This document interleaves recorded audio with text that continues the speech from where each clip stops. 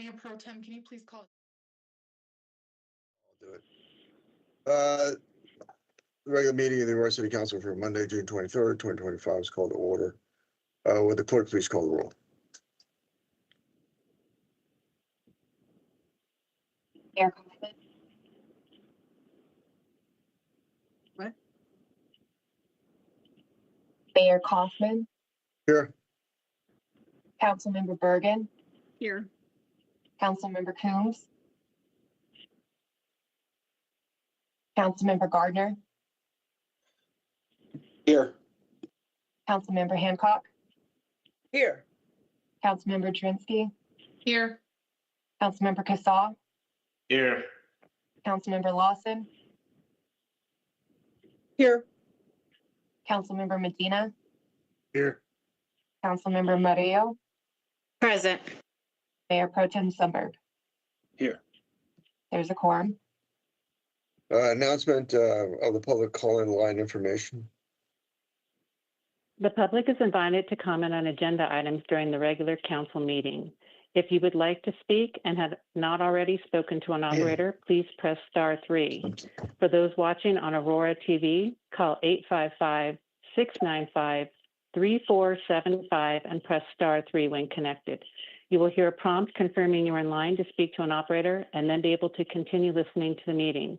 When the operator comes on the line, please be ready to give them your name, the agenda item you wish to speak on, and provide the name of the city in which you reside.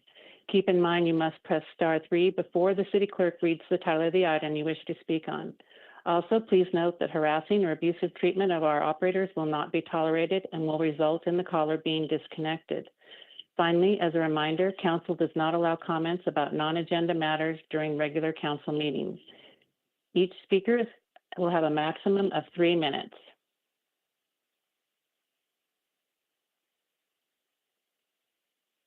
Let's see. Se le invita al público para dar comentario. Para hablar con un operador, por favor, presione *3. Para aquellos que nos ven en Aurora TV, llame al 855-695-3475 y al conectarse, presione *3. Escuchará una grabación confirmando que está en línea para hablar con un operador y continuará escuchando la reunión. Una vez que el operador se conecte a la llamada, esté listo para dar su nombre, el tema del cual desea comentar y la ciudad donde reside. Tome en cuenta que deberá presionar *3 antes de que el secretario municipal lea el título del tema en el cual usted desea comentar. Así también, por favor, tome en cuenta que cualquier trato abusivo o de acoso hacia nuestros operadores resultará en desconexión de su llamada. Finalmente, se le recuerda que durante la reunión regular, el Consejo no permitirá comentarios sobre temas no incluidos en la agenda. Para aquellos en línea, para comentar, se les concede máximo 3 minutos. Gracias. Please join me in an invocation. O Lord, our God and our Father, we come to you and we ask that you look upon this particular gathering tonight to keep us safe and guide us in our decisions. Bless our city with honorable citizens, industries, sound education, and good government. Unite our community together, even though we come from different backgrounds. We pray that there be justice and peace in our city. Give the city council and citizens the wisdom, direction, and sensitivity to the business and proceedings before us tonight. Hear us, therefore, as we commit this meeting to the help of our entire community. Amen. Please join me in the Pledge of Allegiance. I pledge allegiance to the flag of the United States of America, and to the republic which it stands, one nation, under God, indivisible, liberty, justice for all.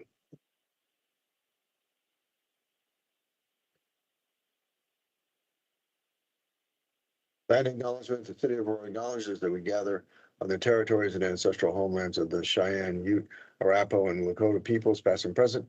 We also recognize the 48 contemporary tribal nations that are historically tied to the lands that make up the state of Colorado. Indigenous peoples have remained committed to the stewardship of this land over many centuries. As these words of acknowledgement are spoken and heard, the ties that bind, the ties that these nations have to their traditional homelands and to their vital place in the ecosystem are renewed and reaffirmed, and we are called upon to be better stewards of the land that we inhabit as we continue to work to meet the needs of our entire community. The executive session update, during the executive session, contract negotiation was discussed. Approval of the minutes. Mayor, I move to motion- approve minutes. Okay, it's been moved by Mayor Pro Tem Sundberg to approve the minutes for June 9th, 2025. And sponsored by, and yeah, I need a second, I'm sorry. And Go ahead. seconded by, That's that. second by Councilmember Cassaw, to approve the minutes for June 9th, 2025. Discussion? Seeing no discussion, will the clerk please call the roll on the adoption of the amendments for June 9th, 2025? Mayor Kaufman, Mayor Wood, yes.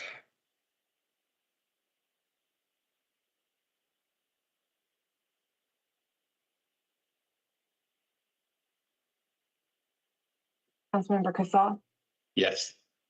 the motion passes to adopt the June 9th, 2025 council meeting minutes. Motion is in order for the adoption of the agenda. So moved. Bergen. It's been Second, moved by Council, Jurenski. it's moved by Councilmember Bergen, seconded by Councilmember Jurenski. Discussion?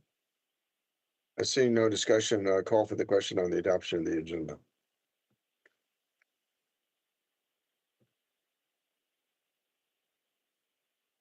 Mayor Kaufman, Mayor Wood, yes. the motion passes to adopt the agenda. Motion is in order on the adoption of the consent calendar on motions, item number 9C1 to 9C2. Mayor, motion to approve 9C1 and 9C2.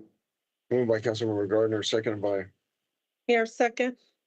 moved by Councilmember Gardner, seconded by Councilmember Lawson, to adopt the consent calendar on motions, item number 9C1 to 9C2. Discussion? Seeing no discussion, call for the question on the adoption of the consent calendar on motions, 9C1 to 9C2. Mayor Kaufman, Mayor Wood, yes. the motion passes to adopt the consent calendar for motions. Motion is in order to adopt the consent calendar on resolutions and ordinances, item 10A1. Mayor. Motion to Aye. approve 10A1. Bergen. Council, it's been moved by Councilmember Bergen, seconded by Jurenski. Councilmember Hancock to approve, to adopt consent calendar resolutions and ordinances, item number 10A1. Discussion? Seeing no discussion, call for the question on the adoption of item number 10A1.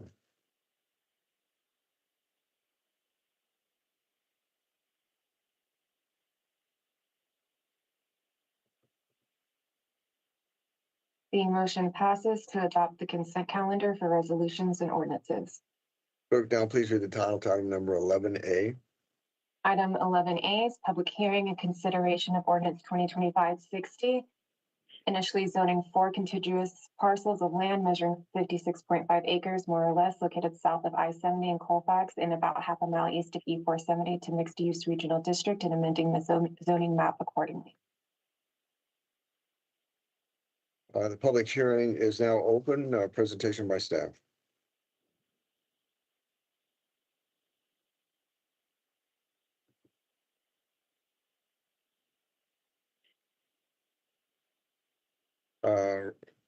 Rashid Rabah. Good evening, Mayor and City Council. My name is Rashid Rabah, and I will be presenting on behalf of staff. The applicant, City of Aurora, is requesting a zoning map amendment for the initial zoning to a mixed-use regional district MUR for 4 parcels of land consisting of approximately 56.5 acres. The site is located south and adjacent to I-70, about half-mile east of East 470. The subject property is currently situated within unincorporated Arapahoe County and is currently zoned agriculture, open space, rural, residential, and mixed use. The site is bordered to the north by incorporated land in Adams County and Prologic Park Business Tech, I-1 zoning in Aurora, and the mixed-use regional MUR zone district to the west, south, and east. The subject properties within urban district, place type comprehensive plan. The proposed initial zoning will help facilitate the development of the stormwater detention facility for the city and the region. Staff and the Planning Commission recommend approval of the initial zoning for First Creek Detention Facility because the proposal complies with the City Code Section 146-5.4.1.c.3. Thank you. Okay, and there is no applicant. The city is the applicant. That is correct. Okay, before I go to, does anybody wish to be heard on this issue? I need to read the decorum statement. Council wants to receive public input on agenda items. You are asked to follow the same rules that council follows, including no attacks of a personal nature.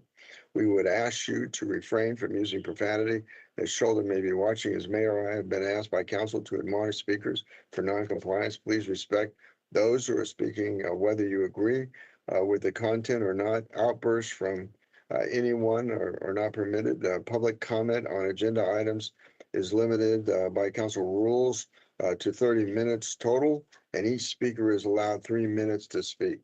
Comments on agenda items must be related to the agenda item. If a speaker does not address that particular agenda item, council has asked that I provide only one warning. If after that one warning, the person continues to not address the particular agenda item, the person's time to speak will be immediately, will end immediately, and the microphone will be shut off. Thank you. Does anybody wish to be heard on this issue? Yes. Yes. First, we have Eric. Eric, go ahead. You have 3 minutes. Thank you, Mr. Mayor, members of the council. Agenda item 11A. Note that every time we rezone without fully consulting the community, especially Black and Brown communities, we repeat the same cycles of environmental and structural harm.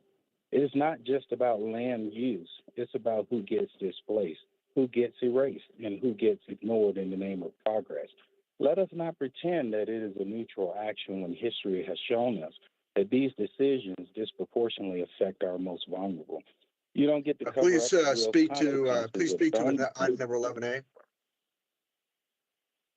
Yes, sir. Speaking to 11A, by using sterile maps and impersonal terminology.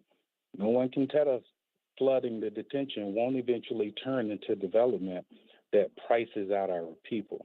Look around. These are not theoretical impacts. They are lived realities for families who have watched their neighborhoods disappear. Even now, This we is are a warning. demanding to be heard. This is the last warning, not that you Before- need to speak to item number 11A. Yes, sir, to 11A. Before irreversible choices are made, we deserve input, not after the Done. fact outreach or performative presentations.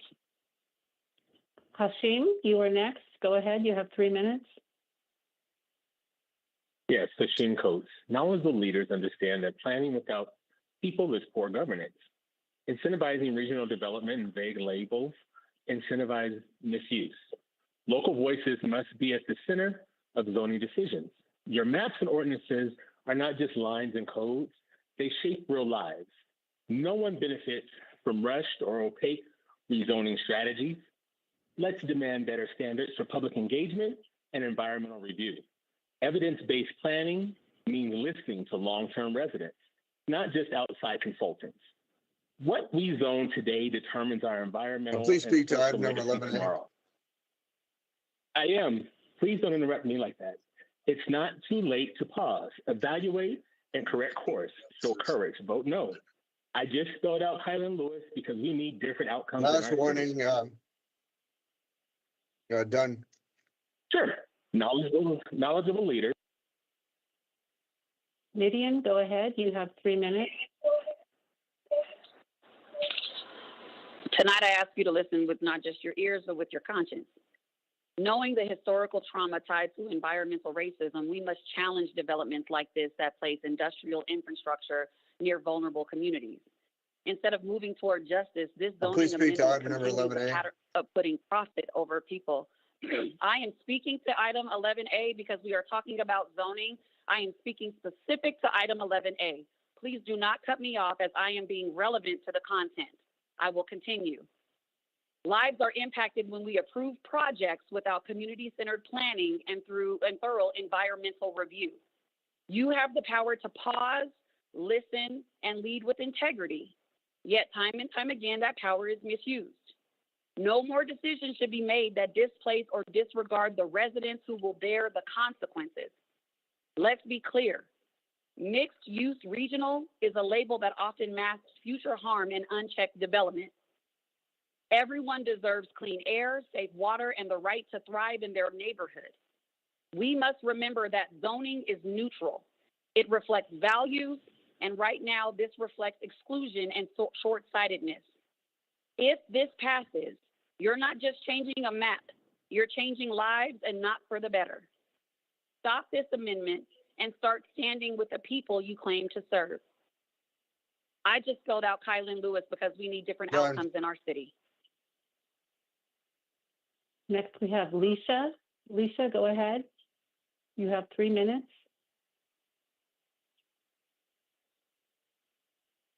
Consequences for families who may never get a say. I have watched the erosion of community happen one land parcel at a time. Always, sorry. I lost it. My apologies. Always under the guise of planning for the future. Let's be real. We know what this means. It means luxury first, community last. You keep pushing policies that benefit developers, not neighbors. Not once have you paused to ask who this serves, and more importantly, who this harms. Listen to the legacy residents, the Black residents, the families who still believe their city should protect them. Every zoning decision must pass the test of justice, not just profitability. When you rezone, you also rewrite the lives of those who live near that land. I came here to say we are not disposable, and neither is this land. Stop this annexation now before another community becomes collateral damage. I just spelled out Kylan Lewis because we need different Warning outcomes in our to city. stay within 11B, please. Stay on the agenda item. That is with 11A for the zoning.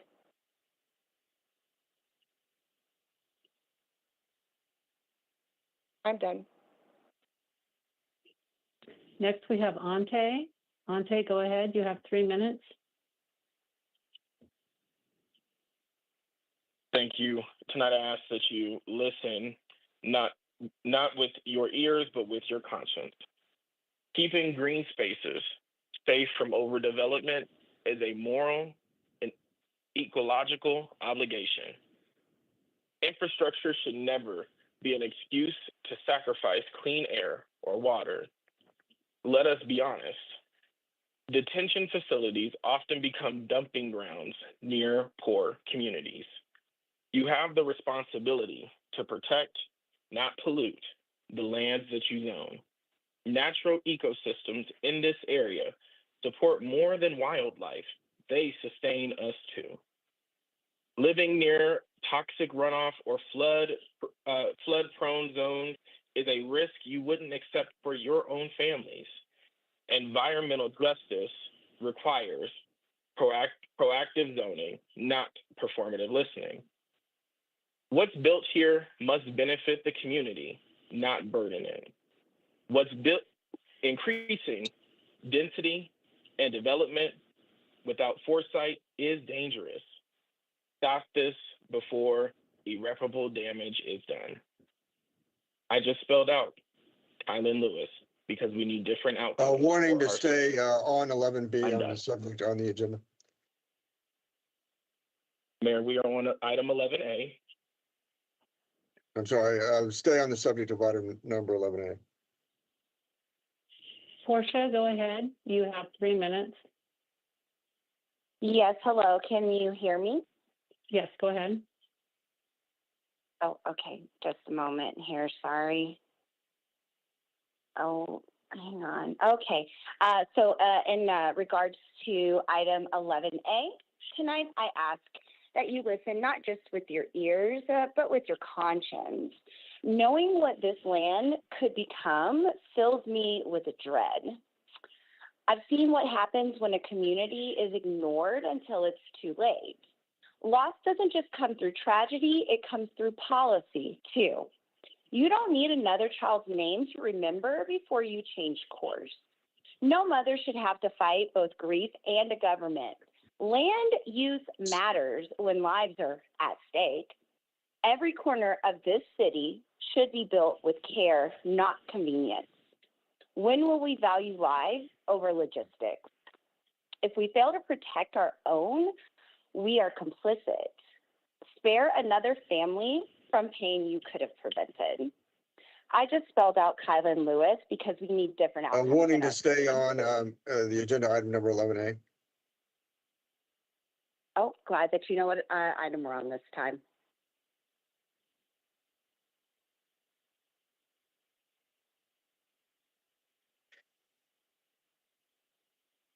Next, we have Elizabeth. Elizabeth, go ahead. You have 3 minutes. Thank you. Tonight, I ask you listen not just with your ears, but with your conscience. Keeping our communities whole requires more than development. It demands dignity. Ignoring the voices of residents who live near this land is an act of silencing. Large-scale projects should not come at the cost of cultural and generational harm. You can't build a better future by erasing people in the present. Neighbors deserve consultation, not consultation theater. Let this be the project where you lead differently. Engage us, don't displace us. We want solutions that reflect our values, not our vulnerability. If you believe in equity, now is the time to prove it. Say no to this zoning amendment and yes to real community investment. I just spelled out Kylan Lewis because we need different outcomes in our Warning, city. Thank you. please stay on 11A.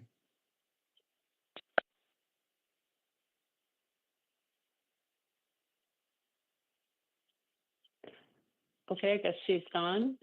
That was the last one for item 11A. The public hearing is now closed. Questions of staff? From council?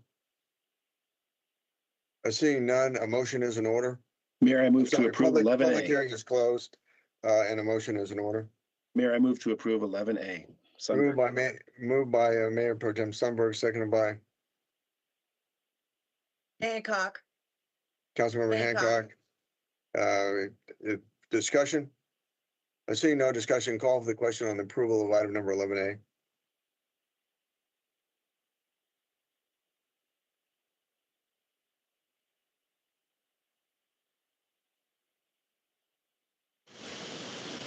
Mayor, can you hear me? Yeah. This is Councilmember Sims. I was trying to comment. I'm not sure what's going on with my mic. I think we've got a lot of problems. There's a lot of background noise. Okay, you can't, you have background noise now? Yeah. Okay, then I'll just make comments during my report. Will the clerk now please read the title of item number 11B? Wait, I'm sorry, Mayor. I still need Councilmember Drinsky's vote. Okay. Councilmember Drinsky. Thank you. The motion passes to adopt item 11A. The clerk now please read the title to item number 11B. Item 11B is public hearing consideration of ordinance 2025-61 to amend the Fitzsimons General Development Plan to allow for increased residential uses. The public hearing is now open and presentation by staff. Good evening. My name is Asia Tibbs. I'm a planning supervisor for Planning and Business Development Department. Please proceed. Thank you. So this evening, I'm presenting to the team the Fitzsimons Innovation Community General Development Plan Amendment number 16. This is the Aurora City Council public hearing. The request this evening is for council to approve a map and text change, which is also known as a zoning map amendment, to the 16th Amendment of the Fitzsimons Innovation Community General Development Plan. The applicant for this request is the Fitzsimons Redevelopment Authority. Their consultant is Tribal Architects. And again, this is a GDP amendment. It's in about 156 acres, and the property is zoned PD zone district. Here before you is the Fitzsimons Innovation Community Plan District, which is generally located in the middle and north sides of Sub-Area E. It's nestled within original Aurora along the west side of I-225, and the area also abuts the Sand Creek and Tollgate Creek open spaces to the north and the east of the site. The general development plan, which is adopted as the planned zone district, is generally bounded by North Peoria Street on the west, North Fitzsimons Parkway on the north and east, and East Montview Boulevard to the south. The Fitzsimons campus is more broadly known to encompass several surrounding parcels as well as lands between Montview Boulevard and Colfax Avenue. The southern half of the campus includes large-scale medical campus facilities such as the UC Health, University of Colorado Hospital, CU Anschutz Medical Campus buildings, and the Children's Hospital Anschutz campus, as well as the Rocky Mountain Regional VA Medical Center. However, these lands are generally owned by state and federal entities and do not fall within the FIC GDP that we're discussing today. Looking at a detailed aerial image of the GDP area, which is outlined here in yellow, you can see that a large amount of the land, particularly to the north and west, remains undeveloped as part of the previously existing Fitzsimons Golf Course. Within the GDP, there are also several parcels of vacant land now owned by the University of Colorado.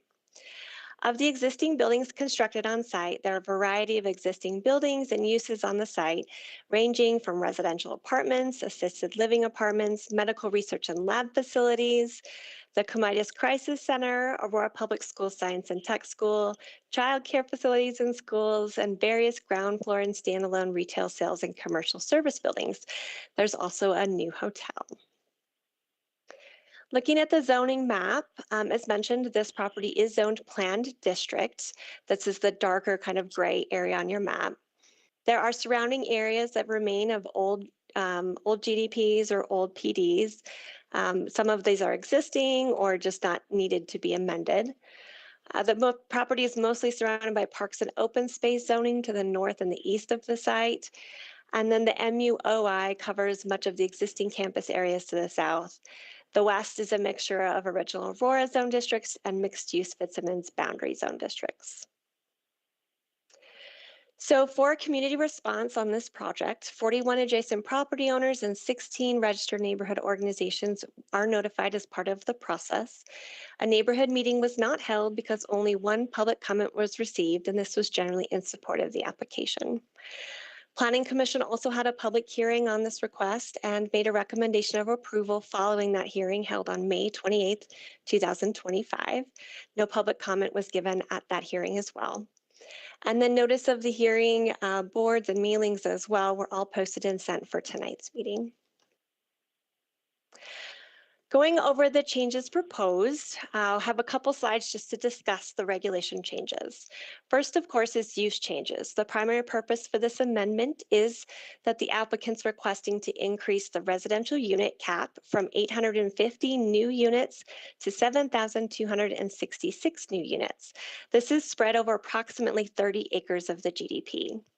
Just under 4,000 of the units, which is shown here in purple, are proposed as mixed-use planning areas that allow flexibility for commercial development as well, while the remaining areas in yellow are proposed as residential-only planning areas.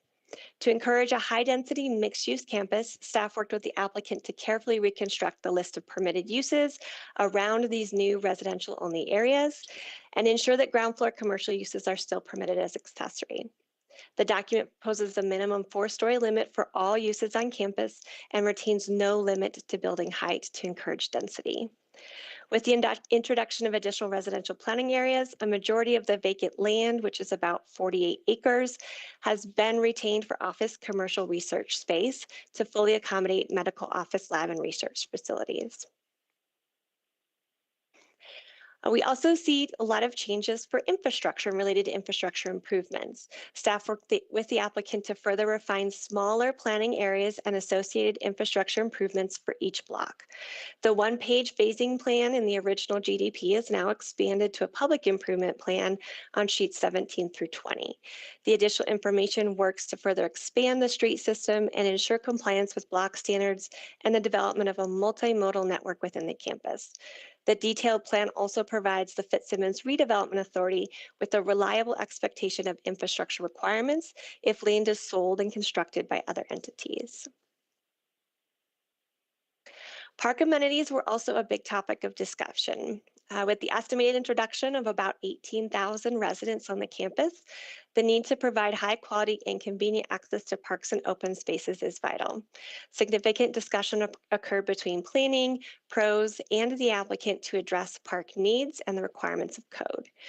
Due to very limited ground space, the applicant proposes a series of small amenity spaces spread throughout the development through an interconnected system, medium parks, linear parks, and pocket parks. A priority for staff was ensuring that these smaller parks provide active uses such as sport courts, playgrounds, and turf fields. General locations of these amenities can be found on sheet 21, which is a hybrid of what we call Form J, and it's a document we use to track parks improvements for master plan applications. Projects within urban areas, typically TOD, similar to this area, are not required to dedicate open space. However, the park does set aside about 16.3 acres of land for the park development as previously described. Accounting for a shortfall in land dedication, pros and the applicant are additionally negotiating offsite improvements to Sand Creek and Tollgate Creek parks, as mentioned, that border this site to the north and east. Some additional changes to the GDP as before you may be required in order to finalize the negotiations, and then will be completed before it's recorded. Staff is also working with the applicant to address an IGA that it talks about and negotiates the future construction of park improvements. Last but not least, urban design standards are adopted in part of the planned development. This means that the GDP exists as a zoning document to regulate land use and design of development occurring. It sort of supersedes the UDO and addresses standards and development differently.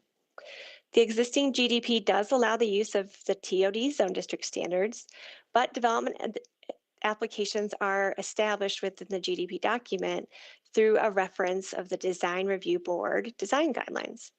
The power of these guidelines established within the GDP, however, they are adopted and enforced through the Design Review Board. The significant nature of the proposed amendment created conflicts with these design guidelines, so staff has directed the applicant to update the document and be consistent with the proposed amendment. City staff does hold a seat on the DRB and has participated in several rounds of review of the changed guidelines, and they're also provided to staff as a courtesy review for any conflicts with code. DRB adoption of the revised guidelines has also been requested to occur before the finalization of this amendment. Overall, when reviewing the requested proposal, the UDO outlines two criteria applicable to zoning map amendments for planned development districts. The first is the zoning map amendment criteria, and secondly, the approval of map and text changes for a PD zone district. These are both provided and outlined for you in your packet materials. Staff also provided further analysis in your materials, but in summary, staff finds that the proposal is in conformance with the approval criteria as outlined in the materials in the packet. Overall, the proposal furthers the goals of the comprehensive plan by creating a better mix of uses needed for a thriving urban district and fulfills the planned development district intent by establishing standards above and beyond city code. The proposal furthers plans for necessary and appropriate infrastructure throughout the campus and establishes improved plans for a multimodal campus. Therefore, staff recommends and asks the council to consider an approval with one condition that the Fitzsimons Innovation Community, to the Fitzsimons Innovation Community General Development Plan Amendment number 16, because it complies with the requirements of the code as outlined and previously described.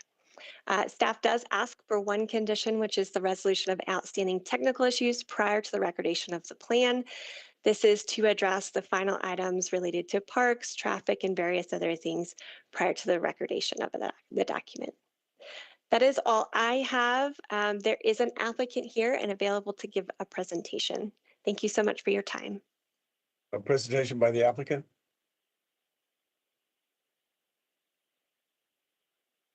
Yes, hi, I'm Kelly Bruff. I'm the CEO of Fitzsimons Innovation Community, or the Fitzsimons Redevelopment Authority. We're excited to bring this before the council today. We look at it as an obligation to both honor the history of this place, but also to envision a future that engages residents throughout Aurora in this new campus that has more green space than we have had, that has more housing, and that has a relationship with Aurora Public Schools so that we're truly bringing future generations onto the campus. I'm going to introduce you to Triba Architects, Kathleen Fogler, who really led this work for us, and have her do a brief presentation. Thank you, Kelly. All right, I'm going to be sharing my screen. Hopefully everyone can see. Sorry, let me go to full screen. Okay. All right, so as Kelly said, I'm going to be giving an overview of the plan, and I think as she and Asia noted, right, there's kind of a lot of really exciting things happening in this, and really we've been fortunate to work with the city, work with the FRA to start to put together a vision to really deliver a mixed use kind of urban environment that's fully leveraging CU Anschutz Medical Campus, that's fully leveraging transit, that's fully leveraging Sand Creek Regional Greenway, and really trying to create an environment that is highly livable and also really encouraging growth and development and synthesizing with the CU Anschutz Medical Campus. So what you're going to see here, I'm going to show a series of images just of what this might start to look like. And this is the Sand Creek Greenway. This is the station. One of the major things we're proposing is actually to create residential opportunities along the creek, right? Create opportunities for people to live connected to green space amenities that are already in existence and really tap into the incredible amenities that Aurora has to offer. So I think everyone is pretty familiar with the campus, but as I said, there's a kind of synergy that we're looking to create, right? There's over 25,000, close to 30,000 employees. We have health professionals. We have a lot of clinical research and trials going on. So this also represents a huge opportunity to build community and also to generate revenue for the city of Aurora. The campus core, if any of you have been out there, is kind of up and running, right? You can start to get a feel for what the trajectory of the FRA could start to be. We've got the new Benson Hotel, we've got the open space, and we've got almost over 600 residential units currently here. So it's really kind of the beginning of this idea. Here we've got an image of Scranton Boulevard, and one of the major parts of this plan has been about establishing a strong framework for connectivity and really connecting the campus north to the FRA, north to the transit station, north to Sand Creek Greenway. And this is an image here of Scranton Boulevard where we're showing exactly that. You might recognize the research towers in the distance or the historic chapel on the site, which we want to maintain. Bioscience 3 is right here, and this is really a vision for what increasing density in both residential and bioscience can start to look like. So a couple of other things that have been really important, right, as we start to get a little bit more technical, is really looking at the existing conditions and fully integrating all of the campus, the open space, the existing infrastructure, and really continuing to support this really high performance ecosystem that exists out there on the campus today. And again, fully leveraging the opportunity that the campus represents, and also starting to really build a community, right, around residential, around amenities, so we can actually build a real neighborhood. And so what does this look like? So this is actually showing a comparison of the current or the previous GDP versus what we are proposing. And I think largely one of the biggest differences here is a 6.5 million gross square footage allowance going up to a 17.4 million square foot allowance. And we're really accomplishing this through increasing the density, the expectations around residential density on the campus, and also getting a little bit more specific about where the different uses go. So what you can see here is we've got more residential opportunities adjacent to transit and adjacent to Sand Creek Greenway. We've also got, we've maintained largely about 45% of the land area towards commercial research and office, right? So we've still maintained the opportunity for over 7 million square feet of commercial research to ensure we have that balance of uses, we're still generating revenue, et cetera. The other aspect of this that both Asia and Kelly pointed out too is that we have more of a open space network that's kind of starting to support a more urban environment here.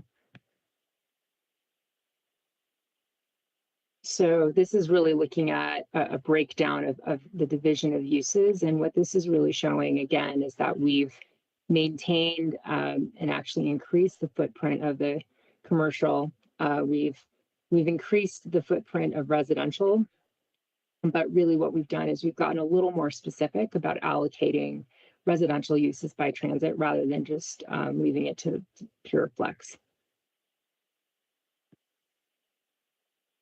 So from a technical perspective, and I think this is another really important aspect of the GDP amendment, is the technical studies. And we have a master traffic impact study, a master utility study, a master drainage study, because if we're going to be increasing the density, we have to make sure we have the infrastructure and the utilities to actually support it. And I think what we've been able to do is leverage the existing systems in place and put some new ideas in place to be more efficient. So for instance, in our open space network, we've really shifted to more of a network strategy. And part of that is about creating strong north-south connections to Sand Creek and south to the campus. We've also been able to create some kind of more urban pocket parks and really support that transition from urban or suburban to urban. And we've worked very closely with pros to make sure we have the right kind of programming to support the amount of people that will be on this campus and living here. And the other thing we've also done is integrated water quality and kind of more innovative best practice ways, particularly on the western quadrant of the campus. So not only do we have usable landscapes that are providing play space, gathering space, but they're also very functional as well. So again, trying to really leverage the investments to the maximum extent possible. So these are just some images of what these spaces could start to look like. And we really have a variety of spaces, everything from trails that are going to accommodate bikes and pedestrians, right? The goal is that you can be on campus, be in this community, that you can easily walk, that you can easily bike, you can easily grab a shuttle, and you always, there's legibility in the network so that you know where you're going. So the other part of this that has also been significant, as I mentioned, is this drainage approach, right? So this is really highlighting the part of the campus where we're having to build new water quality infrastructure, but we're integrating it into the open space. And we've worked closely with pros and Aurora Water on that front.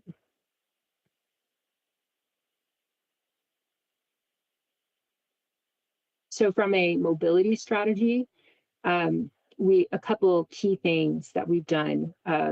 We've wanted to make sure that we're not compromising people's ability to drive by car, but also starting to put systems in place to support people biking and walking and using alternative modes of transit. And so what you're seeing here is kind of an emphasis on the mobility networks. Again, really looking at how do we create strong connections north to south to link to transit, to create walkability, and also how do we create really strong connections and network east to west.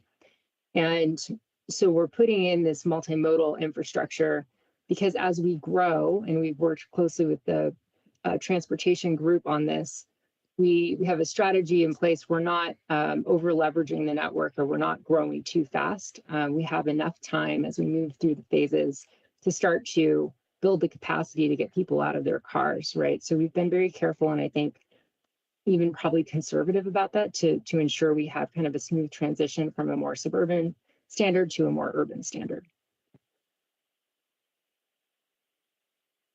Phasing strategy has also been very important. I believe Asia mentioned this, but we're also looking at what infrastructure needs to be delivered at what phase to support specific development parcels. And this will be tied to some of the public finance negotiation that'll be ongoing. Bless you.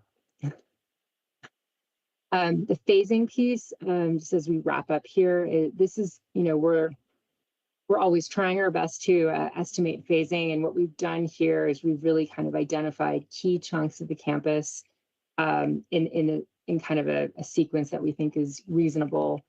And this first piece, this reinforcing the campus core, we see as this really crucial next step. And it really includes the execution of Scranton from Montview to Fitzsimons, the Fitzsimons transit station, and hopefully Montview as well. So that will really unlock the extension of the campus core north to south.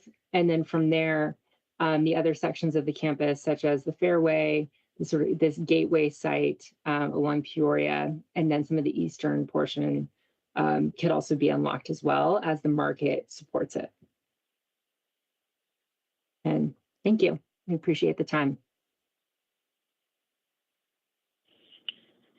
Great. Any, well, let me, so we've heard from the staff, the applicant. Is there anyone who wishes to be heard on this issue? Yes.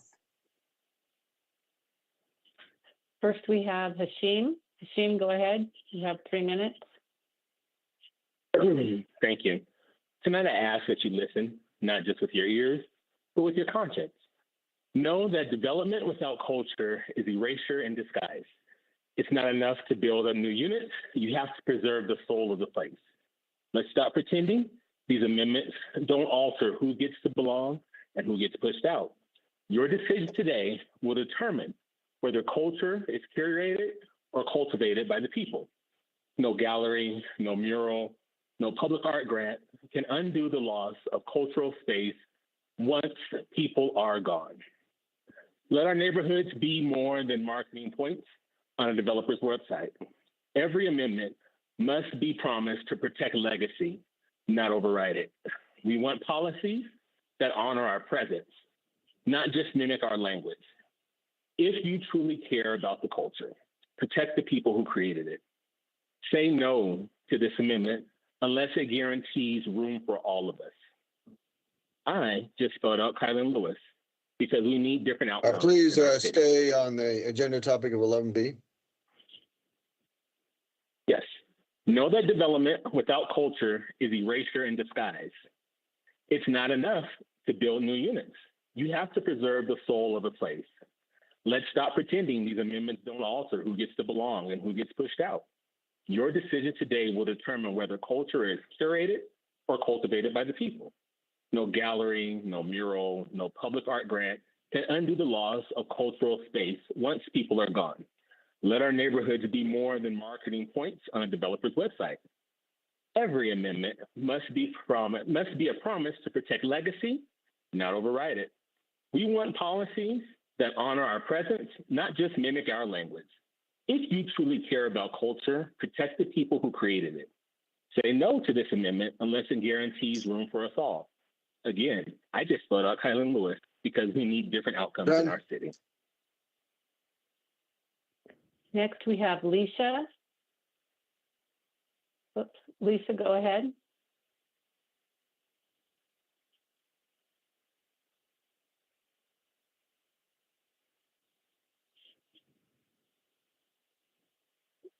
Leisha? Can you hear me okay? I can hear you now. There was a slight delay. Go ahead. I thought so too. Okay. Know the communities who lived here the longest are always the ones given the shortest notice when the boulders come in. Increased residential use without protection from displacement is a broken promise waiting to repeat itself. Let us be honest, this is not planning with people in mind. It's a path of pricing them out. You're not building for us, you are building over us. Nothing in this amendment guarantees that Black and Brown families will benefit or even remain. Living near Fitzsimons should not mean living under constant threat of removal. Even your environmental and transportation studies can't hide what's missing: racial equity and culture safety. What this council needs is protection, not projects that repeat past harms. I came here not to oppose development, but to oppose displacement disguised as progress. So this plan cannot move forward until the people do. I just filled out Kylan Lewis because we need different outcomes in our Please city. stay on the agenda item 11B, please. Yes, sir, that was 11B.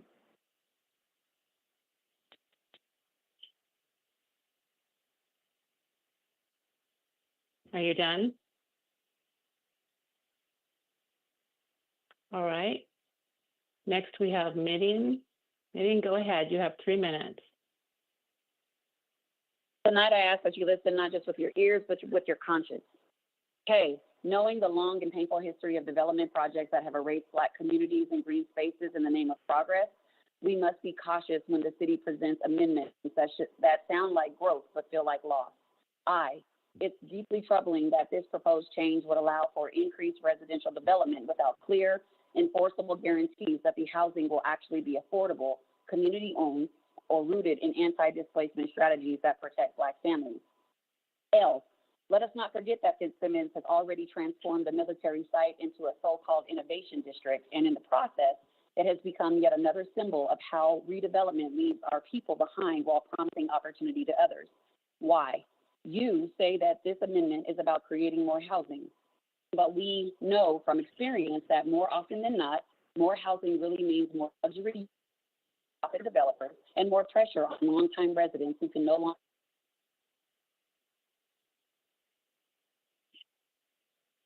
just parcels to be rezoned. And when you inject this housing,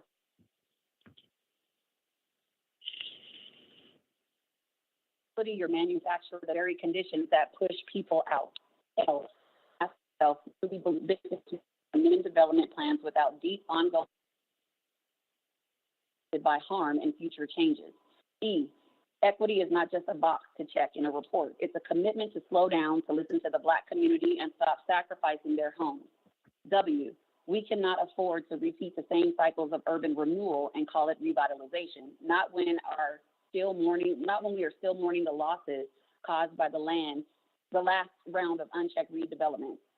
I, if this council is truly committed to environmental healing and to reversing generational harm, then you must vote no or demand stronger protections and community benefits. S, Sand Creek is a sacred ground, particularly because of its history. I just filled out Kylan Lewis because we need different Please stay on agenda item 11B.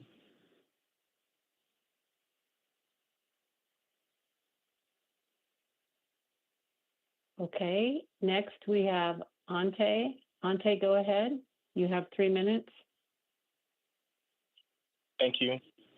Thank you. Tonight, I ask that you listen, not just with your ears, but with your conscience.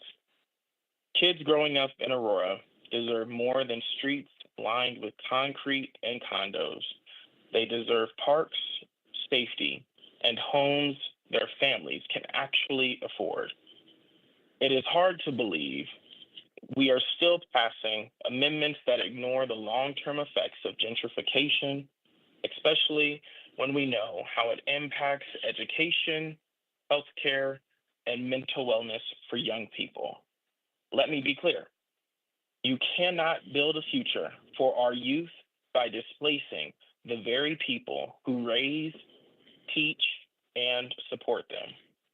Your vote will either tell us that we matter or confirm what many already feel, that our lives are less important than a development agenda. Now is your chance to do something different that ensures our neighborhoods remain places where we can grow up and grow old in. Living near Fitzsimons should not mean living in fear of being priced out or forgotten. Every student deserves a place to call home that isn't threatened by economic decisions they had no hand in. What we pass today becomes the lived reality for the next generation. Are you proud of what you're handing them? I hope you understand the weight of this decision, because once it's passed, the damage will be irreversible. Say no to this amendment and say yes to our future. I just spelled out Kylan Lewis because we need different outcomes. Please stay on the agenda item You can number take me 11. out.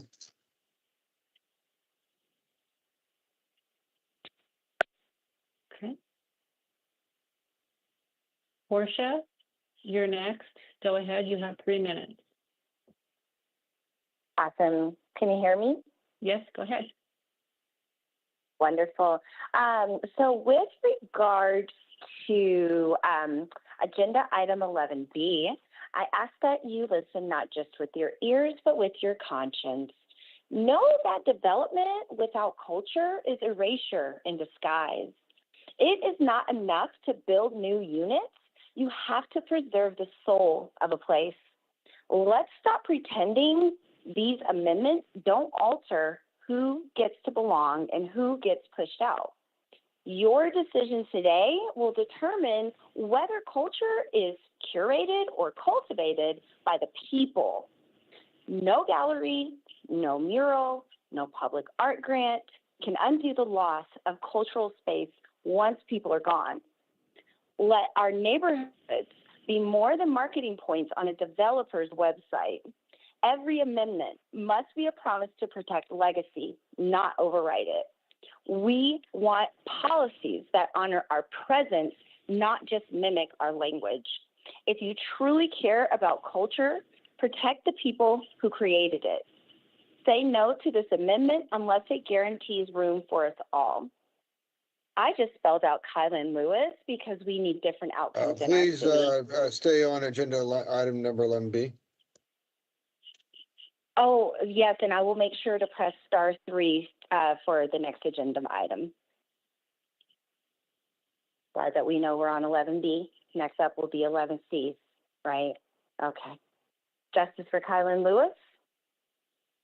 Done. Next is Elizabeth. Elizabeth, go ahead. You have 3 minutes. Hi. Tonight I ask that you listen not just with your ears, but with your conscience. Knowing how GDP amendments have historically paved the way for gentrification disguised as progress, we should all be alarmed at what this change will make possible in Fitzsimons. Increased residential use sounds like a good thing on paper, but we know the truth. Those units won't house the working class families who've lived nearby for generations. They'll serve the newcomers who can afford inflated prices. Let's not be fooled by developer promises or affordable numbers that don't reflect our reality, because affordability is meaningless if the people you claim to serve can't even qualify.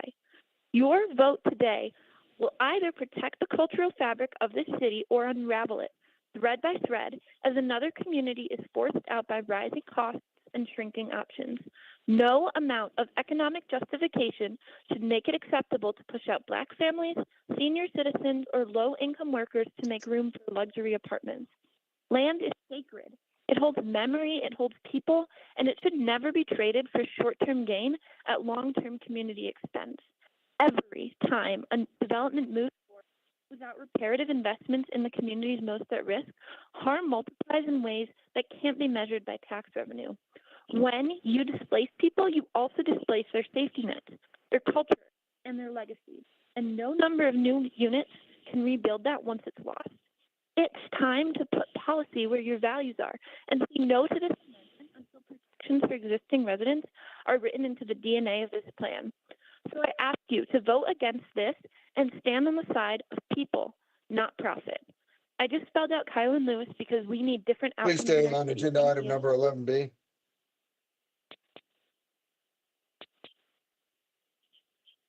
That was the last one. Public hearing is now closed. I'm sorry, public hearing is now closed. Questions of staff or the applicant? Mayor, Councilmember Murillo. Councilmember Murillo. Thank you. I think there's some promising components about this. I think the multimodal aspect is really encouraging, especially near the Greenway. I think my question to staff and a reservation I have is the fact that there's no cap on the height of the building or any density. I'm just curious what other parts of the city has that same allowance. If staff could help me get a better understanding. Staff. Yes, thank you, Mayor, if I may speak. Please. Yeah. So the existing GDP that's already approved does not have a height limit. I think generally that is to encourage density and allow density as much as the market will permit. We thus far have seen the highest proposal in the realm of 10 to 12 stories, but high-rise residential is pretty rare. In Aurora, it's a market that's growing, and generally, because of the limited space and the land in the GDP area, the more we can build up, the more we can reserve land for things like drainage, facilities, amenities, plaza spaces, parks. So, generally, we do really encourage our buildings to grow up and grow tall as much as possible because it really helps support that kind of urban development and urban area that we'd want. There are various areas of the city, I couldn't speak off the top of my head, that have a lot of leverage and flexibility. A lot of our mixed use zones have up to 100-foot height limit, and so we don't ever really even see those get approached. But there are various areas and urban areas of the city. And then the TOD, Transit Oriented Development Core, also doesn't have a max. So various areas, Metro Center comes to mind, a couple other areas don't have height limits. So yeah, that's generally what we're trying to do and where we're aiming for when we do that in zoning. Gotcha. Mayor, just a follow-up. Please. Yeah, thank you for the clarification on it being part of the existing plan. And I hear you on the other pieces. It won't be a surprise when I mention, obviously, a big need and interest of mine in the area is preserving, accessibility from an affordability standpoint. I recognize that this is not the phase of the project where we really dig into that. So I just want to acknowledge, that's at the forefront of my mind. I hope that if we're going to increase the density allowance by almost 6,500 units, that we are really thinking about mixed use and really incorporating, accessibility that way. But I understand that that's not really the focus of today's conversation, but I'd be remiss if I didn't also name that at this time. Thank you. Further discussion. Mayor. I'm sorry, further questions of staff or the applicant. Councilmember Coombs. Yes. Yes, thank you. So I was hoping somewhat to hear a little bit more about not just connectivity within the campus, but also connection to the surrounding community outside of the campus. I think all of us are pretty aware of what happens when, research facilities, and very highly developed research facilities and communities exist and come into underinvested neighborhoods, and there isn't that consideration about what the relationship is. I think we're all also aware that there have been some efforts over time between Anschutz and Fitzsimons in the surrounding community, and that all of them haven't been particularly so I support from a general kind of development standpoint, what's being done, right? I think you've created a beautiful plan that incorporates a lot of important pieces from a development standpoint. And I just hope that you could also comment a little bit. And again, to Councilmember Murillo's point, this isn't a site plan, so we're not talking about the fine details, but the ways in which, one of the conversations that we've had for a while is about the boundaries of the campus, right? And how to soften the boundaries of the campus and create opportunity and relationship with the neighborhood. So I think that's probably a question for you, Kelly. If there's anything that you can comment on in terms of what the thoughts and plans are about building that relationship with the city that's already existing around the campus. I'll leave Asia and Kathleen to talk a little about, I'll leave them to talk a little about the physical approach, but there's no question campuses like this often build inside, focusing in, and we're really shifting that with this plan, saying we want to focus external and ensure those boundaries, that they don't feel like boundaries at all, but they feel like a neighborhood and a community that people come into. I think probably for me, Councilwoman, one of the ways though that I think we can do this most meaningful is we're working with Aurora Public Schools today on how can we ensure students in our high schools are working on our campus, paid internships, so they can experience different jobs, but they see themselves here and it becomes part of their high school education. And Aurora Public Schools is opening a high school devoted across the street from us to healthcare with 5 industry career. I meet with them probably every month to talk about how the minute they open, those students start coming in. We have the School of Science and Technology that we're working with them on how those students can work on our campus, because these are all positions we have, whether in the hospitals, in our labs, in our hotel, where our students can be here.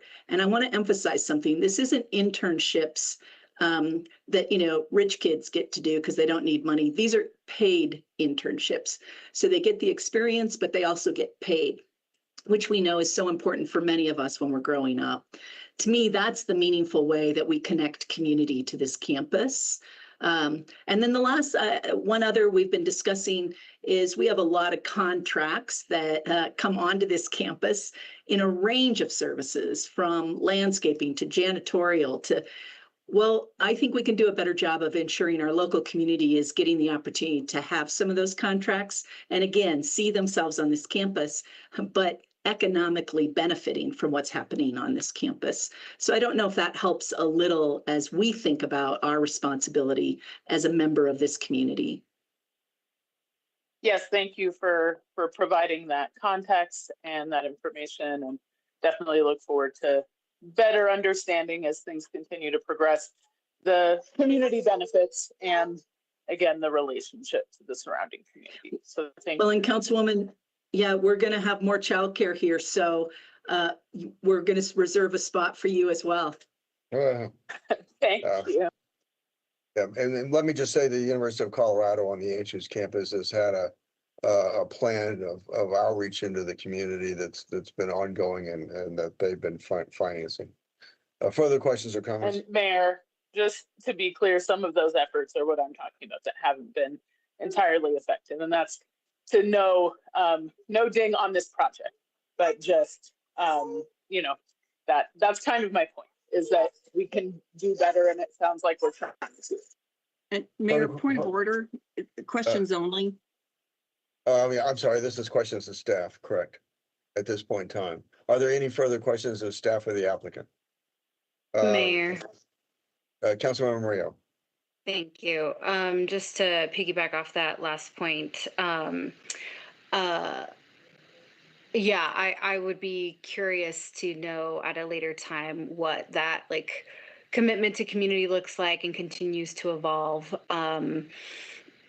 At the height of the pandemic, and I understand this, there's 3 different entities and y'all are not necessarily representing them, but I'm hoping that and wondering what kind of leadership y'all can play in steering that community campus partnership, because as it stands, it's really only, from my understanding, CU that's really putting money towards the kind of economic benefit, and even that, when COVID happened, there was threats to completely back away from those initiatives in the name of, COVID protocols, taking away the DEI office, for example. So would love to see y'all's leadership in collaborating with those 3 entities. I think the FRA, sorry, I know it's a different name now, can take that leadership moving forward. Further questions of staff or the applicant? Yeah, Mayor, this is Pete. I just want to remind everybody, because it's a public hearing and it's strict rules, that we limit this to just questions right now, and there'll be time to discussion after the public hearing is closed and a motion is in order. Further questions of staff or the applicant? Seeing none, the public hearing is now closed and a motion is in order. Mayor, motion to approve item 11B. Moved by Councilmember Gardner, seconded by Bergen. Councilmember Bergen to approve item number 11B. Discussion, Mayor Bergen.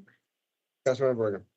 Yeah, I just want to applaud Kelly and her staff and just and the architects also in terms of all the work that they have put into a really fantastic master plan that will incorporate much more housing, which is sorely needed. There's, as mentioned earlier, the park improvements are really going to be very appealing for families that live there. And I just want to compliment everybody on all the work, including our staff, for everything that they've done. I'm really excited that this is coming to fruition, and we're going to see more expansion of our bioscience campus, bringing more employment, and then also having the housing available for those people that work on campus. So thank you very much. Further discussion, further discussion. Seeing none, question before us is the adoption of item number 11B. Motion is in order. Mayor, we have a motion and second. Oh, I'm sorry, motions are, call for the question on the adoption of 11B.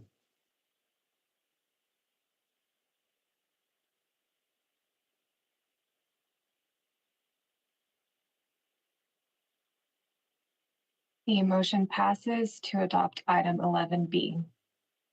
Well, thanks, Kathleen. Thanks, Kelly. Appreciate it.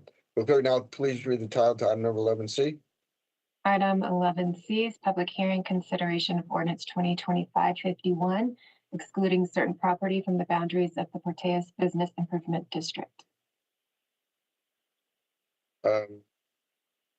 Public hearing is now open. Presentation by staff. Good evening. I am Michael Kerrigan, Special Districts Administrator with Development Services Department. Item 11C is a public hearing and ordinance approving the exclusion of certain property from the boundaries of the Porteos Business Improvement District. The owner of an approximate 8.1 acre parcel of land is requesting that said land be excluded from the BID. The owner originally purchased the land in 2021 with the intent that it be excluded from BID. In 2023, the BID approved a motion during a board meeting excluding the land from the BID. The ordinance for City Council consideration is the culmination of the statutory process to exclude this land. The owner has provided the statutorily required petitions for the BID exclusion, and a map of the BID boundaries are included in your packet. And we do have a representative of the landowner here tonight to help answer any questions from council as well. Thank you very much. Thank you. Is there a presentation by the applicant? There's not a separate presentation. Does anybody wish to be heard on this issue? Yes. Yes. Eric, go ahead. You have 3 minutes. Thank you. Know that carving out land from open doesn't just change a map in regards to 11C. It changes who gets protected, who gets heard, and who gets left behind. It's not hard to say that this is routine because our community has seen how routine changes pretty much bring extraordinary harm when equity is centered. Let us not forget that business improvement districts are supposed to support the good public, not just private convenience. You cannot pull back accountability and claim it, and it will have no impact. We know better. No part of this commentary or community should be sacrificed quietly, especially not to make things easier for powerful stakeholders.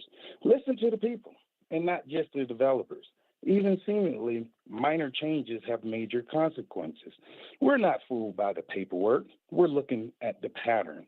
I came here to oppose quiet exclusions because I know they lead to loud consequences. So stop removing land from responsible before you remove harm. I just spelled out Collie and Lewis because we need different outcomes in our city. Please, Chief, on the agenda item of number 11C.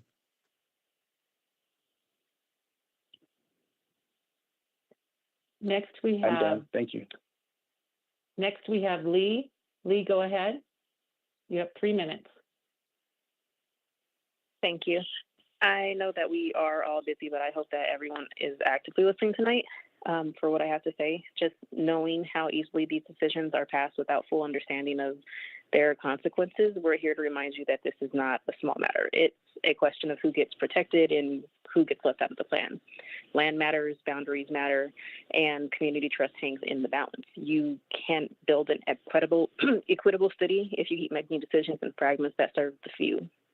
No more exclusions, no more excuses. Build with us and not around us, because leadership requires harder choices, but it also requires moral clarity. Every time we're excluded from planning, we're also excluded from prosperity. So when will this council choose people over parcels? I urge you not to let another piece of land become another opportunity lost. So please vote no and help build a better future. And as I said before, if you were actively listening, you'll know that I killed two birds with one stone, and I spelled out Kylan Lewis with my notions for agenda Please item 11C. stay on the agenda item 11C. I just, before I was really interrupted, I said I was actually killing two birds with one stone by spelling out Kylan Lewis and my notions for agenda item 11C. I'm done. Next, we have Hashim. Hashim, go ahead. You have 3 minutes. Yes. My name is Hashim, and I am a longtime Aurora resident. Tonight, I ask that you listen with your heart, not just with your ears, but with your conscience. Knowing what we know about displacement, broken promises, and land deals that favor profit over people, this ordinance should never make it out of this room. It leaves too many questions unanswered. And that silence speaks volumes. Laws that shift boundaries without community input invite the kind of harm we've seen too many times before. You must understand that exclusion is not just a policy, it's a pattern. No more policies that quietly push us out and allow others to profit from our absence. Listen to those of us who lived through the fallout of these quiet votes and incremental changes. Enough is enough. Aurora must be better than this. We deserve transparency, accountability, and inclusion. No more backdoor zoning changes. I urge you to reject this for the sake of every family trying to stay rooted here. Stand with us and say no to exclusion. I've just spelled out Kylan Lewis because we need different outcomes. Please stay on the agenda item 11C. I would love to note that we are the only people speaking on items today. We are the people who care. And we would love for our city council people to listen to the residents of Aurora. And remember, this is election year.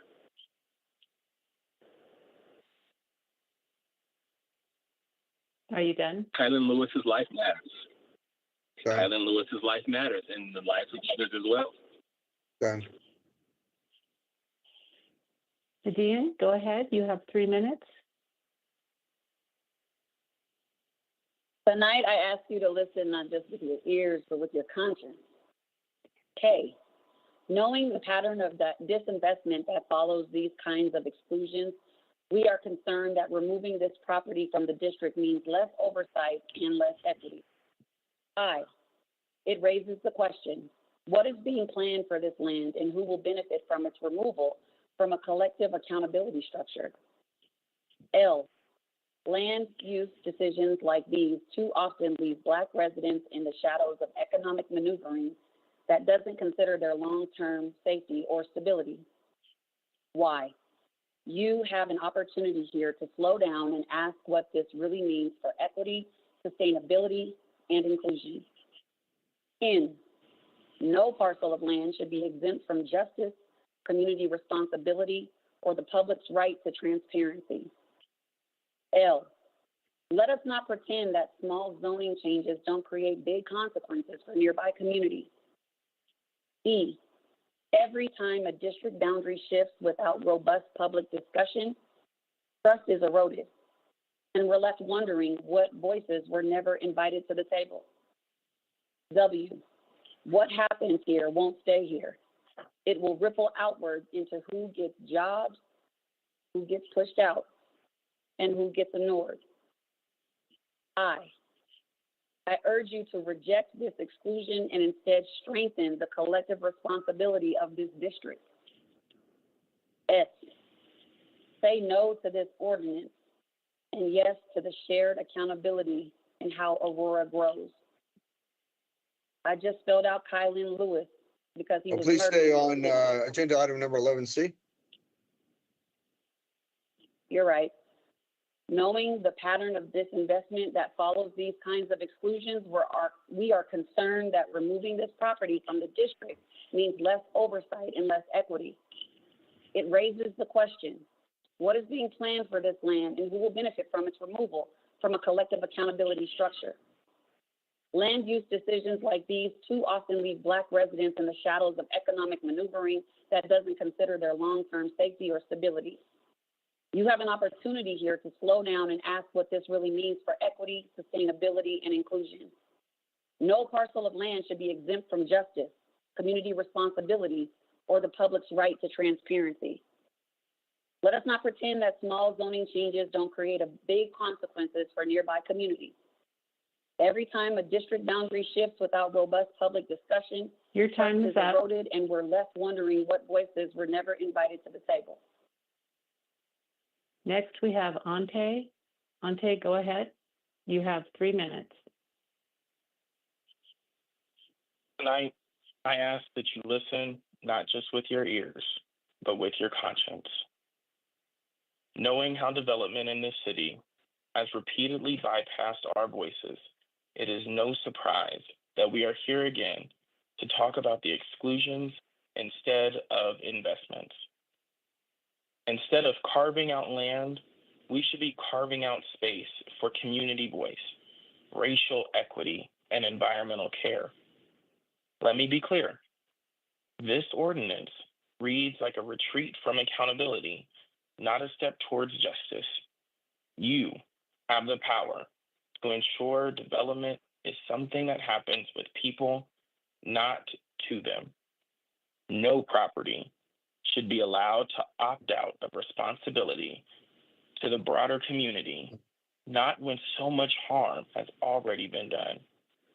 Land use must be a tool for healing, not harm, and this proposal does the opposite. Every Black family that's been pushed out of this region deserves a council that says never again, not my problem. Who benefits from exclusion? It's rarely us. I won't stand by silently while land is carved out for special treatment. Say no and take a stand, and stand on the side of collective justice. I just spelled out Kylan Lewis because we need different outcomes. Please stay on the agenda item number 11C.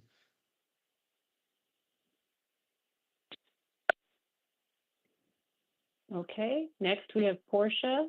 Portia, you have 3 minutes. Okay, great. Thank you. Just a moment here. Let's see. We are on 11C. All right. So with regards to agenda item 11C, know this. If this ordinance passes, we'll be watching what happens to that land and who it's used for. It is unacceptable to keep carving out pieces of our city for the benefit of a few while the rest of us are left behind.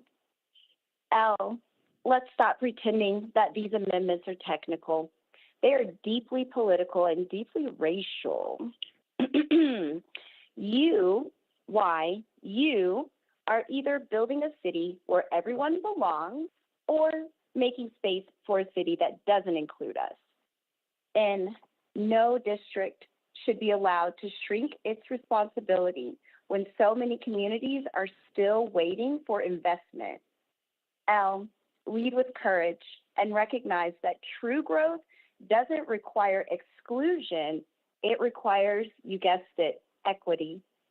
E, every acre matters when justice is still incomplete.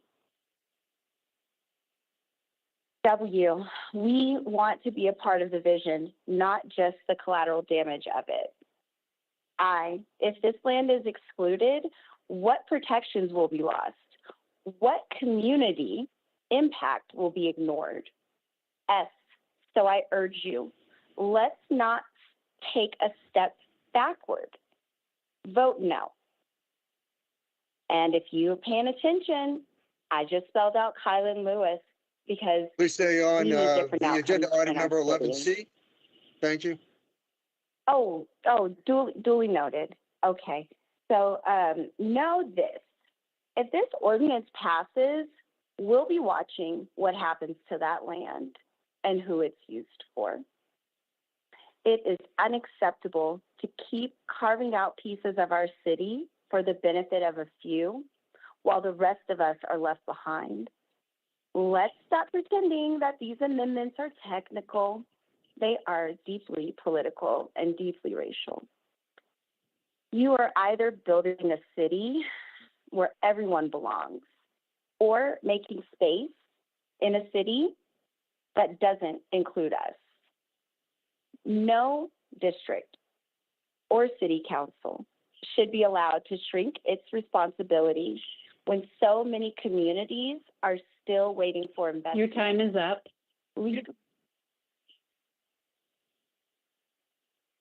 Next is Elizabeth. Elizabeth, go ahead. You have 3 minutes. Tonight, I ask that you listen not just with your ears, but with your conscience. K, know this. Removing land from the Business Improvement District is not neutral.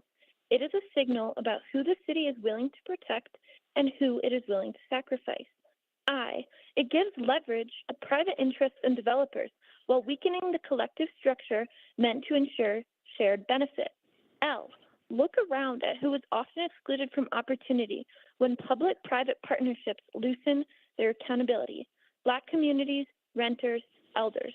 Y, you cannot claim to care about inclusive growth while making decisions that reduce transparency and oversight. N, nothing about this feels rooted in equity. It feels strategic in a way that leaves vulnerable communities at risk. L, let this be a moment where you choose integrity over incremental exclusion. E, every time land is carved out from public responsibility, the rest of us are left to carry the weight of its impact. W, we deserve better than the backroom deals that diminish public trust. I, if it's not for us, it's against us. And right now, this ordinance is not for us. S, so stand up, vote no, and keep the public interest intact. I just spelled out Kylan Lewis because we need different outcomes. Please stay on agenda item number 11C. Thank you.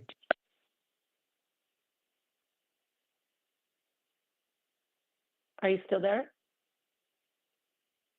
Okay, that was the last speaker for 11C. Public hearing is, I'm sorry, are there any questions of staff? Seeing none, public hearing is closed and a motion is in order. Mayor, I move to approve 11C. Moved by Mayor Pro Tem Sunbury, seconded by Hancock. Councilmember Hancock to approve item number 11C. Discussion? Seeing no Mayor. discussion, Councilmember Coombs. Mayor. Thank you. Councilmember Coombs. Yes, thank you. Yeah, so I just want to, acknowledge the comments that have been made. I do also want to kind of lay out that being able to petition council for inclusion or exclusion from a business improvement district on the part of a business is part of the accountability process. That is us being accountable to the folks who own that land. And so, I hear the comments broadly, and it is our responsibility when someone says, hey, I don't want to be a part of this funding mechanism where I have to leverage certain fees and taxes and whatever else to be a part of it.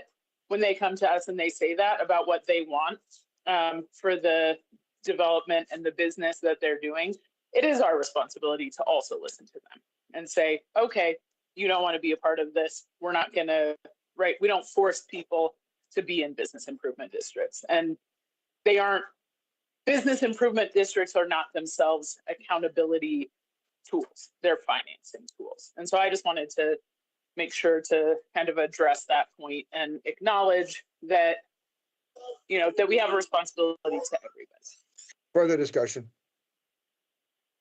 Seeing done, call for the question on the adoption of 11C.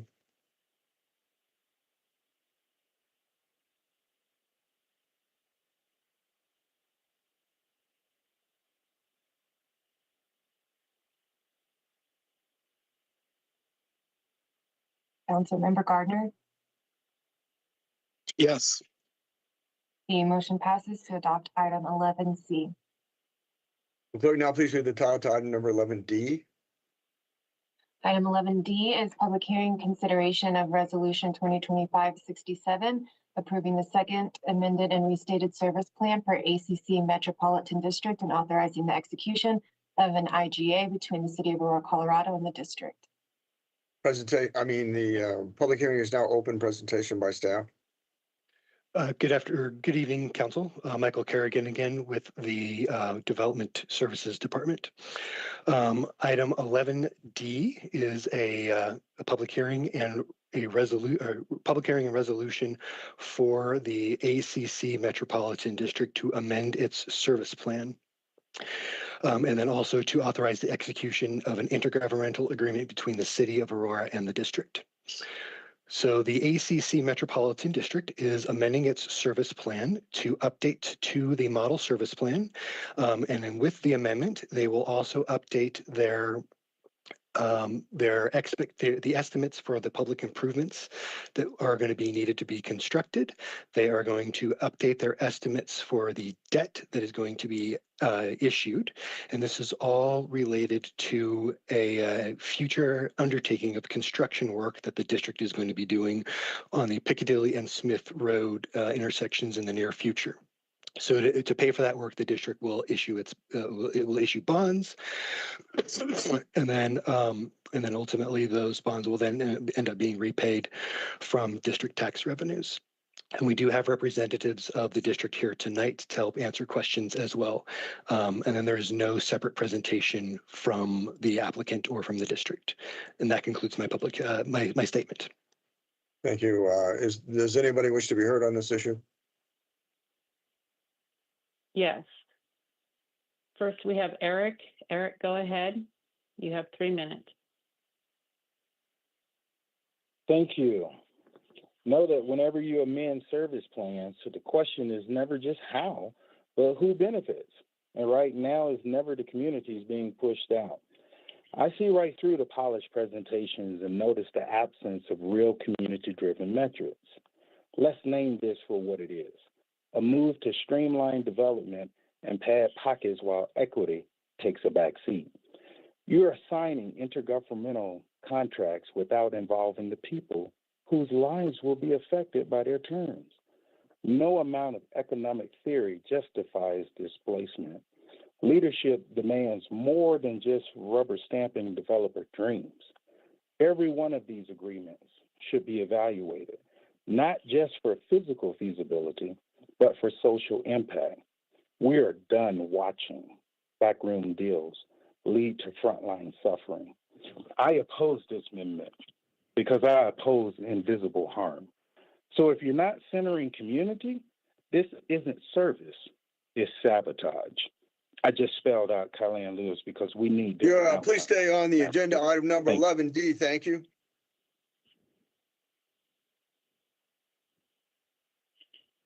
Eric, do you have more to say? No, ma'am, that concluded. Thank you for listening. Next, we have Hashim. Hashim, you're next. You have 3 minutes.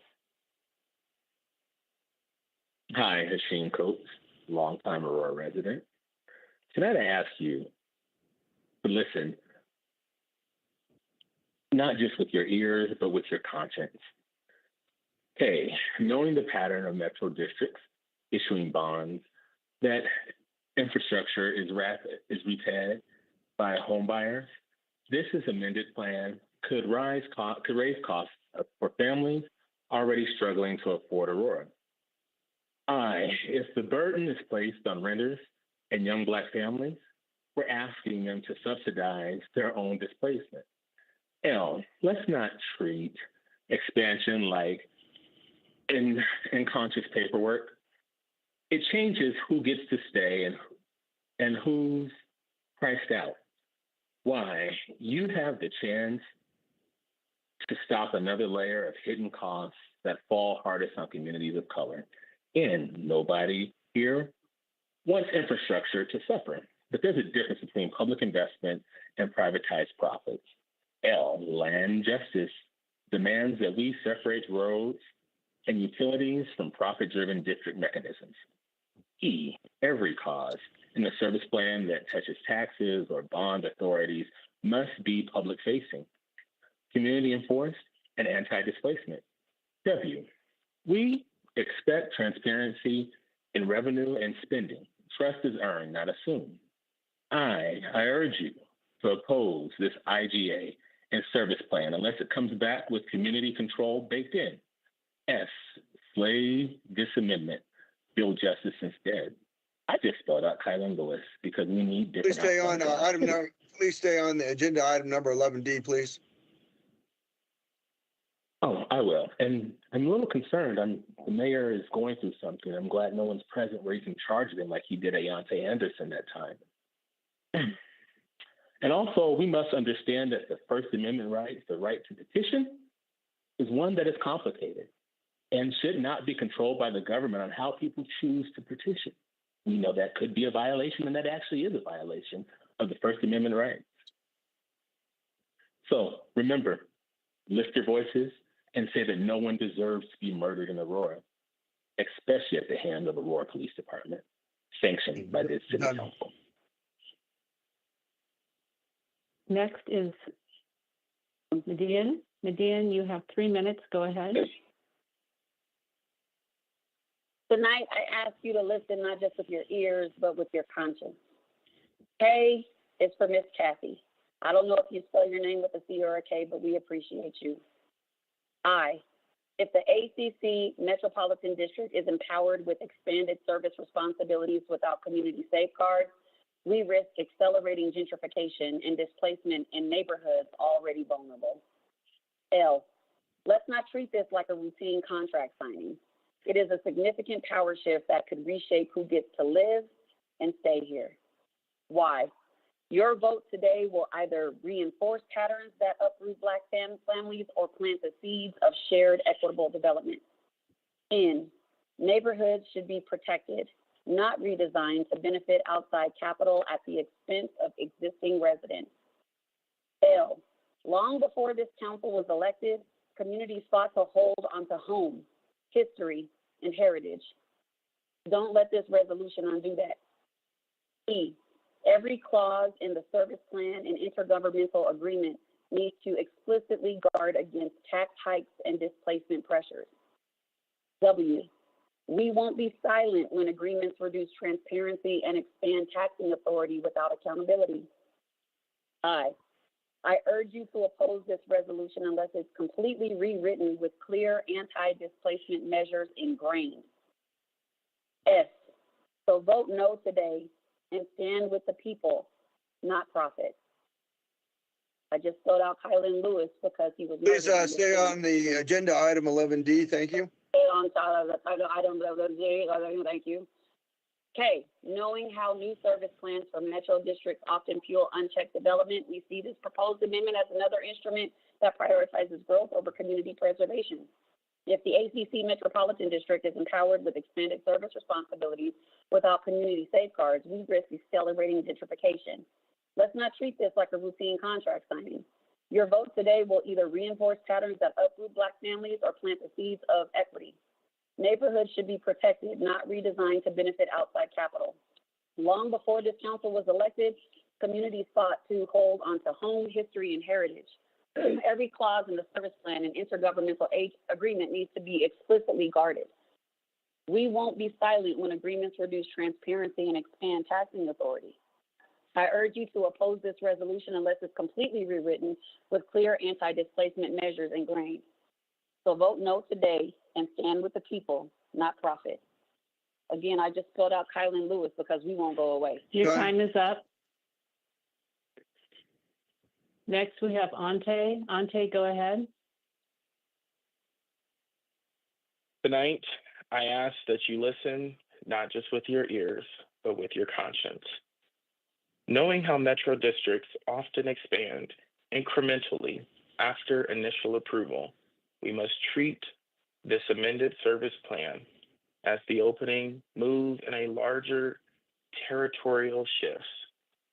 If ACC Metro District gains expanded taxing or development authority, it could serve as a backdoor for gentrification efforts under the guise of infrastructure improvements.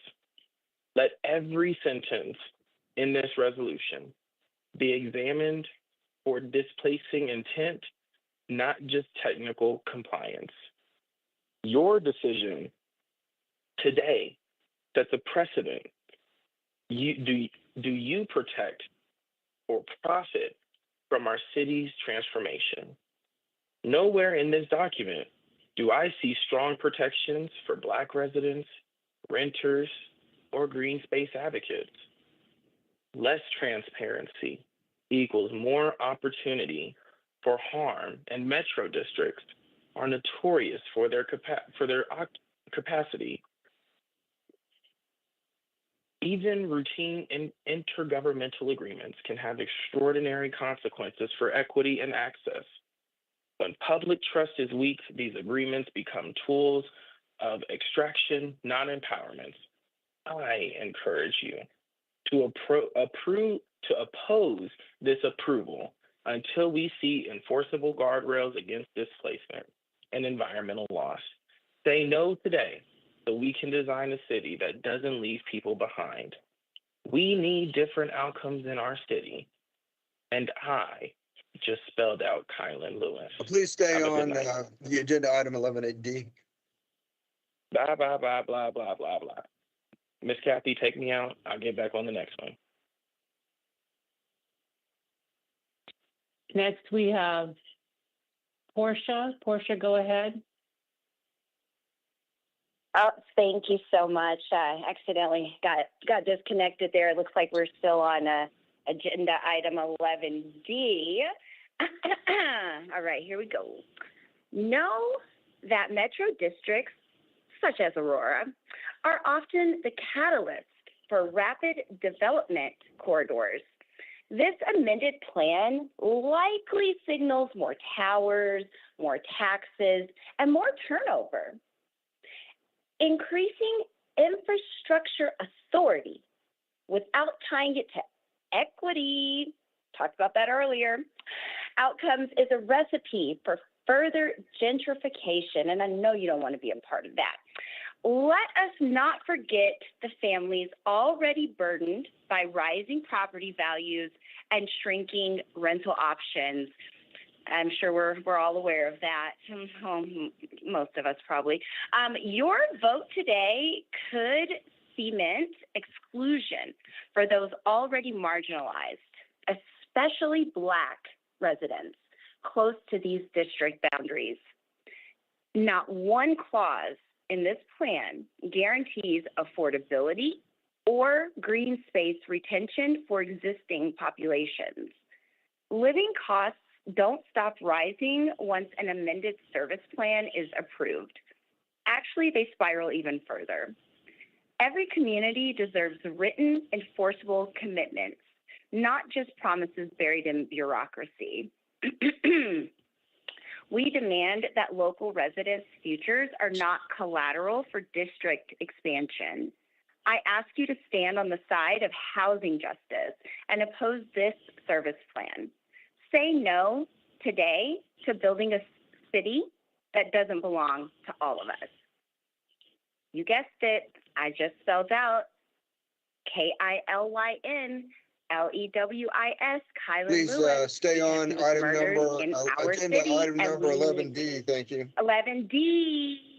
11D, yes, we do. We need different outcomes in our city so that our residents can stop being murdered by police officers. That would be great. Star 3, don't forget to press star 3. I'm done. Thanks. Leisha, you're next. Go ahead. Tonight that I ask you not to just listen with your ears, but hear with your heart, your moral compass. As we both know, to create change, you have to hear and listen to your community. Know that every time you make decisions about districts like ACC without equity in mind, another family loses their place in this city. It is unacceptable to hide displacement inside the technical agreements and development jargon. Let's not pretend this plan is neutral, because the impact won't be neutral ever. You continue to sign away our community's future to entities who don't see our people. Nothing about this amendment offers protection to those most affected by overdevelopment, which seems to be the Black and brown people. Land is not just an asset, it is a living, breathing space and holds our stories. Even now, you're bypassing the community in favor of expendence. What kind of governance ignores the very people it claims to serve and protect when everything is covered up? I urge you to reject this until equality is explicitly written into the plan. So do not vote yes on harm and call it progress. Today, I spelled out Kylan Lewis because my brother was murdered within your city walls. And we need different. Please stay on agenda item number 11D. Thank you. The last person to speak on 11D is Elizabeth. Elizabeth, go ahead. Tonight, I ask that you listen not just with your ears, but with your conscience. K, know that the history of Metro District expansions is tied to speculative development. We must ask, who really benefits from this amended service plan? I, increased power for the ACC Metropolitan District often results in shifting the costs of infrastructure on homeowners, many of whom are Black and low income. L, let's not pretend this is simple administrative paperwork. This is a tool that shapes the fabric of our city. Y, you have a choice. Strengthen accountability or enable unchecked growth that pushes people out. N, North Aurora and other historically marginalized neighborhoods have already lost green spaces. This plan risks expelling more. L, land isn't a blank canvas. It's memory, home, and future livelihoods for Black families. E, every amended service plan passed without binding equity provision chips away at trust and compacts with harm. W, we expect our council to value residents over developers, and right now, this item fails that test. I, it's time to stand firmly against amendments that bring more burden, higher taxes, and more displacement risk. S, so please vote no and demand a plan that prioritizes housing justice and community roots. I just spelled out Kylan Lewis because we need different outcomes in our city. Thank you. That was the last one.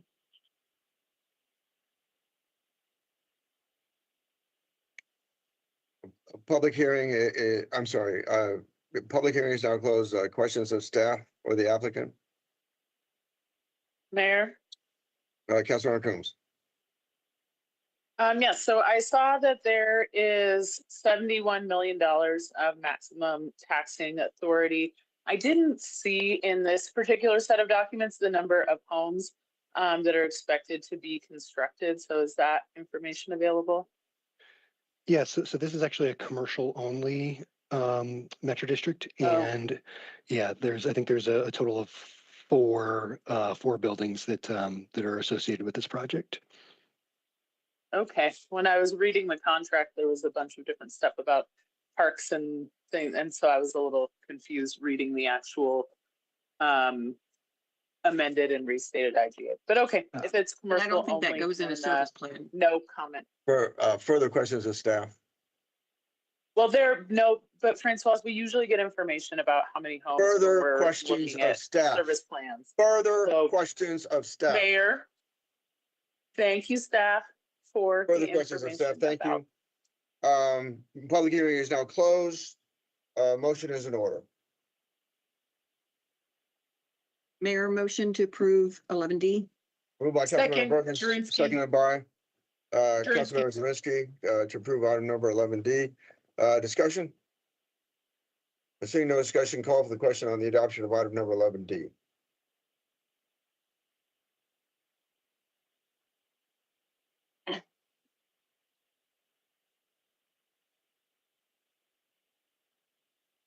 Councilmember Gardner.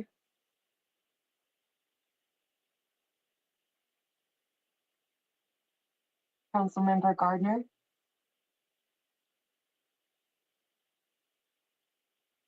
The motion passes to adopt item 11D. Will the clerk now please read the title to item number 12A? Item 12A is introduction of ordinance 2025-52, authorizing the use of lease purchase financing for the construction of an animal shelter pursuant to the terms of a lease purchase agreement by and between Aurora Capital Leasing Corporation as lessor and City of Aurora, Colorado as lessee, authorizing officials of the city to take all action necessary to carry out the transactions contemplated hereby and related matters. A presentation by staff. Good evening, Mayor and members of City Council. Teresa Sedmak, City Treasurer. I am here tonight to introduce a borrowing ordinance for a portion of the cost of a new animal shelter.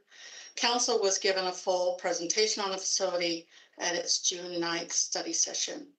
Again, this ordinance allows for lease purchase financing for a portion of the costs related to the animal shelter. Other sources used in financing the facility are general government capital impact fees, capital project funds, ARPA funds, and an estate gift. As stated, the maximum borrowing amount would be $27 million. The ordinance also states a maximum interest rate of 6% and a maximum loan term of 30 years. With council approval, this financing will be pricing in August and closing in September of this year. I'm happy to answer any questions you may have in regard to the ordinance. Questions of staff? Mayor, we do have individuals who would like to speak on this item. Very well. How long do they get? They have 3 minutes each On and an a total ordinance? of 30 minutes. Okay. All right, first we have Tanya. Tanya, go ahead.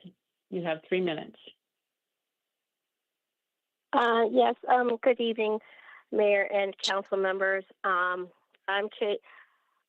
have an important thing to talk about regarding this animal shelter. I am very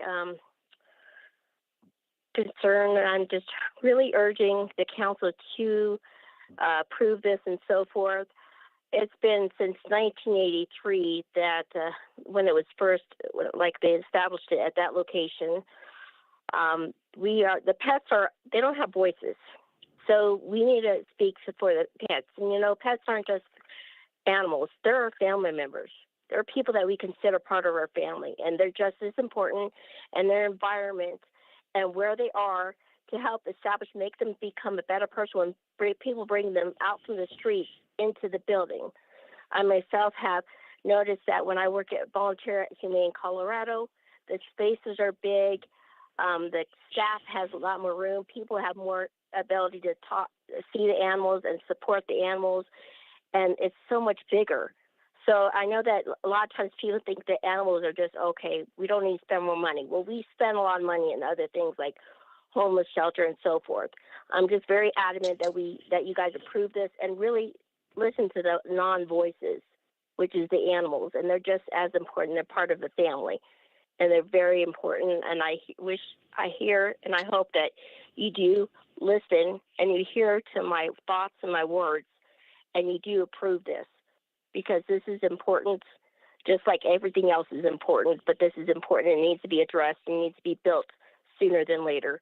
And I just hope you listen to what I have to say. Thank you. Next is Eric. Eric, go ahead. Thank you. Agenda item 12A. Mr. Mayor, know that I love animals, but I love transparency and justice even more. I will support this only if it does not divert critical funds from urgent humans, the needs like housing, mental health, and community healing. Let's just be honest. This city has ignored Black and brown grief long enough, so don't let this be another distraction disguised as a solution. You cannot call this progress if it undermines our people's access to care and survival. Nothing in this ordinance should come at the cost of shelter for humans in need. Leadership must mean balance, not preference. Even an animal shelter must be physically sound, equitably located, and transparent in its terms.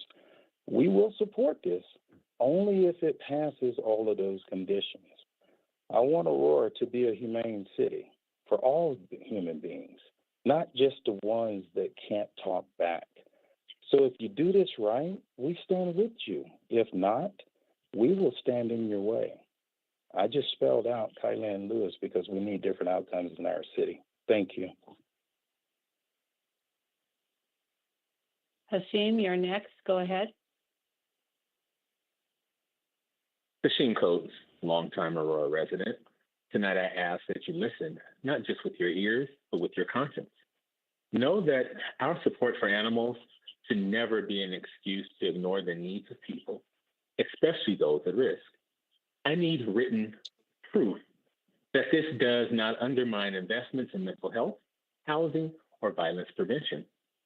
Let's protect land and neighborhoods that have historically been under attack by harmful development. You can support this only if it does no harm and follows no harmful patterns. No shelter should be built if it further marginalizes people for whom this city has already failed to show up for. Let lease purchase be a tool for good, not another opportunity for confusion or mismanagement. Every penny should be explained, every timeline made public. We owe it to both animals and people to get this right. I support this proposal conditionally if all equity tests are passed. So let this be an exception to harmful patterns. Let this be the exception to harmful patterns, not another example. Also, I agree that non-voices should be heard and spoken for. Kylan Lewis no longer has a voice. Additionally, I ask for an accommodation to be made. I have some Please stay on agenda item number 12A. Excuse me, ADA. Please do not violate my ADA. I'm asking an ADA question. I need to have the votes read aloud because I can't see them. Please respect that. Don't have another violation and end up in court again for another disenfranchisement activity.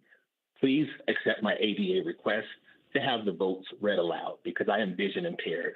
And Mayor, please stop being so rude to your constituents. Done. Ante, you're next. Go ahead. Tonight, I ask that you listen, not just with your ears, but with your conscience. Knowing how often feel-good policies are passed without deep scrutiny, I approach this ordinance with hopeful caution. It cannot be allowed to draw from the very same budget that funds, it cannot be allowed to draw from the very same budget lines that fund our most urgent human needs. Let's also ensure that this shelter isn't constructed at the expense of community land or stability, especially in Black neighborhoods. You must demand confirmation that no displacement, direct or indirect, is involved in this development.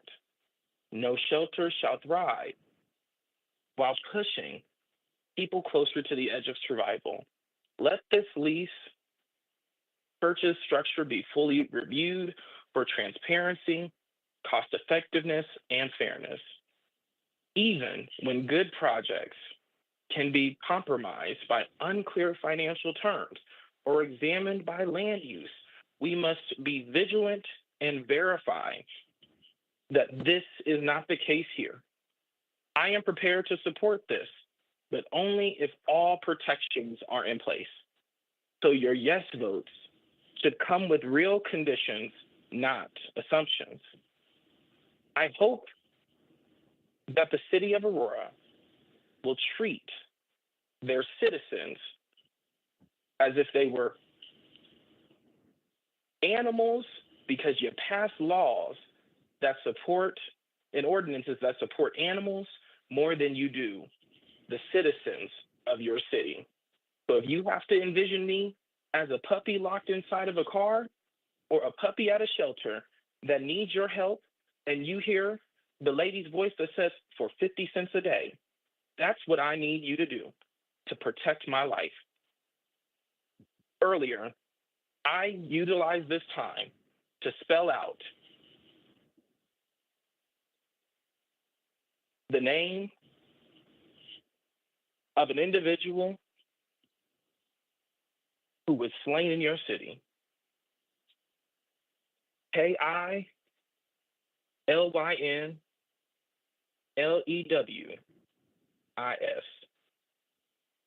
Remember, if my humanity is only valued Your time is up. as being seen as an animal, treat me like one.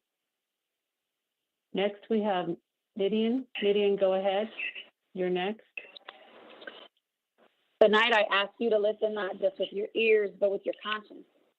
Hey, knowing the deep need for compassion in city infrastructure, I want to support this shelter, but only if it doesn't come at the cost of human dignity. It must be clear that no funds are being diverted away from emergency housing, food access, behavioral health resources, or our public safety. L, let's also make sure this shelter isn't taking land that would otherwise support our house vulnerable families. Y, you have a moral responsibility to ensure no person is harmed in the name of protecting animals. N, no part of this process should contribute to displacement, gentrification, enhancing a policing budget that doesn't protect, or the quiet reshaping of neighborhoods under the guise of compassion. L, leasing makes sense only if the numbers are sound and the public knows what we're committing to long term. E, every decision we make should hold up to scrutiny, especially when we're investing public dollars. W, we need transparency, not just about the shelter's operations, but about how it fits into the city's broader priorities. I support the concept, but my support is conditional on protecting people as we care for animals. To the treasurer that spoke into the finance of this, I can only hope that the finances will hold as the city continues to navigate budget constraints by its own self-action. S, so vote yes only if every one of those conditions is honored in full. While staying on topic of agenda item 12A, I just spelled out Kylan Lewis because you're being sued by his family because he was murdered in your city. Thank you. Next is Leisha. Leisha, go ahead.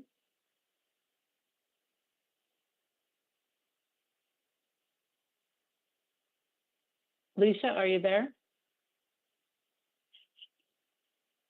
Sorry about that. My phone was on mute. I apologize. All right, go ahead. Hello? Go ahead. Okay. Tonight, I ask you not just to listen with your ears, but with your conscience and your hearts, and also hear us and listen. Know that kindness toward animals must never be used to mask cruelty or negligence towards people. I personally have an emotional support dog that helps me not only with my mental health, but also with my illness, my disabilities. Institutional investment is powerful and it must be equitable across species and systems. Let this shelter be a model of accountability, not a monument of misaligned priorities. You must guarantee that this project doesn't sideline basic human needs in our city, as I know, and you know, of the homelessness within our city walls has gone ignored. Needs like mental health access, emergency housing, and food security are urgent and cannot be deferred. Let us not forget who has been left behind time and time again in our city's spending priorities. Every resident, two-legged or four, deserves dignity and safety, but not at the expense of each other, especially humans who are murdered within your city walls. We need confirmation this is not displacing people or repurposing land meant for healing communities. I will support the shelter only in justice and injustice present in every part of this foundation.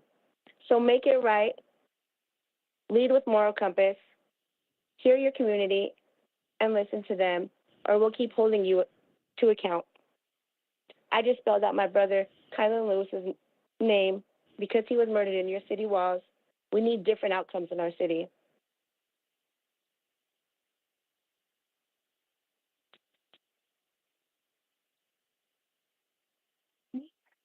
Next, we have Elizabeth. Elizabeth, go ahead. Thank you. Tonight, I ask that you listen not just with your ears, but with your conscience. K. Knowing the emotional weight this shelter carries, I do want to support it.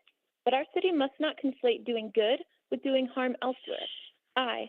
It must be verified that no essential services like eviction prevention, food access, or mental health programs will be underfunded because of this.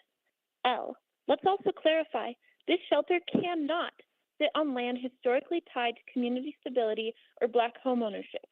Why? Your vote must affirm that progress doesn't mean erasure, not of people, neighborhoods, or histories. N. Never should a compassionate ordinance for animals bring even quiet harm to already vulnerable communities.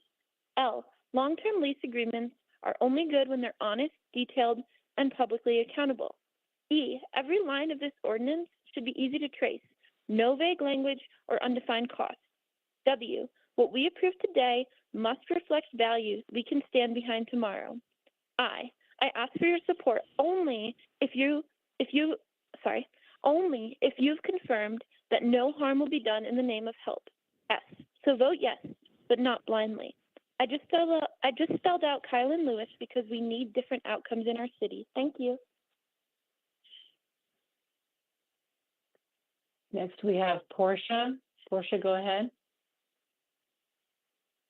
Thank you so much, Ms. Kathy.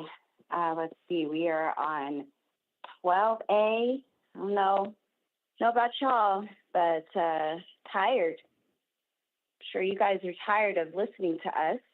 We're tired of having to be here and feeling like we're not being listened to. So right now, I'm going to ask that you listen, not just with your ears, but with your heart and with your conscience. As it seems like maybe, I can't see your guys' faces since we're virtual, but I'm just going to assume since people aren't being spoken to rudely, that maybe you guys are maybe starting to get the hint here. But know that building an animal shelter is noble. I have 4 dogs. 4 dogs. I love animals. I've had animals my entire life. But I don't love animals more than I love people. And building this shelter is noble, but it has to be built the right way, and that's non-negotiable.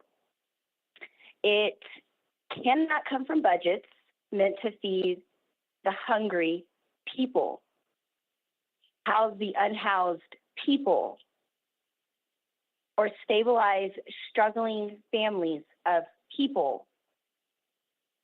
Let's be absolutely clear that the location chosen does not contribute to encroachment, rezoning, or economic exclusion, especially for the Black community. You hold power to ensure that this plan doesn't lead to hidden displacement or gentrification. There's equity, gentrification, hearing some buzzwords tonight. Nothing about this proposal should move forward if it compromises public health, housing, or equity goals.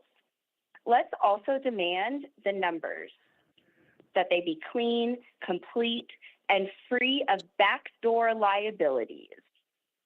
Every public dollar deserves public explanation. We cannot claim this project is just unless it's also accountable. I want to support this, but I need to know it's not just feel good, it's factually sound.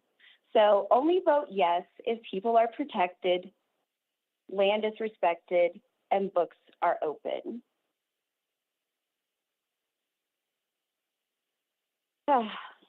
and just spells out with each Your the time first is letter up. of each of the sentences. Mayor, that was the last one.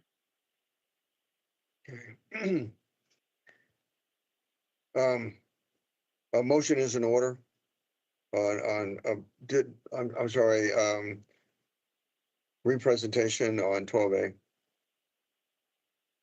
Very brief. Didn't we already? Mary, we already had one. I know it's been Oh, a I'm little sorry. while. Yeah, I would just move to questions and then. a Okay, motion would be in order. are there, motion, we didn't do a motion yet, though. Not Motion is- yet, but I think there may be some questions, and I think we went right into the public comment before questions, and then we can. Mayor, motion to approve item 12A. Moved by Councilmember Drinsky, seconded by Coombs. Second by Councilmember Coombs. Bergen. Discussion? Mayor, Sorry, was Councilmember Murillo. Councilmember Murillo. Yeah, I was just hoping staff could comment on some of the issues that were raised around budgets and land location, just to name a few of the things that I recalled were brought up. Absolutely. So these are budgeted expenses. I cannot speak to the land or the facility, but I'm hopeful that there are people on this call that can chime in on that. I'm strictly here to address the ordinance. Is Jessica on Mayor. call? Thank you.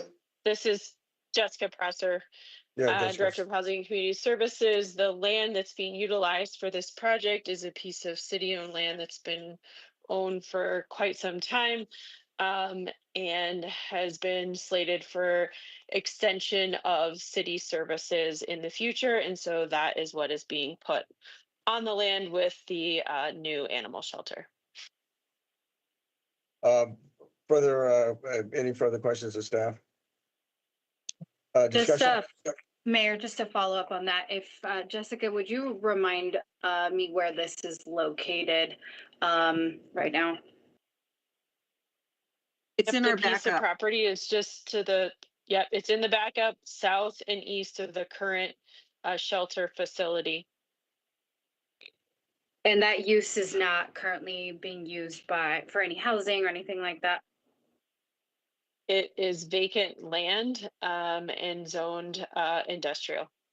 Okay, perfect. I know it's in our backup, but some concerns were raised, so I think it's important to clarify and be transparent and give information. Thank you. I'm sorry, did we do a motion? Okay, discussion, further discussion? Seeing none, I call for the question on item number 12, on the adoption of item number 12A.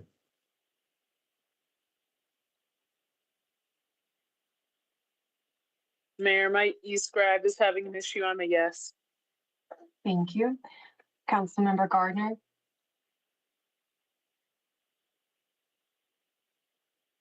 The motion passes unanimously to adopt item 12A.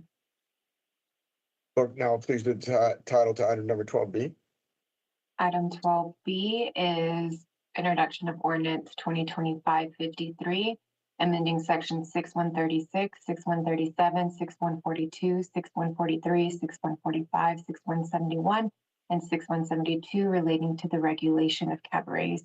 Mayor, we do have individuals signed up to speak on this item. Very well. First, we have Eric. Eric, go ahead. Yes, thank you. Thank you for the opportunity to speak in this virtual meeting. I'm here today to demand justice for Kylene Lewis, who was tragically killed by an Aurora police officer. Stay on the agenda item on number 12B, please. Speak to the agenda item number 12B. Thank you. To agenda item number 12B, this lack of accountability highlights deep systemic problems within our law enforcement and justice systems. Too many families in our community have similar injustice. Next is Hashim. Hashim, go ahead. Yes, Hashim Coates, longtime Aurora resident. I have concerns about the cabaret licenses being adjusted. I think it would lead to more violence in Aurora and will give more of a carte blanche to innocent people being caught up in violent matters that are state sanctioned. I really think that we should steer away from that and make sure that we focus on keeping Aurora safe. Also, as far as relates to keeping Aurora safe, I am very concerned about Mayor Kaufman's ability to lead this meeting tonight and if he's okay. Also, I would like to remind everyone of 2017 when public comment was before and after the meeting, and this would have been done already and finished. But it has been the state sanctioned structured blockage of having residents like myself heard that has led us to make sure that we have the right to petition and that our First Amendment rights are not violated. So I am concerned about the safety of Aurora from top down, side to side, and the cabaret licenses should not be approved because we don't need places like the Stampede being a dangerous place for teenagers to be, like Councilwoman Danielle Jurinsky stated they should go hang out there. Kids and alcohol is a bad thing, and we know that, and we should also follow the data on those types of situations and not do that, not approve those type of things for that type of behavior to happen because life is valuable and we should no longer do state-sanctioned murder and remember and respect the life of Kylan Lewis and the others who were murdered by Aurora Police Department and how much that has cost the city money as it relates to lawsuits, settlements, attorney fees. Please stay on the things like topic that. of item number 12B. Thank you. Sure. And so I appreciate Councilwoman Jurinsky stating that Kylan was murdered, and I appreciate her encouraging people to sue the city. But that. Next is Ante. Ante, go ahead. Thank you. You know, 8/18, we still got at least 7 more things to go. I'm looking forward to talking on all of them. But now to the agenda item before us, 12B, because I know that the mayor is going to try to interrupt me. Killing culture through legal codes is still killing culture. The ordinance amending sections 6-136 through 6-172 is not reform. It's repression. It's at the hands of law enforcement, city officials, and others that use another tool to shut down nightlife rooted in Black and brown and queer joy. It is disingenuous to say that this is about safety when the language of this ordinance is intentionally vague, overtly broad, and designed for selective enforcement.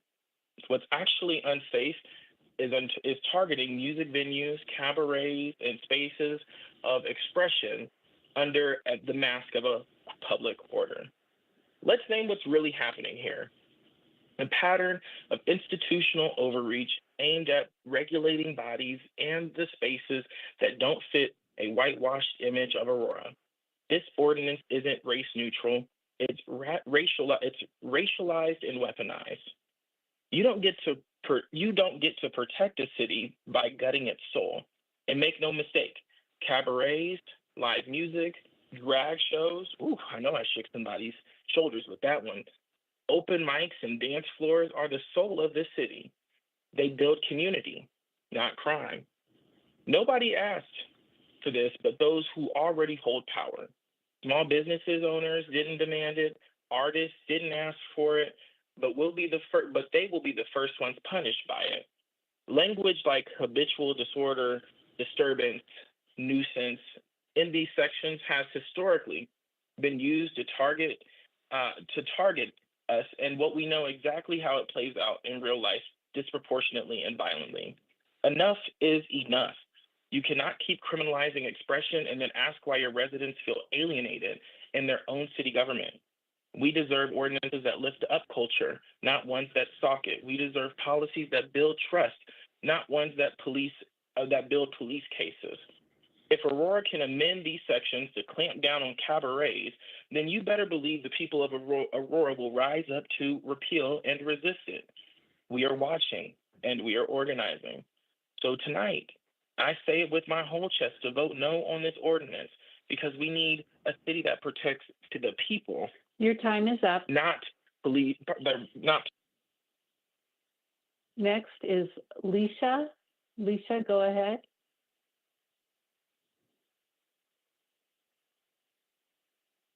Leisha, are you I come there? before you tonight and can you hear me? Yes, go ahead. Okay. I come before you tonight and I don't understand why we focus on such things when it really does not affect the community of Aurora. The things that affect the community of Aurora is the violence and the illegal drug use, of course, but you guys don't focus on what is needed within the community, within the city. As you all know, and have tried to push under the rug and not deal with and not take accountability for and not support and not be there for the family and friends of Kylan Lewis, who was murdered within your city walls, it seems like you guys could care less. We have been here time and time again for nearly like a year and almost 3 months, which is ridiculous. You say you stand, serve, and protect your community of Aurora, but you don't. It's all about what the profitability of Aurora City can make and not holding the police officer who murdered Kylan Lewis in cold blood. And Please stay on agenda number 12A. Any of Thank the you. police department. I'm sorry. Please stay I'm on agenda done. 12B. Thank you. I can't.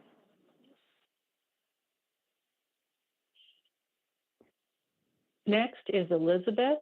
Elizabeth, go ahead. Hi. We are demanding justice for Kylan Lewis. That is absolutely essential, and systemic Please stay change on is the needed. topic And of number your 12B. continued action, Done. your continued neglect to address Done. this issue. Next is Midian. Midian, go ahead. On item 12B, we're talking about cabarets. And I find myself wondering and curious on how this got on the agenda, but it's here. So I just have some things to offer as potential opportunities or options that you all have as it pertains to cabarets. I wonder what it would look like if you surveilled the cabarets to see if they're effective or not. If you leveraged your resources to surveil them for days, to measure the effectiveness, to measure the impact on the city, and to measure what you would judge if it is deemed worthy of existing. And then if you didn't deem the cabaret worthy of existing, I wonder what it would look like for one of you to single-handedly kill it, pierce it, fire what you could call a kill shot right into the metaphoric abdomen of the cabaret itself. Even though there would be individuals that would plead with you that they were worthy to exist as a cabaret, they would scream out for their life or for the life of the cabaret. But one of you would simply metaphorically fire a kill shot. And then for those that engaged with the cabaret, made it a part of their community, potentially maybe met someone or engaged with someone that became what they felt like a family, and they came to you and tried to ask you, why did you kill this place? I wonder what it would look like for you all to listen, or for you all to metaphorically say to the cabaret that it deserves to be murdered. And I don't Please think it stay deserves to on be murdered. agenda item number 12B. Thank you. We're talking about I'm the one cabarets. that- Excuse you, Jorinsky. You don't own the meeting. Your You time know is Mayor up. Kaufman says it's done or not. That's correct. That was the last person to speak for 12B. And I am doing this under the advice of our city attorney, so I would ask members to be patient. Pre-presentation on item number 12B. Yeah, this is dual listed tonight. I did a presentation during study session. Ordinance does primarily two things. Creates an open floor cabaret for standing room only by modifying our ordinance to permit that. Also, that being part of approval by the fire department for crowd control for safety.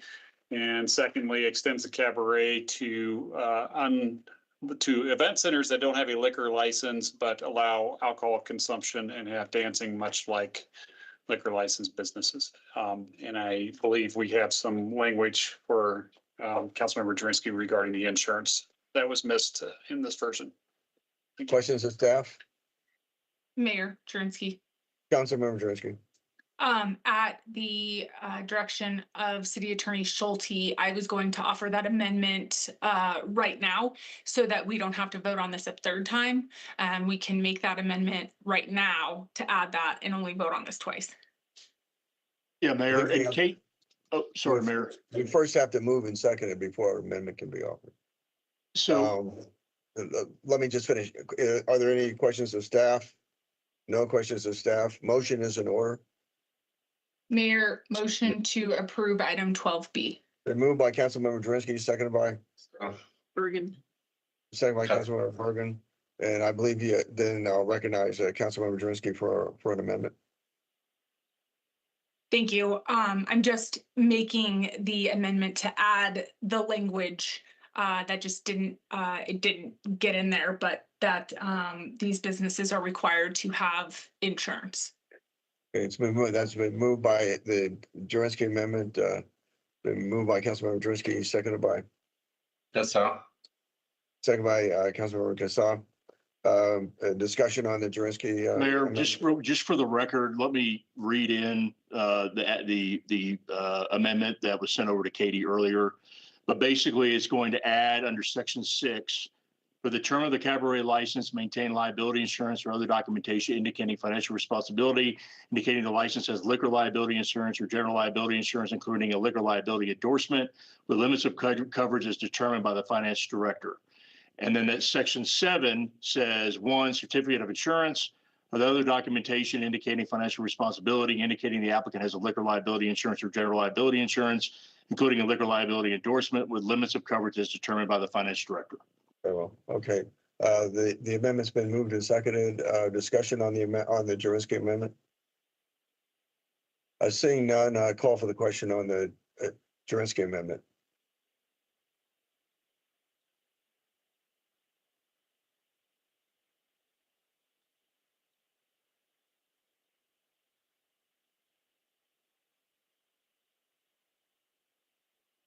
Mayor Pro Tem Sundberg.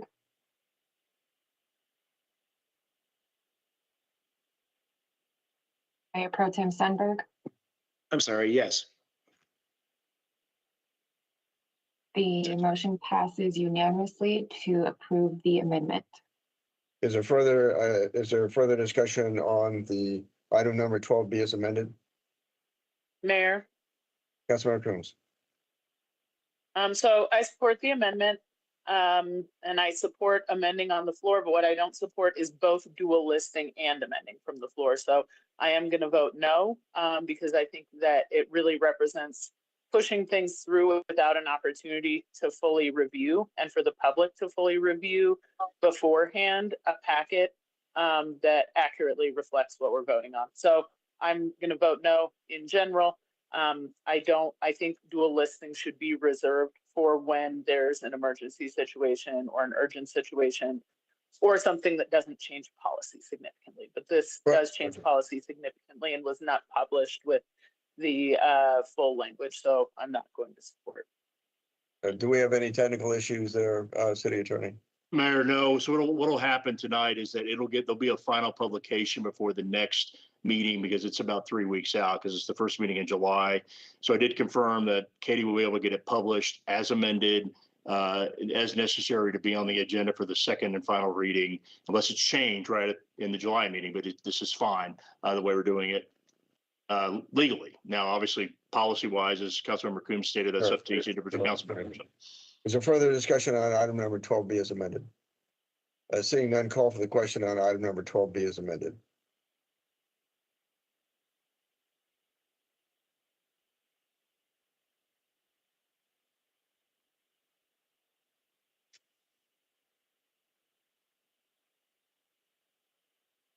Mayor Pro Tem Svenberg, Yeah, yes.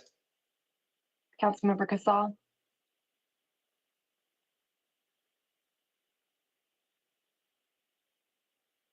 Councilmember Casal,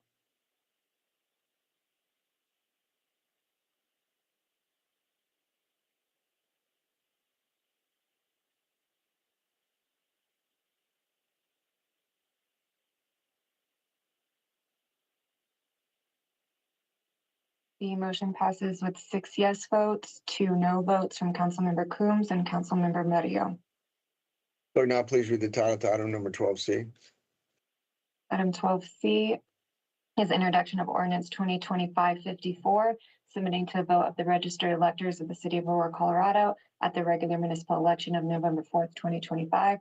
Proposed amendments to articles 2.2, 3.10, 3.14, 3.15, 3.16, 3.17, 5.2, 6.5, 7.4, 8.2, 10.1, 10.5, 10.8, 11.2, 11.3, 12.7, 14.9, and 15.9 of the city charter concerning non-substantive updates to the city charter to create gender neutrality. And Mayor, we have individuals who would like to speak on this item. Very well. First, we have Portia. Portia, go ahead. Yes, hi, can you hear me? Yes, go ahead. Okay, just a moment, please. Thank you. 12C. Let's see. Tonight I ask once again that you listen not with your ears, but with your conscience. Knowing that legal documents are often slow to catch up to lived experience, this ordinance is both necessary and overdue. If we want our charter to reflect all of Aurora, gender neutrality is not a luxury, it's a requirement. Let this language reflect the people it's meant to serve: diverse, dynamic, and deserving of dignity. You don't need to choose sides, you need to choose inclusivity. Neutrality makes the door wider, not more narrow. Law and language go hand in hand, and when one changes, the other must follow. Every trans, non-binary, and gender-expansive person in Aurora deserves to see themselves in city law. What we approve today should make tomorrow better for all. I encourage you to support this ordinance and bring it to the people so we can all be counted, not just named. Want you guys to sit with that for a moment?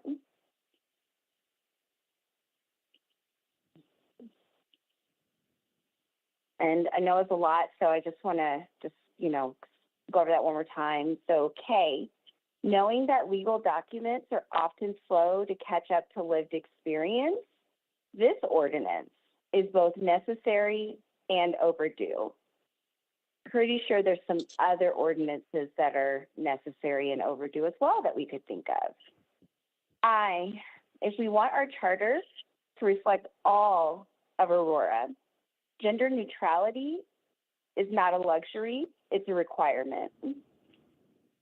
L, let this language reflect the people it's meant to serve: diverse, dynamic, and deserving of dignity. All the people it's meant to serve. Why? You don't need to choose sides. You need to choose, say it with me, inclusivity. Neutrality makes the door wider, not more narrow. Law and language go hand in hand, and when one changes, the other must follow. Every Your time trans, is up. non-binary. Next is Eric. Eric, go ahead. Thank you. Agenda item 12C. Know that keeping outdated language in our city charter upholds outdated mindsets, and that kind of thinking has no place in the Aurora we are building. It takes courage to evolve, and this is a small but mighty step toward making sure every gender identity is honored, respected, and protected. Let's move beyond the binary and let the charter reflect the beauty, the full beauty and diversity of the people who live here. You cannot say you represent all of Aurora if your governance documents erase whole communities. Not one more day should pass where anyone is made to feel invisible because of how they identify. Leadership is just simply choosing accuracy over tradition, justice over habit, and inclusion over neglect. Even symbolic language reforms create ripples that lead to structural change. We all deserve a government that names us, sees us, and includes us, starting with this foundational document. I urge each of you to cast a vote that brings our charter into the 21st century. So today, let this amendment be a mirror that finally reflects all of us. I just spelled out Kylie and Lewis because we need different outcomes in our city. Thank you for your time. Hashim, go ahead. You have 3 minutes. Hashim Coates, longtime Aurora resident. Hashim Coates, longtime Aurora resident, and tonight I ask you listen not just with your ears, but with your conscience. Know that words like he and chairman were never just words, they were choices. If we can choose better now, we should. Let's move forward with a city charter that reflects Aurora's diversity in identity, role, and voice. No one who leads, speaks, or serves identities the same way. And our charter should say that out loud. Language matters in justice as much as it does in grammar. Every small update tells a big story. We can make the story more inclusive starting now. I support this amendment and urge its advancement to the November ballot. So let's vote yes. And I'd like to say happy Pride. And with that being said, Danielle, know that you're not running the meeting. Don't be disrespectful to those during Pride Month. Let's celebrate diversity. And remember that diversity is important, and diverse lives should not be murdered or erased unjustly at the hand of the state or anyone else. Kylan Lewis was murdered by Aurora Police Department.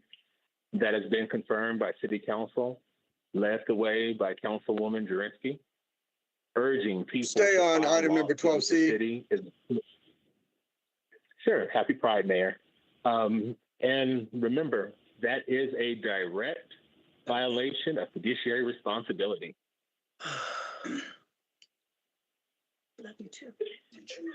Is he having an asthma attack or is it just sundowner?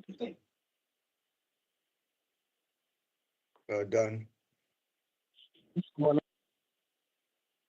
Ante, you're next. Go ahead.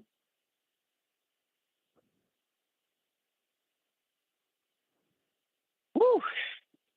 5 more to go. Well, technically 6. So excited for the next 5. It's only 8:40. We're going to adjourn around 11. I'm so excited.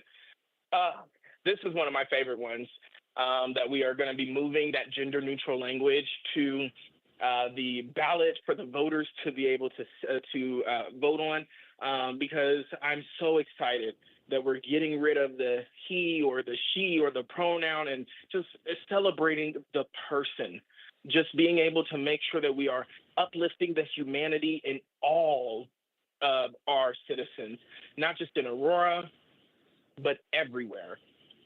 So tonight, I ask that you listen not just with your ears, but with your conscience. And maybe you could turn your screen back on, Danielle and Allison and the others that turn their screens off. We'd love to know that you're listening. Knowing how often people are left out by omission, this change is not small, it's essential. It says to every resident, no matter their gender identity, that they are seen in the structure of their city. Let's stop assuming leadership looks one way or governance speaks in binaries. You can affirm dignity without erasing anyone by choosing words that honor all of us.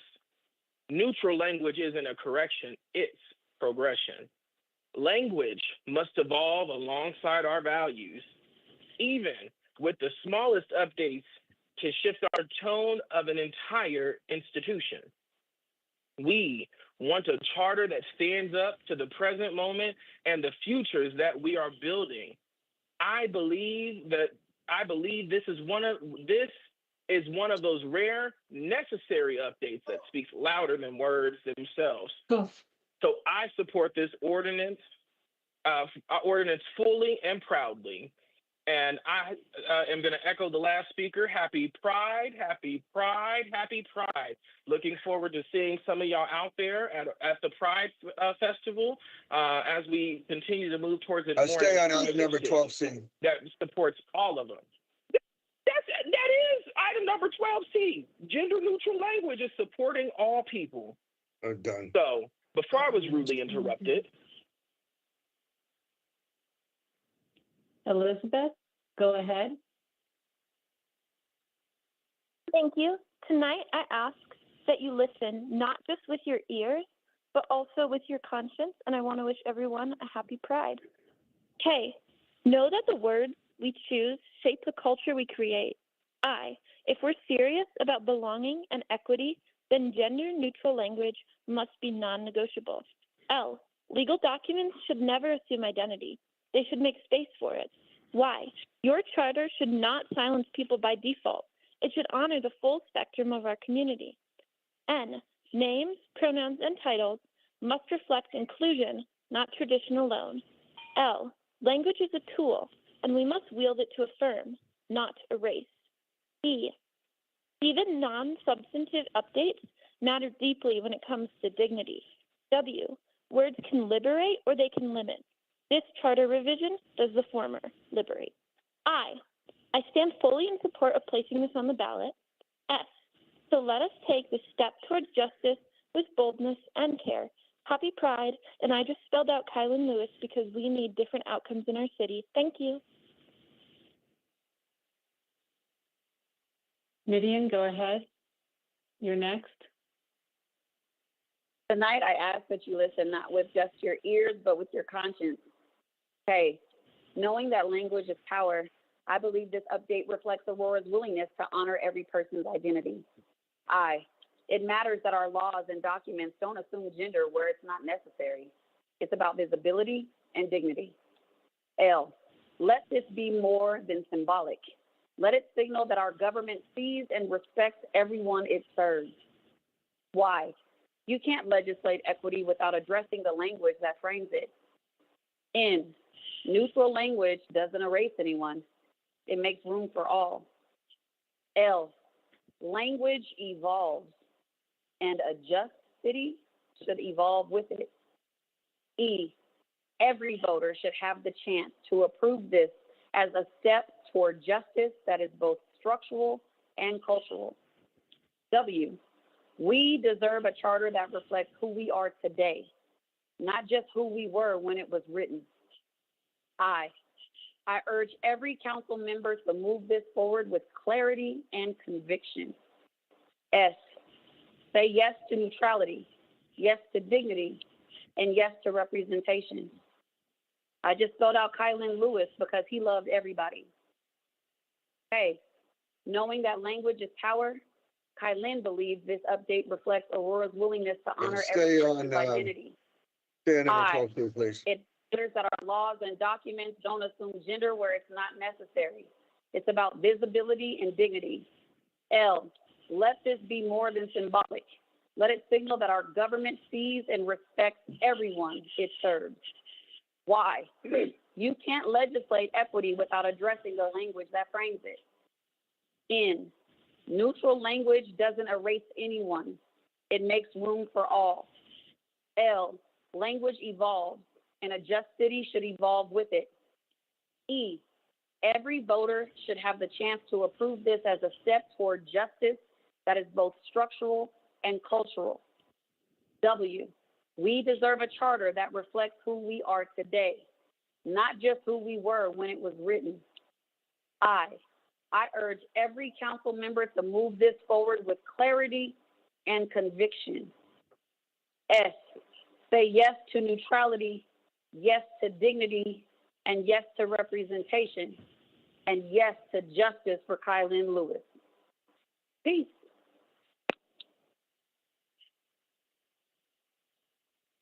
Next, we have Pamela. Pamela, go ahead. You have 3 minutes. Hello. Go ahead. You have 3 minutes. Yes. Okay, we are on 12C, right? 12C, yes. Okay, because we have a lot to talk about, a lot of different agendas. So tonight, I asked you to listen, not just with your ears, but with your conscience. Know that clarity in government includes clarity of identity and representation. Institutional language has a long legacy of leaving people out.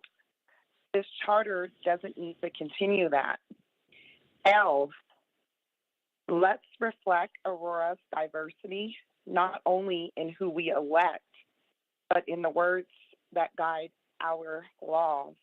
Y, your decision to support this is a decision to align governance with inclusion. N, no binary assumption belongs in a public document that serves a non-binary word. L, let the ballot reflect this overdue change. E, each voter will have a chance to say yes to fairness in form and function. W, we must never underestimate what language can do. I urge you to advance this ordinance to the ballot and stand by it. S, so the city can lead in practice, not just policy. I just spelled out Kylan Lewis. Please stick to Because the we agenda need item different number outcomes 12C. in our Thank you. city.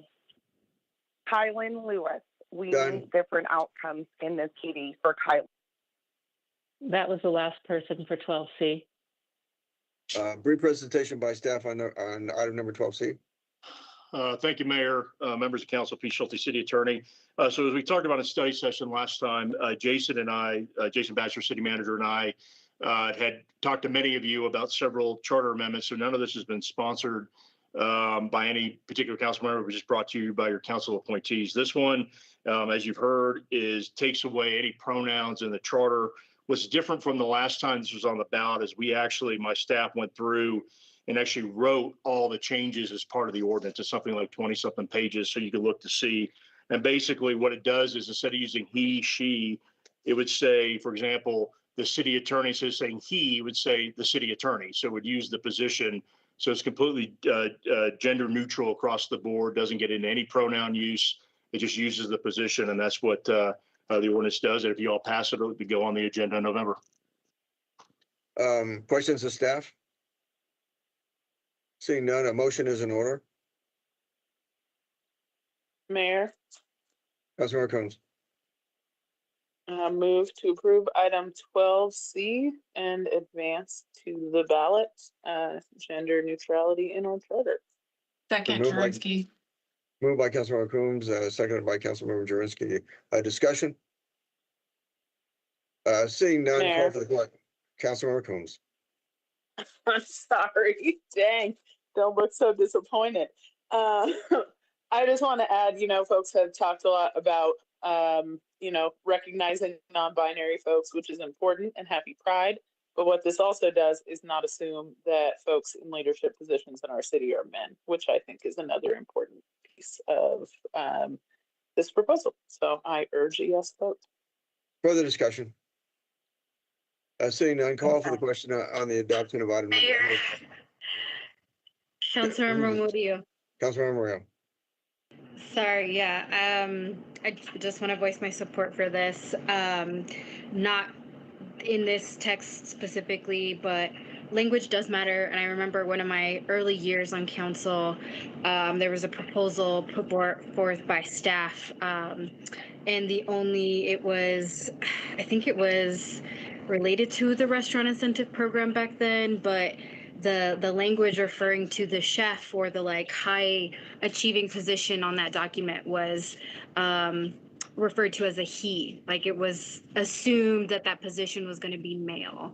So just like speaking of like how language matters and impacts people's sense of belonging within our organization. And I know we've come a long way since then, but that was not just that was in this the last 7-8 years that we still had kind of that legacy of that gendered language and that assumption of kind of the male a male being only in these positions of power.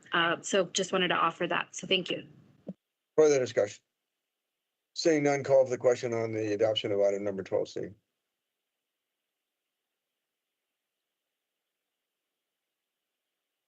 Councilmember Hancock. Thank you. Councilmember Murillo. Thank you. The motion passes unanimously to adopt item 12C. Clerk, now please read the title to item number 12D. Item 12D is introduction of ordinance 2025-55, submitting to a vote of the registered electors of the city of Aurora, Colorado at the regular municipal election of November 4th, 2025, proposed amendments to Article 3.7 of the city charter concerning filling city council vacancies based on the timing of the vacancy. And we do have individuals signed up. First is Eric. Eric, go ahead. You have 3 minutes. Yes, thank you. Agenda item 12D. Know that the people of Aurora are not asking for manipulated timelines and handpicked successors. We're asking for transparency and a say in who represents us. It's not coincidence that those proposing this have a history of betraying public trust, from silencing mothers of victims to avoiding accountability. Let us be absolutely clear. This isn't about continuity. It's about control. You mean to tell me you're asking us to let you rewrite the rules while you actively violate the ones already in place? No timing adjustment should be allowed if this is designed to benefit those already failing us. Let's stop pretending that people like Kaufman, Jurinsky, or Sundberg are qualified to decide what good leadership looks like. Even a small change like this one becomes dangerous in the hands of those who have already abandoned public trust and interest. We demand open elections, not closed-door decisions that mock our democracy.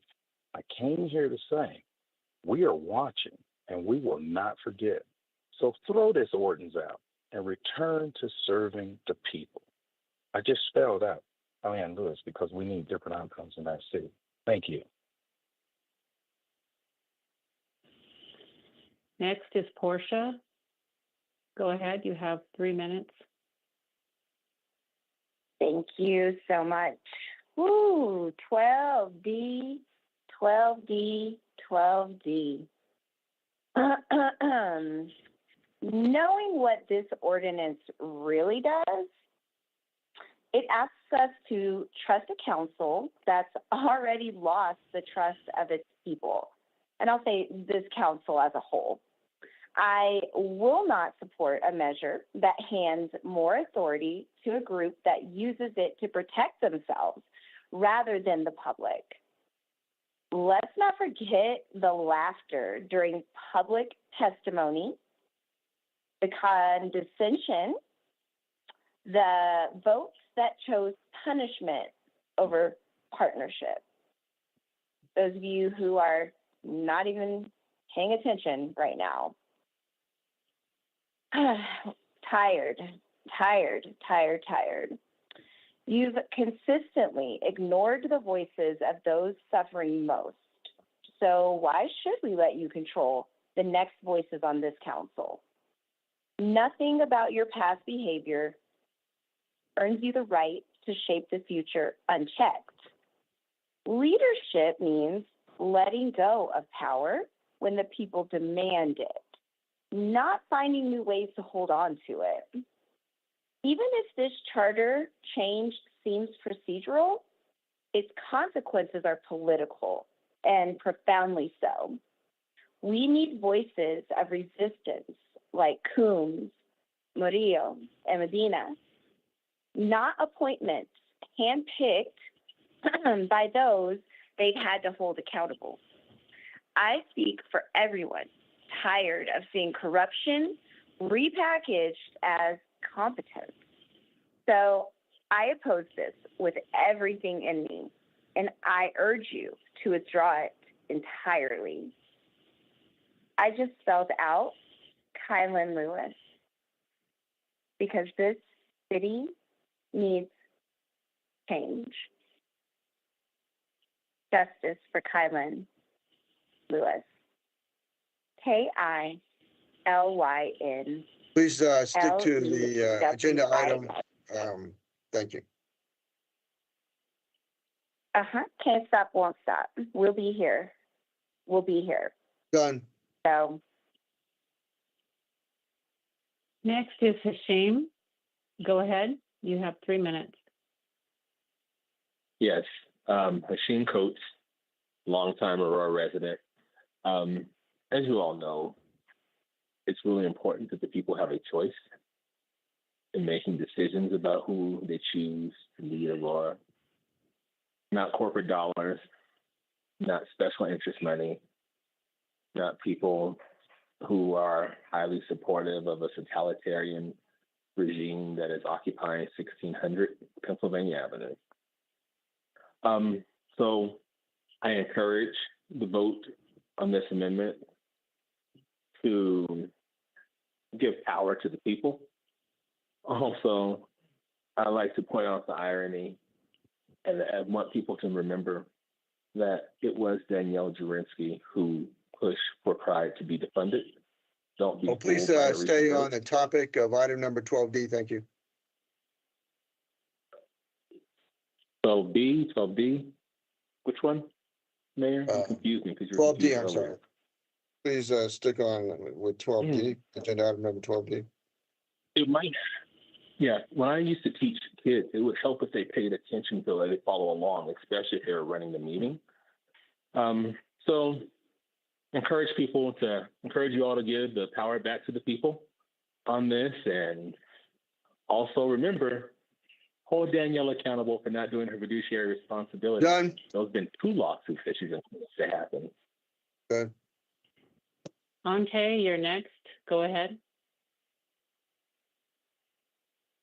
Thank you. I'm back. We still got a few more to go, and it's only 9 o'clock.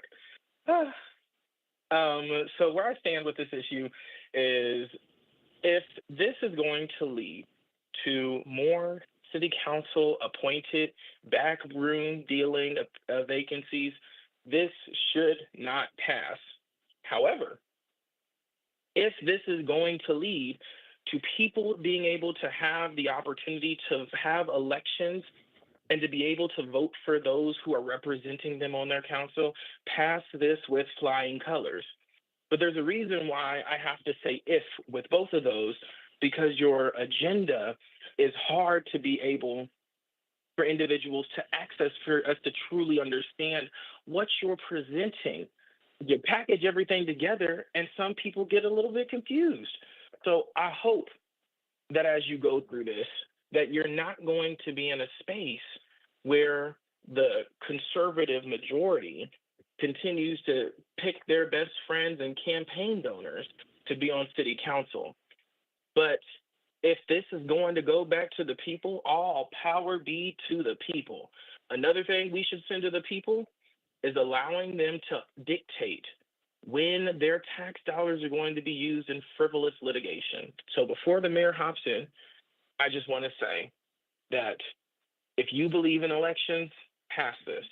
But if you believe in council appointed vacancies, Stay on the topic of item number 12D. Damn. That, so excuse me, Mayor. I know we've only been doing this for 3 hours, but I was speaking on the topic of the 12D. We still got more to go. So I'll end there, reclaim your time so we can get on to the next one, but I look forward to speaking on the next 4. See you in a little bit. I'm out. Elizabeth, go ahead. Thank you. Tonight I ask that you listen not just with your ears, but with your conscience. Hey, know this. If you let this council decide who gets to replace its own vacancies, you're handing unchecked power to a group that has already shown us who they are, and we believe them. I will not pretend Mayor Kaufman or the likes of Jurinsky, Thunberg, Bergen, Hancock, Lawson, Gardner, or Cassaw have earned our trust when their record reflects obstruction, erasure, and harm. Let the people speak through the ballot box, not be silenced by procedural games that serve the interests of a select self-serving few. Why? Your votes, your words, and your silence have built a legacy of harm that we will not allow to extend into appointments we did not consent to. N. No ordinance that gives this majority more power should be allowed to pass, not when leaders like Coombs, Murillo, and Medina are the only ones standing between justice and total disregard. L. Leave vacancies to be decided by the public, not the privileged. E. Elections are meant to empower people, not allow those in power to play musical chairs with their friends and allies. W. We see this for what it is, a structural move to cement control, not a good faith update. I reject this ordinance because it seeks to deny the people the one thing that still belongs to them, the right to choose. S. So do not pass this, not if you claim to care about democracy. I just spelled out Kylan Lewis because we need different outcomes in our city. Thank you. Dean, you're next. Go ahead.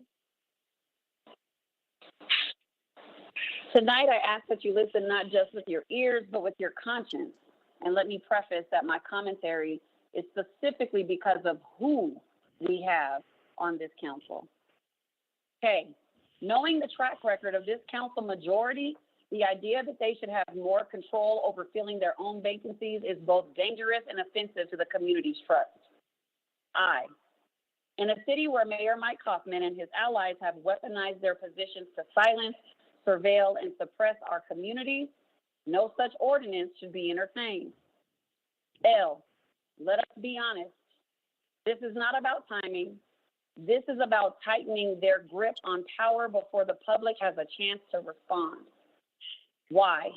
You cannot convince us this is procedural when it reeks of political calculation from the leadership of individuals like Danielle Jurinsky and Stephanie Hancock. Their leadership has proven to be consistently harmful. No community that values truth, transparency, or transformation should give more appointment powers specifically to Steve Thunberg, Francois Bergen, Angela Lawson, Curtis Gardner, or Amsalu Cassav. L, leadership is not a title, it is a practice. And the only consistent practitioners of just leadership on this council have been Allison Coombs, Crystal Murillo, and Ruben Medina. That's the reason why we cannot trust this particular ordinance at this time. E, every decision made by this majority has chipped away at the credibility of this body. And this ordinance is just another attempt to further exclude the people's voice. W, we know what silence sounds like. We've seen it in your votes, your absences, and your complicity in harming the Black and brown community. I oppose this ordinance with my whole voice and my whole spirit, not only because of the leaders that we have in the majority, but because I refuse to reward manipulation masquerading as reform. So in this moment in time, with the leadership that we have, I say no, loudly, for the sake of every resident who deserves real democracy, not a backroom deal. I just spelled out Kylan Lewis because we need different outcomes in our city.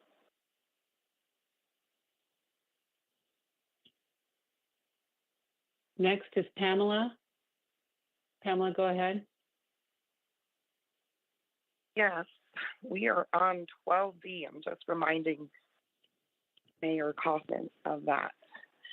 So I ask you guys to listen tonight, not just with your ears, but with your conscience. Hey, know this, when communities are already exhausted from betrayal, the last thing they need is another power grab dressed as procedure. I have watched this council majority vote against justice, hide behind rules, and choose silence when it costs them nothing. But now they want to choose successors. L, let's not pretend this is neutral, because nothing done under the shadow of Mike Kaufman and his enablers has been neutral. So disappointing. Why? Your leadership has made this chamber a hostile space for truth tellers and people of conscience. And no one from the coalition of silence, Zurinsky, Hancock, Sundberg, Bergen, Lawson, Gartner, or Cassaw has earned the public space. L, leaving vacancy decisions in your hands feels less like governance and more like gerrymandering the future.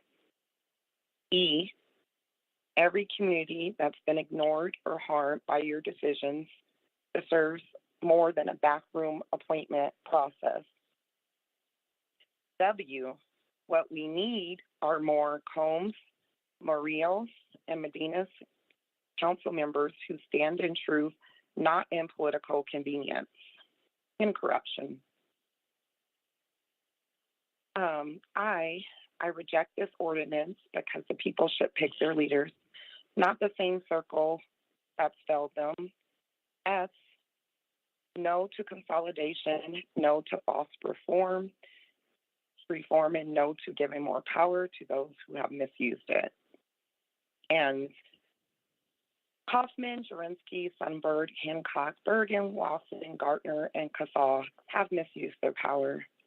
I just spelled out Kylan Lewis. Please stay with item number 12D. Thank you very much. For Kylan and other people in the community. Next is Lisa. Lisa, go ahead.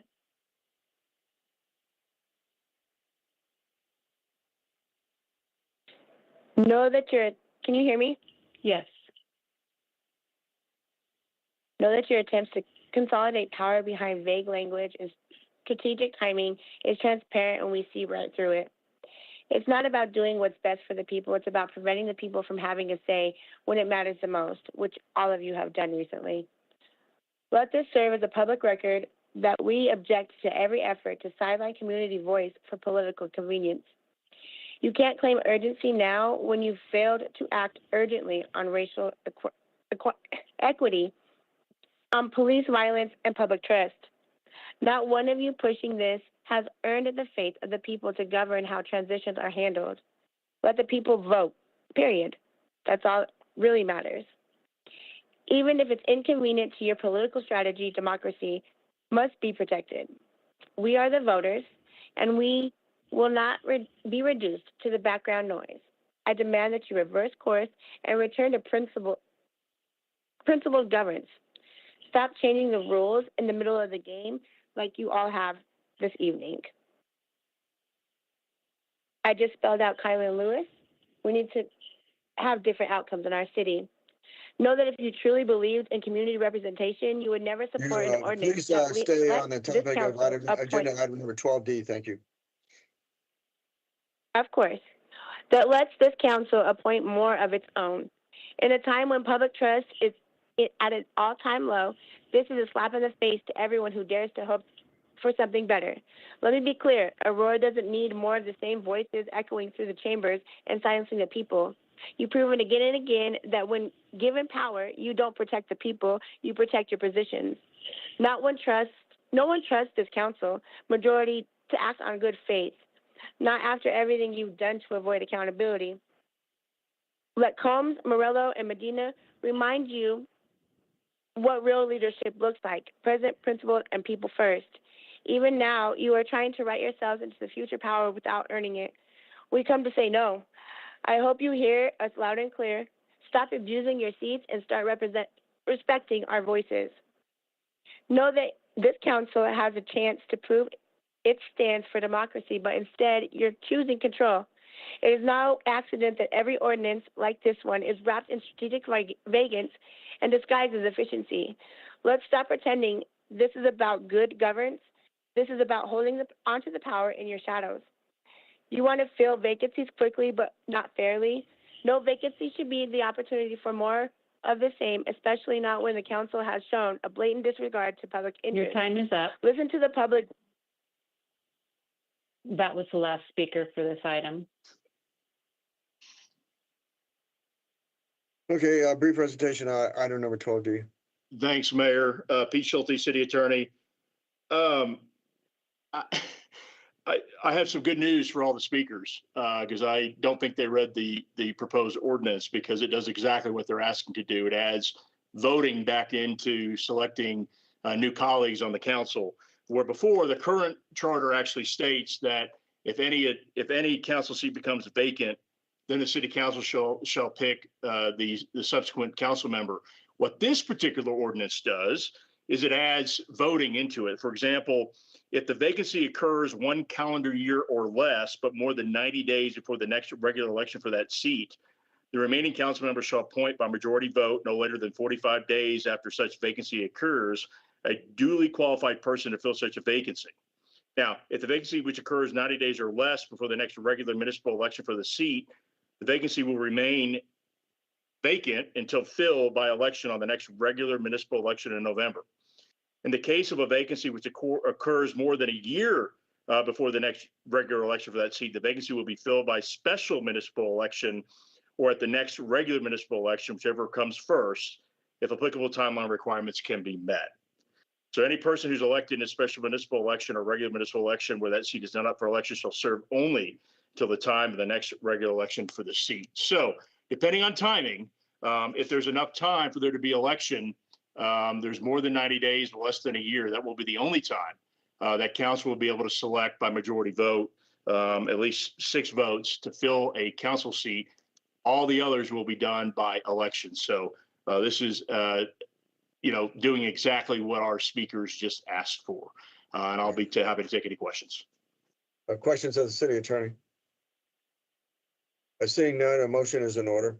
Mayor, motion to approve. Mayor, I have a question. Councilmember Hancock.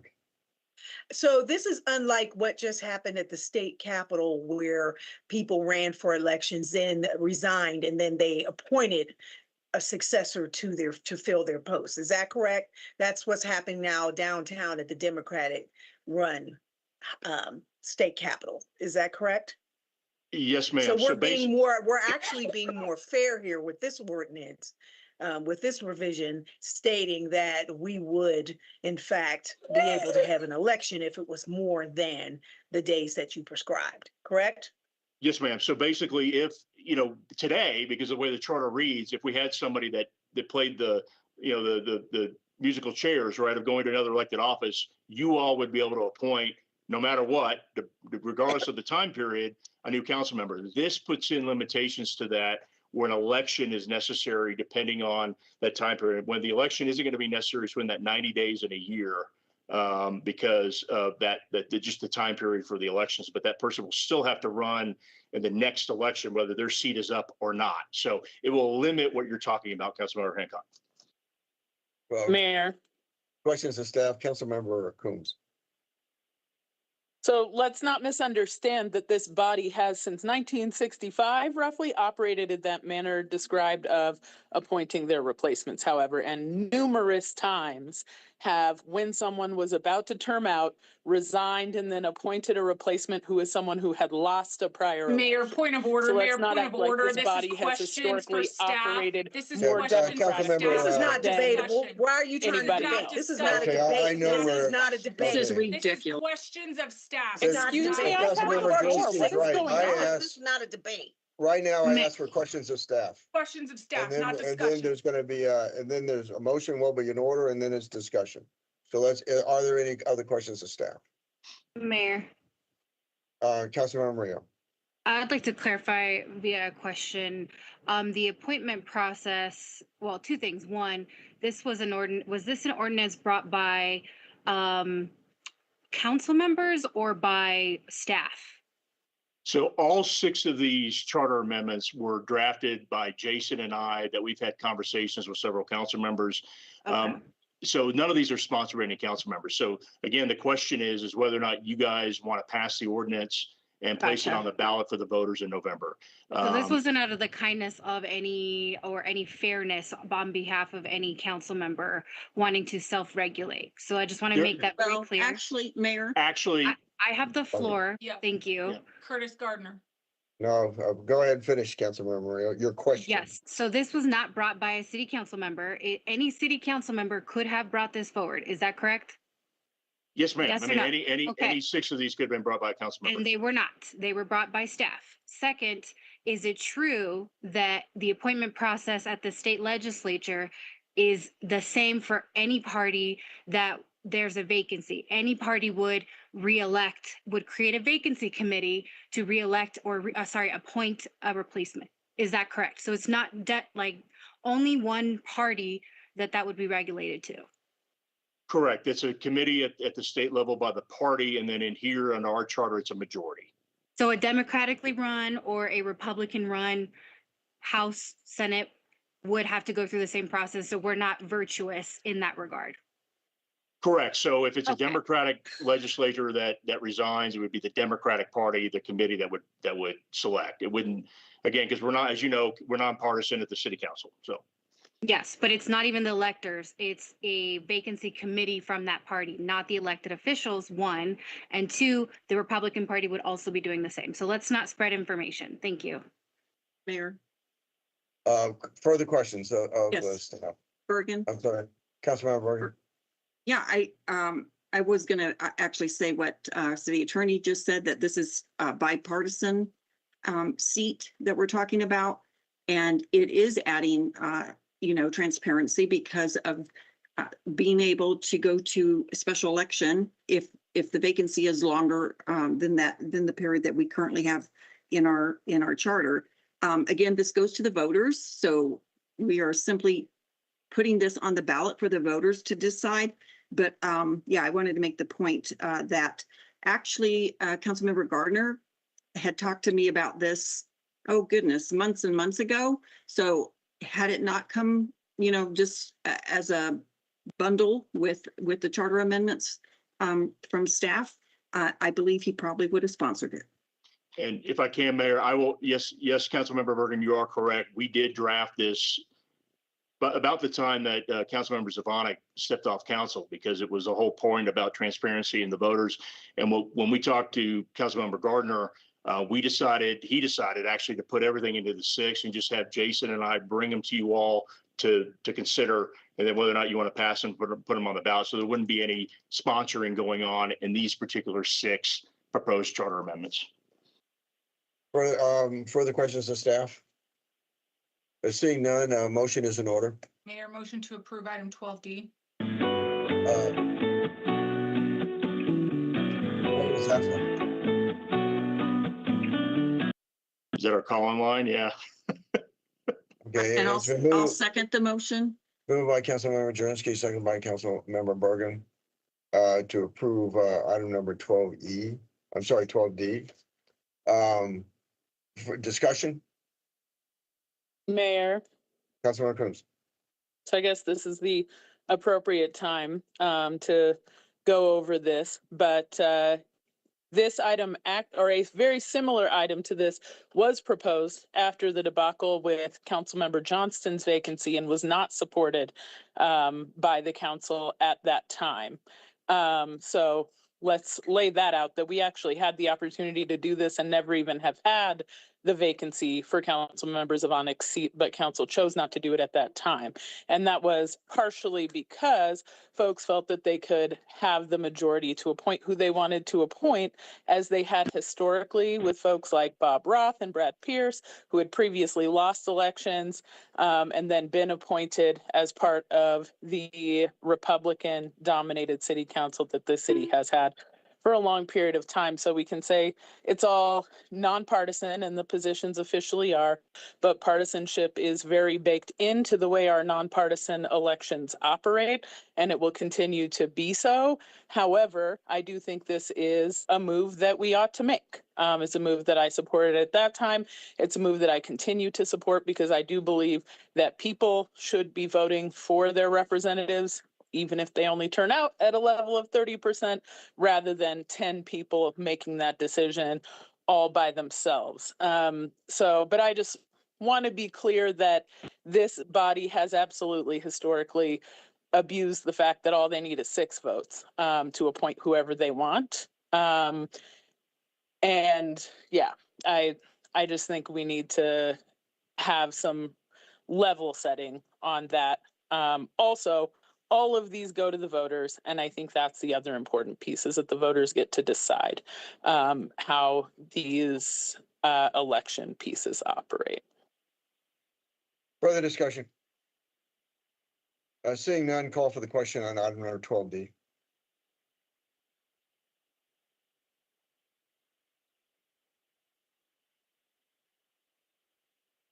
Katie, I'm having an issue with eScribe again. I'm a yes. Okay. The motion passes unanimously to adopt item 12D. Will the clerk now please read the title of item number 12E? Item 12E is introduction of ordinance 2025-56, submitting to a vote of the registered electors of the city of Aurora, Colorado, the regular municipal election of November 4th, 2025, a proposed amendment to Article 7.1 of the city charter concerning the residency requirement for the city manager. And Mayor, we do have individuals who would like to speak. Very well. Eric, go ahead.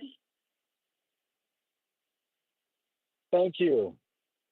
Item agenda 12E. Know that trust is the foundation of effective leadership. And with Jason Batchelor as the city manager, that trust has been shattered, leaving our community unheard and disrespected. It is clear that loosening residency requirements will only enable leadership disconnected from the lived realities of Aurora residents, worsening the gap between City Hall and the people. Let us not be fooled by the promises of efficiency when what we truly need is accountability and genuine commitment to the city's heart and soul. You cannot serve a community well if you don't live in it, breathe it, and walk its streets every single day. No amount of administrative restructuring will fix the leadership that dismisses community voices, especially those demanding justice and equity. Listen closely. Our neighborhoods, especially those long marginalized, demands leaders, I heard that, who share their experiences and fight alongside them, not from afar. Every day, Jason Batchelor remains city manager, detached and indifferent. Our city suffers from decisions made without empathy or connection. We must reject this amendment as a step that will only deepen the divide and further erode trust in city governance. I support leaders like Allison Coons, Crystal Murillo, and Ruben Medina, who understand the power of presence and community engagement. So stand with the people and oppose this amendment that enables disconnected leadership to persist. I just spelled out Kylie and Lewis because we need different outcomes in our city. Thank you for your time. Portia, go ahead. Yes, thank you. I just want to point out that it's been cutting out for people on the phone. I don't know if you guys are able to hear everything, so hopefully you can. With regards to agenda item 12E, excuse me, know this truth. Jason Batchelor has shown us what leadership looks like when it is separated from community, and it is harmful. I have watched this city struggle under the weight of decisions made by someone who neither listens nor lives here. Lowering the standard for future city managers to do the same is not reform, it's regression. You can't say you believe in community-centered leadership while removing the most basic requirement, that they live in the community. No, we cannot pretend this ordinance serves anyone but Jason Batchelor and those who want to protect his power. Leaders should not be allowed to lead from comfort while their decisions create crisis for others. Even now, with our voices raised in harm, this council has not held him accountable. And now you want to reward him with easier terms? Can you go on mute if you're going to cough while I'm speaking? Pretty sure. Michael. What precedent does that set for the next city manager and the next generation of leaders? If we lower expectations, we lower protections, and we cannot afford that. So I say clearly, vote no on this amendment, and yes to rooted, responsible leadership. And if you're paying attention, you guessed it, I just spelled out Kylan Lewis, because we need different outcomes in our city. Hashim, go ahead. Hashim Coates, I'm a Aurora resident. Tonight I ask you to listen not just with your ears, but with your conscience. Knowing how critical the role of city manager is to our well-being, you must demand more, not less. Connection to the city. They're hired to serve. I've lived in Aurora long enough to see the harm that happens when those in power do not live within the consequences of their choices. Let Jason Batchelor be the example of why residency matters, because his detachment has enabled indifference. You are asking us to approve an amendment that would shield him from accountability, even more than he already is. Never once has he shown up with humility or urgency when the community called on him. Leaders who want to manage from a distance are not leaders. They're overseers. We've had enough of that. Every policy decision, every budget cut, every act of silence he's made has impacted people he doesn't have to live near. When we say no to making that easier, not just for him, but for whoever comes next, I stand firm in opposing this charter because leadership is not just about strategy, it's about solidarity. So let's start acting like it. I've just spelled out Kylan Lewis because we need different outcomes in our cities.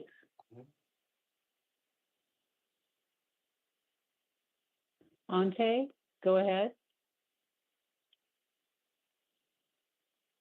In the words of the old Negro spiritual from the Mississippi Mass Choir, no, I'm not tired yet. I'm so excited to get to the end of this agenda. 9:30.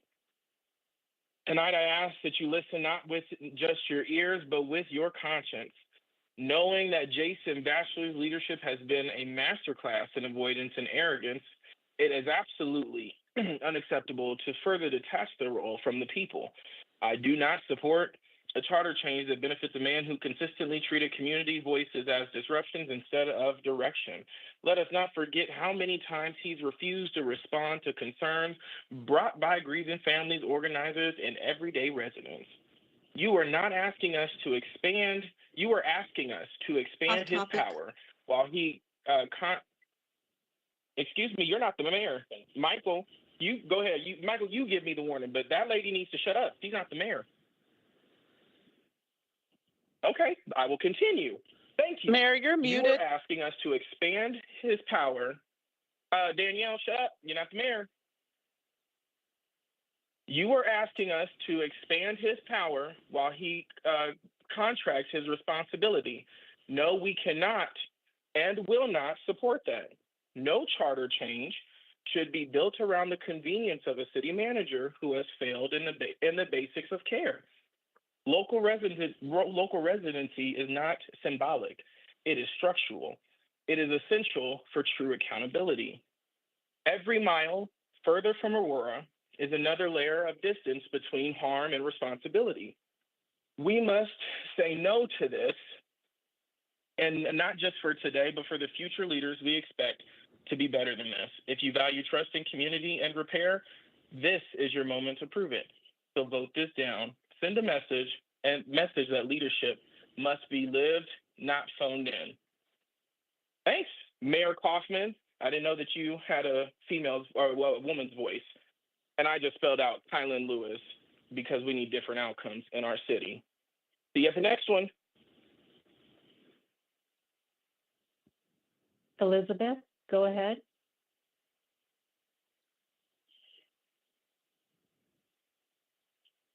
Sorry about that.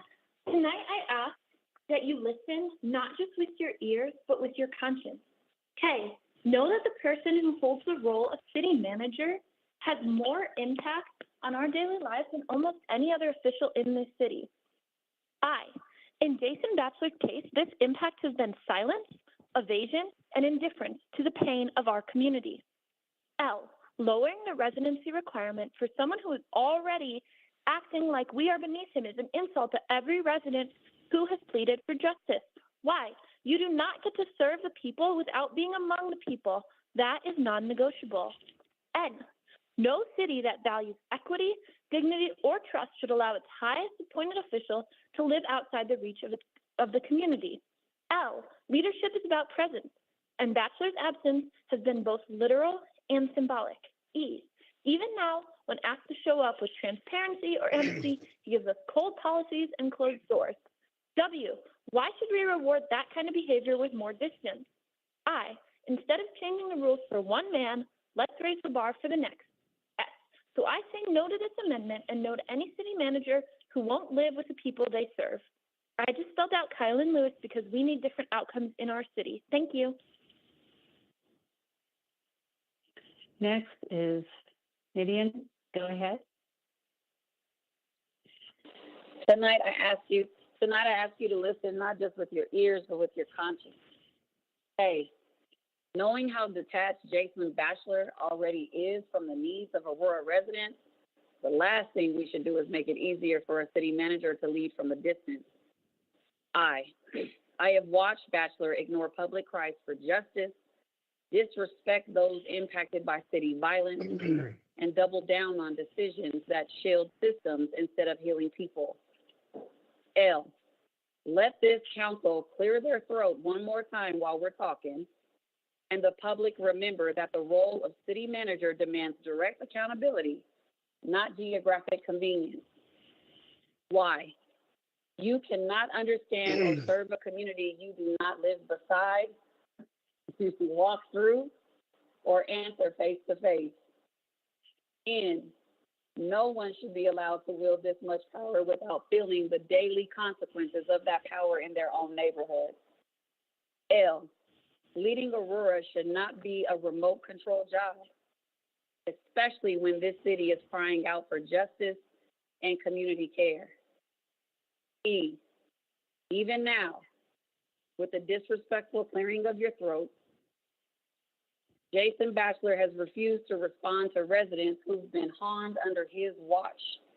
And yet you ask us to loosen the terms of this role? No. W. We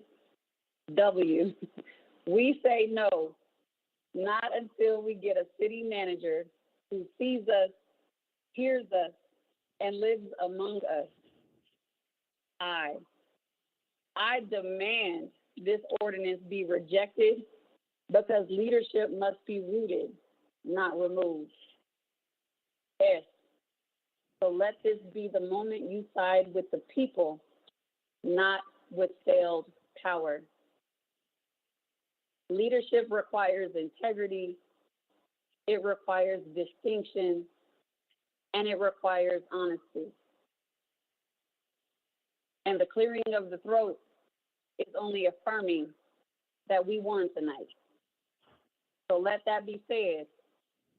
I just spelled out Kylan Lewis because Jason Batchelor, even through your eye contact, you failed him in life. Please stay on agenda item number 12E. Thank you. I'm done. Pamela, go ahead. Hello. Go ahead. You guys are first. Okay, thank you. This is on 12E. You guys are certainly earning your pay today that our city pays you. So I hope you are enjoying this time. And I urge you to listen with your ears. K, know that a city manager who cannot even be bothered to meet with residents harmed under his leadership does not deserve more distance. He deserves more accountability. It is Jason Batchelor's disconnection from Aurora that has allowed harm to fester and public trust to erode. L, let us be honest. If he doesn't live here, he doesn't feel the fallout from his failures. So why should we loosen the standard for him or anyone like him? Why? You may call this a minor amendment, but it's a major decision with long-term consequences. And no community that values healing, justice, and trust should remove the requirement that a city manager actually lives in the city they manage. So, local residency should be a baseline, not a barrier. It ensures shared investment, not just for strategic oversight. Even though now Jason Batchelor won't look grieving families in the eye, so how can we expect proximity from someone not even required to be a part of us? And W, what we need is a change in leadership, not a change in roles to benefit cell leadership. I demand this charter amendment be rejected for the good of all Aurora residents. So we can start moving toward justice instead of deeper detachment. We really shouldn't even be having this discussion. That Jason Batchelor, other council members don't have to live in Aurora. And if you have not been paying attention, you know, well, I'm going to tell you that we just bailed out Kylan Lewis, because we need different outcomes in our city. Thank you. Lisa, go ahead.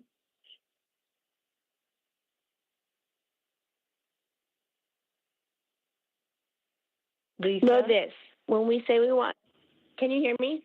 Yeah, go ahead. Hello? Okay, I was just making sure. Know this, when we say we want justice, we mean leadership that physically, emotionally, and morally present. And Jason Batchelor has failed on all three fronts.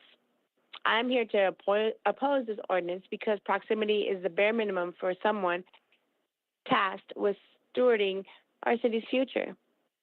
Let's not forget who refused to meet with grieving mothers, who sat silent with racial harm when racial harm was exposed, and who dismissed critical and personal attacks.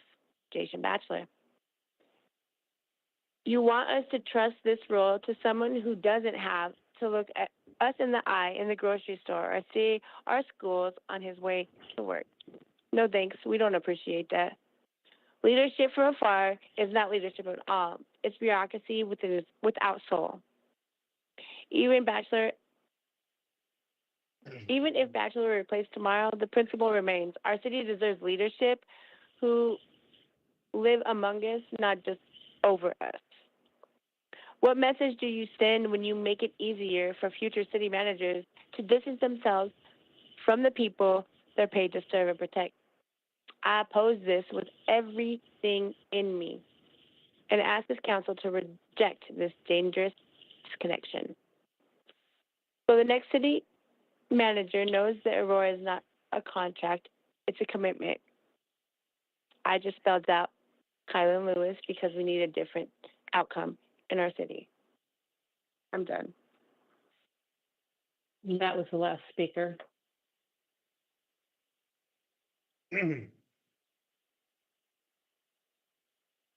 Okay, representation on item number 12E. Thank you, Mayor. Pete Schulte, City Attorney. So this was brought, and it wasn't at Jason's behest. There is litigation that was done in Denver when they had a residency requirement for their employees, including all the way up to their top administrators, that was struck down by a judge. This also is kind of a, for lack of a better term, to make all the council appointees equal. The charter only requires the city manager to reside in the city at the time of taking the oath of office.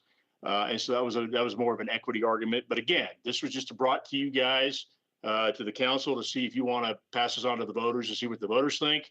But again, right now, the city manager is required to be a resident of the city at the time of taking the oath of office, and Jason meets that standard. Okay. Questions of staff? Seeing none, motion is in order. Mayor. So Councilmember moved, Mayor. Coombs. Moved by Councilmember Coombs, seconded by, Bergen. I'm sorry, Kassah, seconded by Councilmember Kassah. Discussion? Mayor. Yes, Councilmember Coombs. Yeah, so I think, right, we have the reasons before us that Mr. Schulte had presented, which I think are worth considering, but I also think this should be a matter for the voters to determine if that leveling should happen. And that is what charter changes result in, is the voters giving us that type of direction. So I do support this. I do think that there are people in our city who are concerned about the idea that the city manager would not live in the city. So I don't know what the final outcome will end up being. But I do think this is something we should send to the voters. Further discussion? Mayor Bergen. Councilmember Bergen. Yes, for the city attorney. So currently the fire chief and the police chief don't have to live in the city? Correct. Nobody, unless it's something that the council wants to do as a condition of a contract, but it wouldn't be charter required. It'd be something that you all would contract, with the employees. So you could tell the city manager, for example, the police chief, that you want the police chief to live in the city. But absent that, there's no requirement in the charter that somebody else could bring a claim to force the issue. Okay, and I agree it needs to go to the voters. Thank you. Further discussion? Seeing none, question before us is the adoption of item number 12E. Call for the question.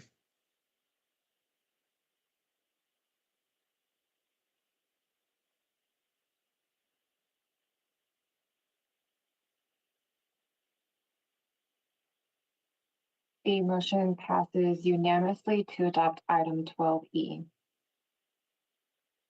Clerk, now please read the title to item number 12F. Item 12F is introduction of ordinance 2025-57, submitting to a vote of the registered electors of the city of Aurora, Colorado at the regular municipal election of November 4th, 2025, a proposed amendment to Article 3.3 of the city charter concerning elective public office. And we do have individuals who would like to speak. Please proceed. Eric, go ahead. You're live. Thank you. Thank you. Know that when laws are vague, people lose clarity, and the confusion serves those who wish to maintain control while silencing community voices. It's troubling that this amendment offers little explanation, yet demands a vote, pushing change without transparency or clear intention. Let us recognize that vague language in governance open doors for unchecked power, and we have witnessed how this council abuses that power. You can't expect trust from a community when the very laws that govern public office are shrouded in ambiguity. No one here should accept ambiguity when it can mask backroom deals and marginalize those demanding justice. Listen to the voices crying out for accountability, voices that too often ignored by Mayor Kaufman and his allies who prefer shadows to light. Everyone deserves to know exactly what they are voting for, especially when leadership has shown so little respect for clarity and honesty. We need reform that empowers the unheard, not vague amendments that perpetuate confusion and distrust. Now, I stand with those calling for clear, transparent, and just leadership, not more smoke and mirrors. So let's demand specificity, accountability, and real change before casting any votes on this proposal. I just spelled out Kylan Lewis because we need different outcomes in our city. Thank you again for listening. Portia, you're next. Go ahead. Thank you. With regards to agenda item 12F, know that we are tired of leadership that hides harm behind bureaucracy and calls it governance. I don't trust any proposal from this council unless it's explained with detail and intention, especially when it comes and is concerned with who holds office. Let's not pretend that vague amendments don't carry consequences, especially when they're shaped by a council that routinely silences dissent. You all know what you're doing when you present changes without context, and we know it too. Not everyone in this room may understand what Article 3-3 is, but we all understand when we're being misled. Language like this isn't harmless, it's strategic. Even your silence speaks volumes about how little this body values community input. I'm going to say that again. Even your silence speaks volumes about how little this council values community input. We've had enough of half-truths and full control. I demand clarity because we know this kind of vagueness always comes at the community's expense. So until we get specifics, we expect skepticism. I just spelled out Kylan Lewis because he was murdered in your city, in our city, and we need different outcomes.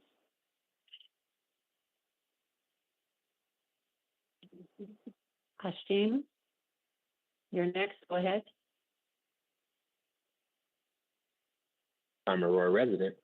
Tonight I ask you, listen with your ears, not with just your ears, but also with your conscience.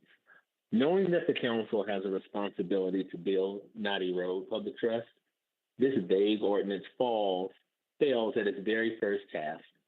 If this amendment is truly about empowering voters, then say that clearly. If it's about shifting power behind the scenes, then admit that too. Let the community decide, but first give us the truth. Your pattern of introducing unclear legislation, failing to engage with residents, and then blaming the process is well documented. Now you want to change the city's charter with language that leaves even experts guessing. Let's name it for what it is: legislative fog in service of political convenience. Even the most even the most optimistic reading of this proposal doesn't change the fact that the public deserves better. What we want is not just new policies. We want a new political culture. I will always challenge vagueness in governance because I've seen how it is used to harm. So, clarify or prepare to be called out every single time. I just spelled out Highland Lewis because we need different outcomes in our city. Additionally, I'd like to point out the juvenile behavior of council members throughout this meeting. If you just would bring back public comment, you all can go back to whatever life you were living. But the people will always find a way to have our voices heard. And as a resident, I support the people's voice. And I also support holding those accountable who murdered Highland Lewis, because he deserves that respect. Never forget his name, Highland Lewis. John? Never forget the fact that he died under state murder.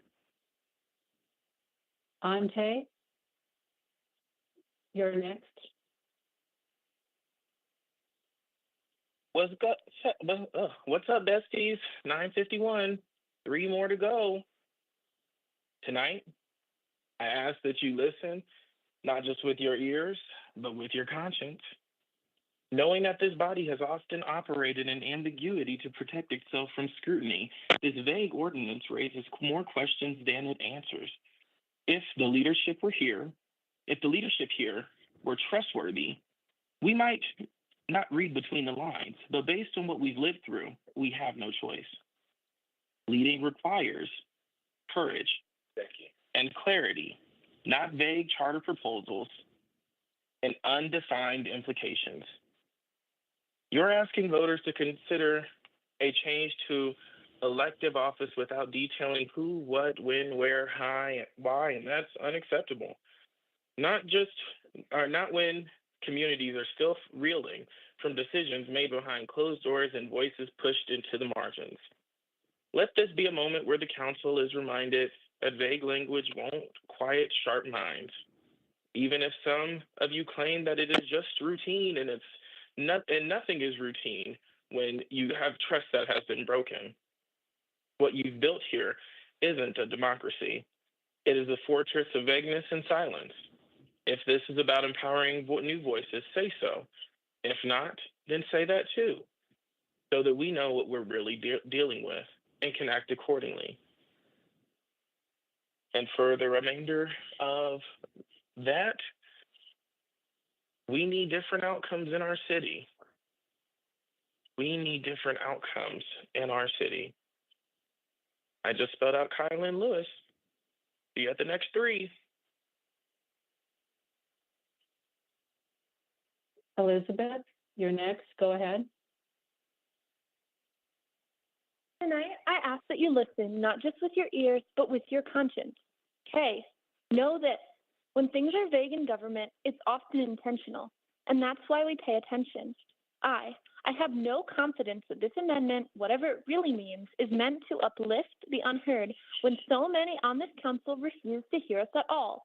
L, let's not pretend that leadership like Mayor Mike Kaufman or Danielle Durinsky has earned the benefit of the doubt.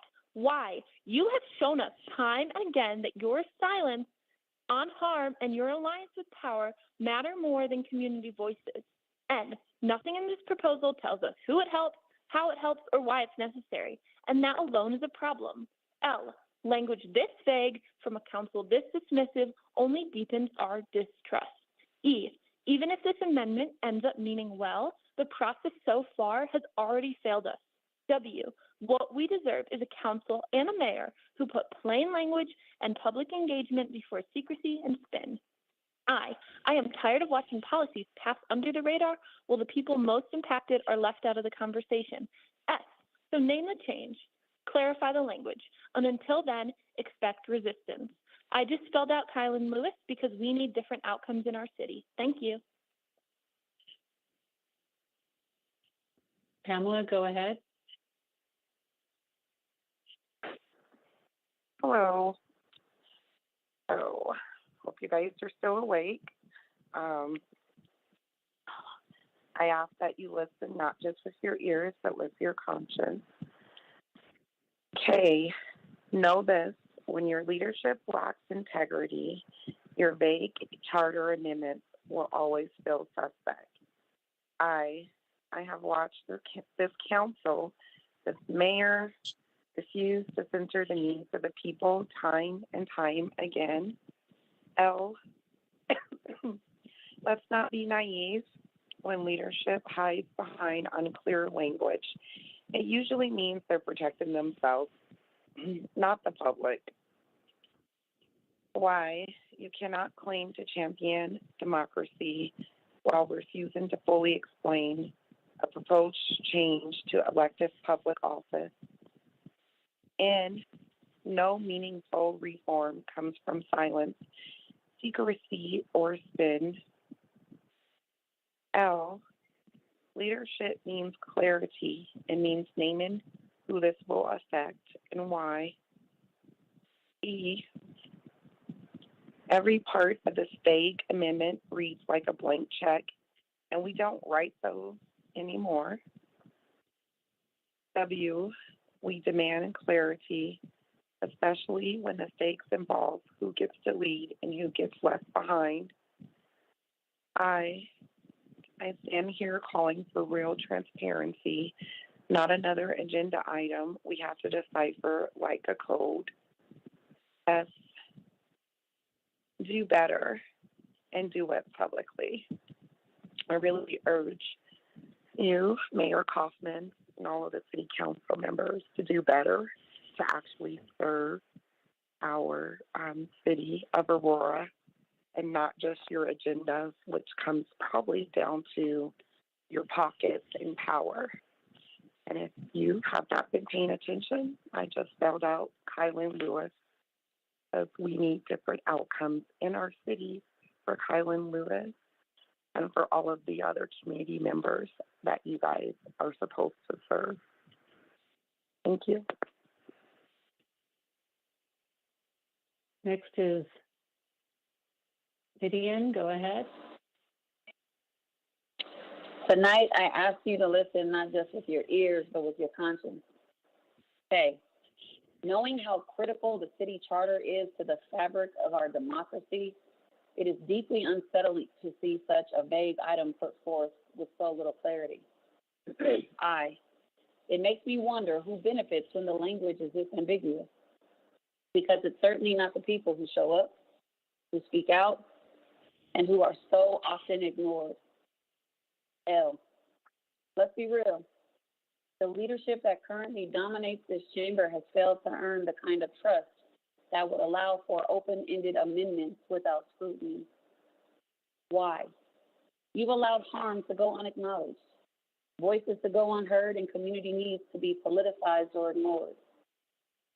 N, now you bring forward charter amendments without explaining what exactly it does or who it empowers. You saw tonight that community members are not able to interpret what you put on your agenda, yet you still hold an expectation that we understand exactly what you mean. That's not only unfair, that's unconstitutional. L, leading a city requires transparency, not vague legislation and closed-door decision-making. E, even this agenda item reads like a warning. Be careful what you don't explain, because we are listening closely. W, what we want is not just reform, but justice, equity, and actual representation of the people who are rarely invited to lead. I will use every opportunity to say that the current leadership, from Kaufman to Casal, minus Medina, Murillo, and Coombs, has failed to center the people most impacted by their decisions. And we saw that with the grandstanding of Stephanie Hancock tonight, making something partisan. S, so let this vague proposal be a reminder. The people are watching, and we deserve much better.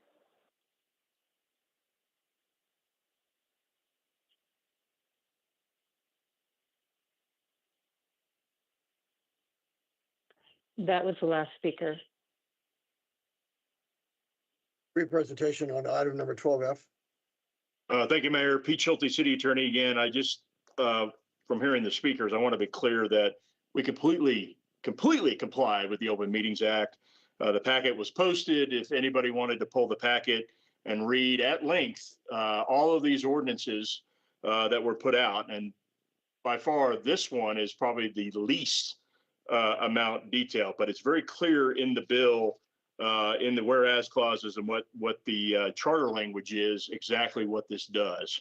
So I just want to make sure for the record that we did make a note that we are in compliance with the Open Meetings Act. So what this amendment does, if it's passed and put on the ballot, would strike the paragraph in 3-3, or the part of the paragraph says no council member shall hold any other elected public office, nor be a salaried employee of the city of Aurora. It takes out hold any other elected public office. And to give any more power to anybody in the city of Aurora, just allows one of our council members, if they choose to run for another part-time office, they could do that. Again, this only applies to council members. It won't apply to the mayor, because the mayor is a full-time officer. And as I stated in study session before, the Colorado Constitution, Article 7, Section 2, does require that full-time elected officials have personal attention required. So again, this would only allow, for an example, if a council member wanted to run for another part-time office like the state legislature, like the state House of Representatives. So that's what this charter would do. If it passes, that's what the charter change would do. But if not, the voters would tell us what they want. Questions of staff, city attorney? Seeing none, a motion is in order. Mayor, So motion to moved, approve Mayor. item 12F. Is moved by Councilmember Jurenski, seconded by Hancock. Councilmember Hancock. Discussion? Mayor. Councilmember Coombs.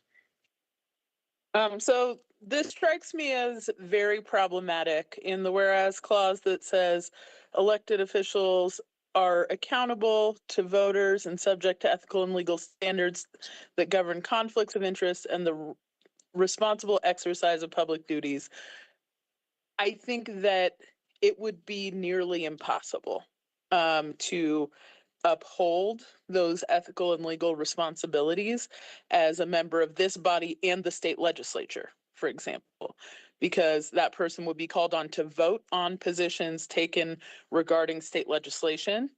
That person would be called on to be present in meetings at the state legislature till all hours of the night that would likely overlap, day and night, that would likely overlap with their obligations and requirements to be here. So they'd have to give up one or the other. They'd have to be skipping a meeting here or there in order to attend the other one. And it would also potentially create legal conflicts of interest. This city is suing the state of Colorado over legislation passed by the state legislature. And so, for example, as a state employee of an agency working on that related legislation, I had to recuse myself. If I was a state legislature, how many more times would that happen? Because it would be all the legislation that was being voted on, not just the stuff relevant to the specific office that I work in.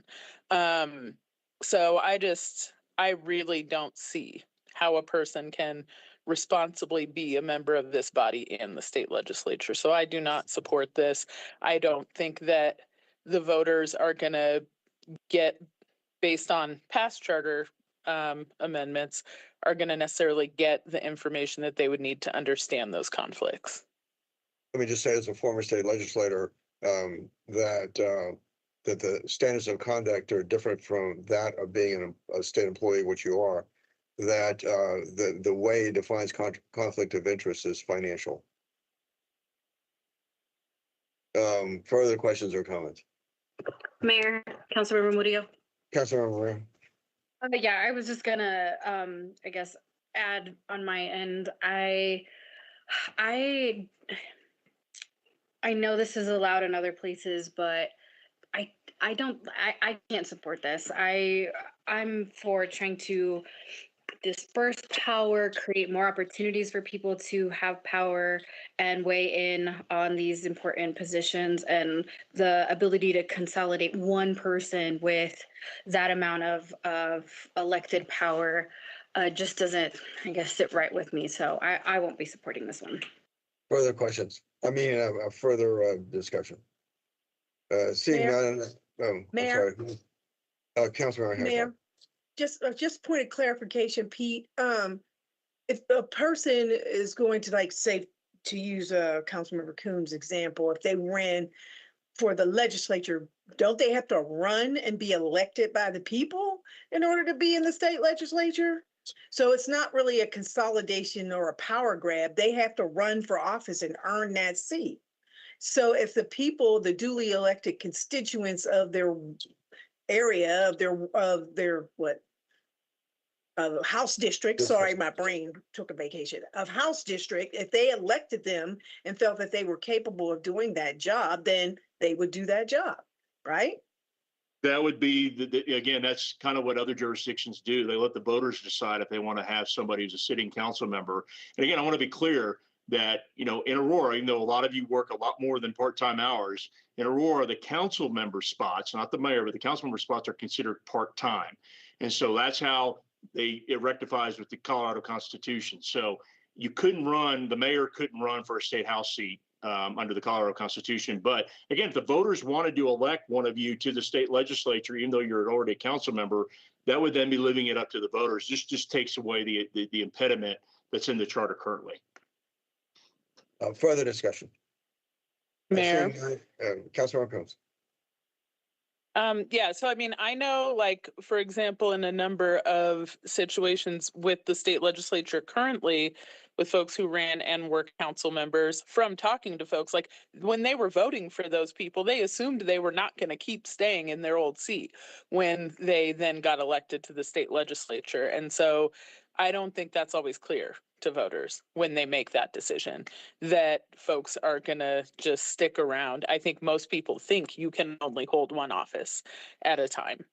So I just, yeah, I'm not going to convince people, but I really think it's highly problematic. I don't think we should do it, and I don't support it. Further discussion. Mayor. Councilmember Bergen. Yeah, I mean, we keep saying the legislation, but or legislative body, but this could be for the school board, which certainly could be on different nights than council meetings and maybe doesn't require that much time either. So wouldn't that be an example to our attorney?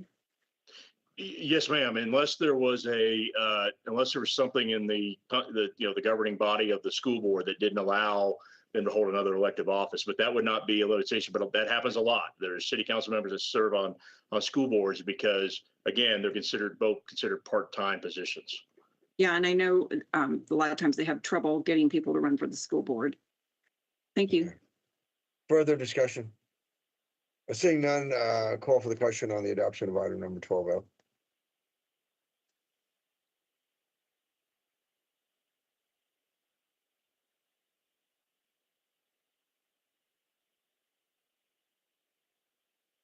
Councilmember Coombs. Yeah, nothing's coming through on eScribe. I'm a no. Thank you. The motion passes with 6 yes votes, 3 no votes from Councilmember Coombs, Councilmember Medina, and Councilmember Murillo. Will clerk now please read the title to item number 12G. Item 12G is introduction of ordinance 2025-58, submitting to a vote of the registered electors of the city of Aurora, Colorado at the regular municipal election of November 4th, 2025, a proposed amendment to Article 3.6 of the city charter establishing the salaries of the mayor and city council members based on the salary of an Arapahoe County commissioner. And we have individuals signed up to speak. Very well. Aaron, go ahead. You have 3 minutes. Go ahead. You have 3 minutes. All right. Can you hear me? Yes. Sorry. Okay. Sorry. You have not been removed from the question queue. Okay. All right. Sorry. Give me 1 second. Sorry.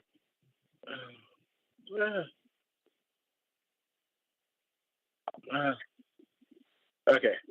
This November, you're asking voters to align city council salaries with those of the Arapahoe County Commissioners. Bold move, one that under better circumstances I might support. But let's be honest, over the past few months, we've seen this council at its worst. Decorum out the window, voices silenced, and disrespect on full display. Aurora's council serves the public part-time, but now wants full-time pay. That's a problem, especially when our city faces real, urgent needs, crumbling infrastructure, rising homelessness, public safety concerns, and neglected neighborhoods.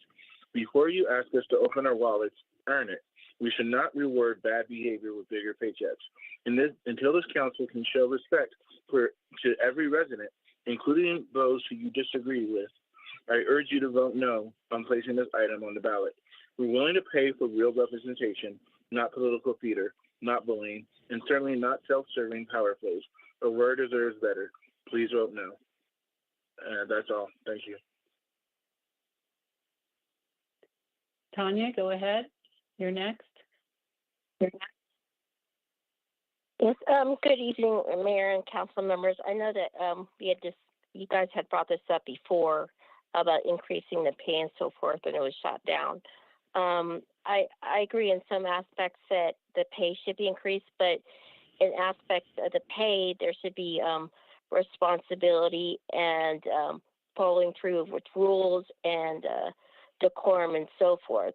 When there's instructions and there's procedures that are put in place at the beginning of the meeting, and then the meetings are taken over by whoever wants to do whatever they want, and not sticking with decorum and procedures that are implemented at the beginning of the meeting, then that kind of questions about the pay and so forth.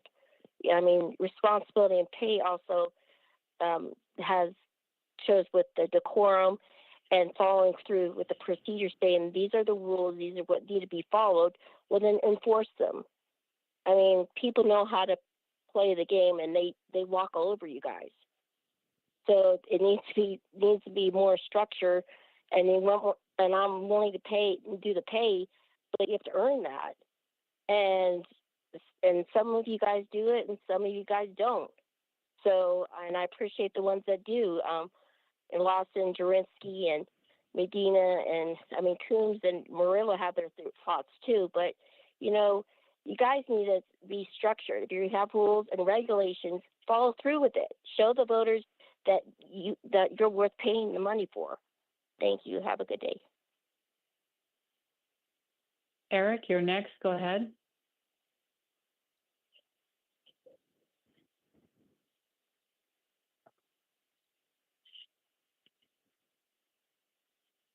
Eric?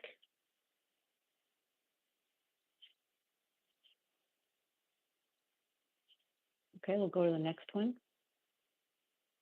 Portia, go ahead. Oh yeah, I'm still here. We going strong. We going strong. Oh man. Whew. Where do I even begin? This council has become an embarrassment to public office by turning away from authentic public engagement and instead prioritizing control and comfort for themselves over justice for our communities. Got to ask you, how's that working out for you guys? It's interesting how, there's a handful of people who are here to speak on these issues, shall we say, yet the real issues don't even, like Highland Lewis, isn't even discussed. It's outrageous that the very people who have effectively silenced voices with viewpoint discrimination want us to believe they deserve raises, especially while we bear the cost of their failures in lawsuits and loss of trust. Let's not mince words. This is greed disguised as governance, and it's insulting to every resident who has suffered under this leadership's neglect. You cannot talk about leadership when you refuse to show up in person, when you ignore calls for police reform, and when you spin lies about our immigrant neighbors to score political points. Not 1 cent of your requested raise belongs to you, not until you reverse course and start acting like real leaders who serve rather than control. Look to those like Allison Coombs, Crystal Murillo, and Ruben Medina, who remind us all what true leadership looks like. People who engage, listen, and fight for justice. Every paycheck you seek is a statement about your priorities. And right now, those priorities say you care more about yourselves than the people who elected you. We demand accountability, transparency, and leadership rooted in community, not self-enrichment at our expense. I refuse to let you profit from your failures and betrayal of public trust. So hear this now. No raises, no excuses, no more silencing. And yes, I sure did just spell Kylan Lewis because our communities need a different outcome. Thank you. Hashim, you're next. Go ahead. Yes, Hashim Coates, longtime Aurora resident. Tonight I ask that you listen not just with your ears, but with your conscience. Know that if there was ever a time to reject raises for this council, it's now. While they continue to hold public meetings virtually in silence, silencing the people with no accountability, no apology, it's staggering that you want to ask for more money while you hide behind screens, ignore community trauma, enable police violence to continue unchecked. Let's call it what it is. You're a disgrace to public office, and now you want to get paid for it? You dismiss public engagement as disruptive, weaponize policy to keep dissenting voices, and even immigrant neighbors face extremist attacks fueled by your lies. No raise is deserved for a council that has made itself inaccessible, unaccountable, and unapologetic about the pains it caused. Let's uplift leaders like Allison Coombs, Crystal Murillo, and Ruben Medina, who show us the way forward through truth, presence, and fight. Every dollar you seek should remind us of how deep the divide is between you and the community you claim to serve. We're not fooled by your posturing of your attempts to cash in on failed leadership. I will oppose this proposal loudly, without hesitation, until this council earns back every shred of trust that it has destroyed. So take this back and start giving us transparency and justice. And yes, I spelled out Kylan Lewis because we need different outcomes in our city. And the fact that some of you sit on council like a please stay to encourage the law. on the amendment on the You're right. issue. You're right. Thank you. You're right, Mayor. Shut up. Got you. So you seek to deplete council funds, city funds, and tell people to. Ante, you're next. Go ahead. 10:19, 4 hours, 39 minutes, and 50 seconds. All because you wanted to change the rules. And you want the citizens to give you a raise. Tonight, I ask that you listen not with just your ears, but with your conscience. Know that there is no amount of spin, language, or justification that will make this ordinance morally or politically acceptable, because no one should be rewarded for doing the bare minimum while doing the public the most harm. It is shameful, truly shameful, to watch you all sit in silence about police killings, racial violence, and systemic harm, while now proposing to sit in a fatter paycheck. Let's talk plainly. Your conduct has been cowardly, your leadership empty, and your policies have been often harmful and hollow at best. You moved public meetings online to escape eye contact with the community, then used that virtual veil to silence dissent, criminalize truth tellers, and pad your own narratives. None of this deserves more money. It deserves a public apology, systemic overhaul, and perhaps actually resignation. That would do us such a great service if you just all of you would resign, besides the 3 Democratic members, of course. Let's not forget that Jason Batchelor was empowered by your silence. The lawsuits mounted under your inaction, and yet some of y'all want to be paid more for it. Even if you frame it as a comparison to commissioners, you have failed to act like public servants, so don't ask to be paid like one. What you need to do is a deep look inward, a hard look around, because this city is not well, and it is because of much of your doing. If you believe in justice, then show up for it. You believe in equity, then act like it, and stop taking from the people when you've given them so little. So this is a request. This request is not just absurd, it's offensive, and it will not go unanswered. I also would like to call out that while you are looking, I support people being paid for their work. However, you all are not a full-time council. You are not county commissioners. You will never be like Denver. So stop trying to act like it. And yes, we need different outcomes in our city. And I just spelled out Kylan Lewis. See you at the next agenda item. Bye, besties. Elizabeth, you're next. Go ahead. Thank you. Tonight, I ask that you listen, not just with your ears, but with your conscience. K, know that it is absolutely disgraceful for a city council that has turned off the voices of its people to now try to turn up the numbers on their paychecks.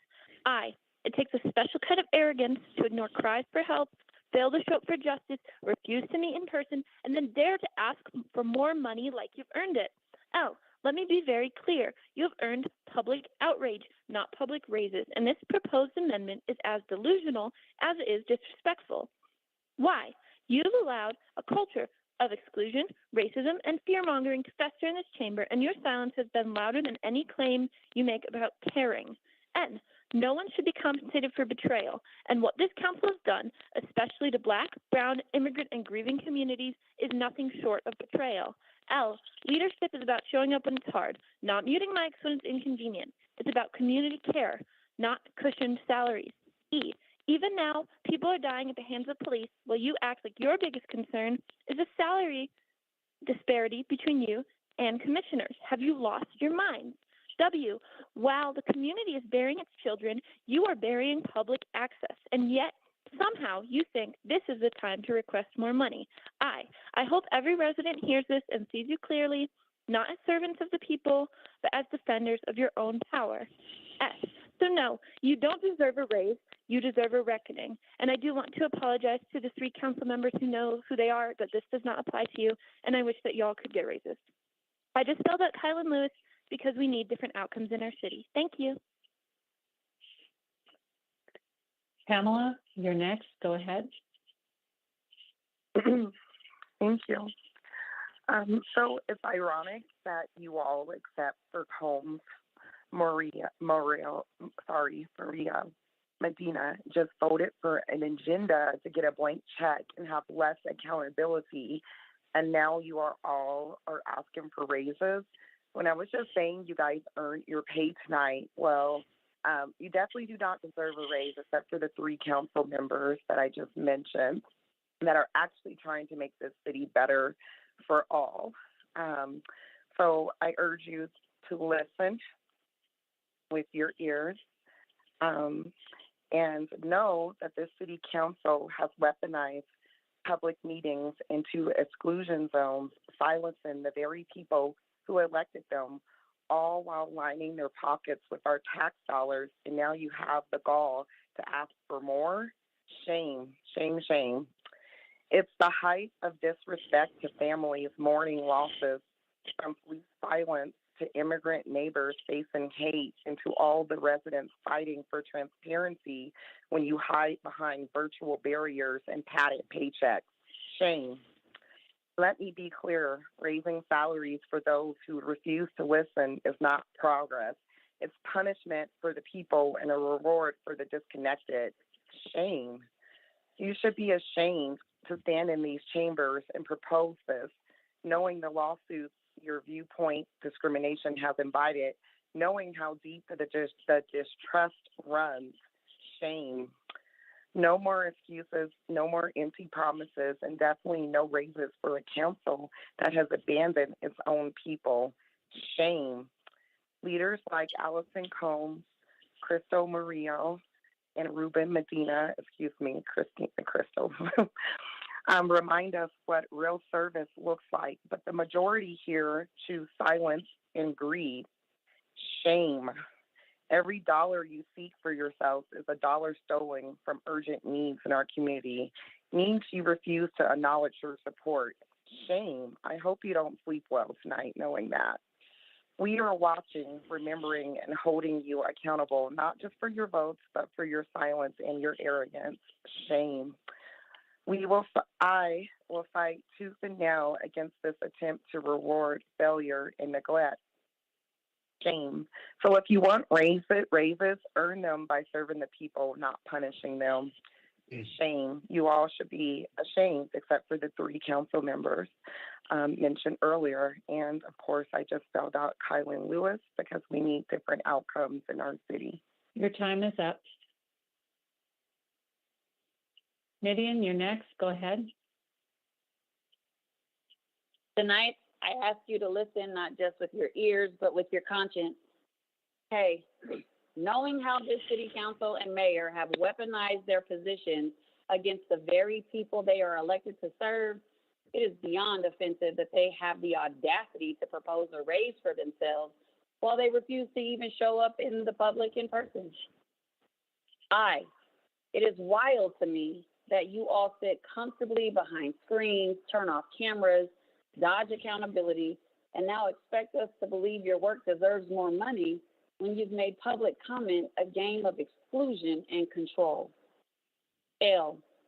Let's be clear. This council is being sued in federal court because you prioritize silencing dissent over listening to the pain of your people. And instead of addressing that harm, you double down on your comfort and control. Why? You don't deserve a penny more. Not when you've stood by while families bury loved ones, not when you've ignored police violence, and not when you fail to change a single outcome for those most impacted. I'm going to run that why on back. You also have a budget problem because of said lawsuits. I'm going to run that why back again. You also have an issue with capacity because your operational function is in disarray because you try to silence voices.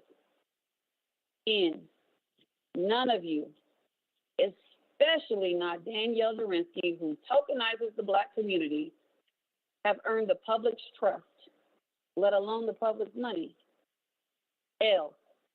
Leadership means presence, humility, and service, not hiding behind policy, pushing xenophobic narratives about immigrants, and treating power like a playground. Even the mere suggestion of comparing yourselves to county commissioners insults every single person who's been denied justice under your watch. The county commissioners don't silence your microphone. The county commissioners don't go off screen. What you've earned is public scrutiny, not pay increases. Accountability, not applause. I demand that this council be reminded, you are not above the people. You are not exempt from consequences. S is for shame. So the fact that even considering this says everything about your priorities and nothing about the values of real public service. I just spelled out Kylan Lewis because we need different outcomes in our city. That was the last speaker for that item.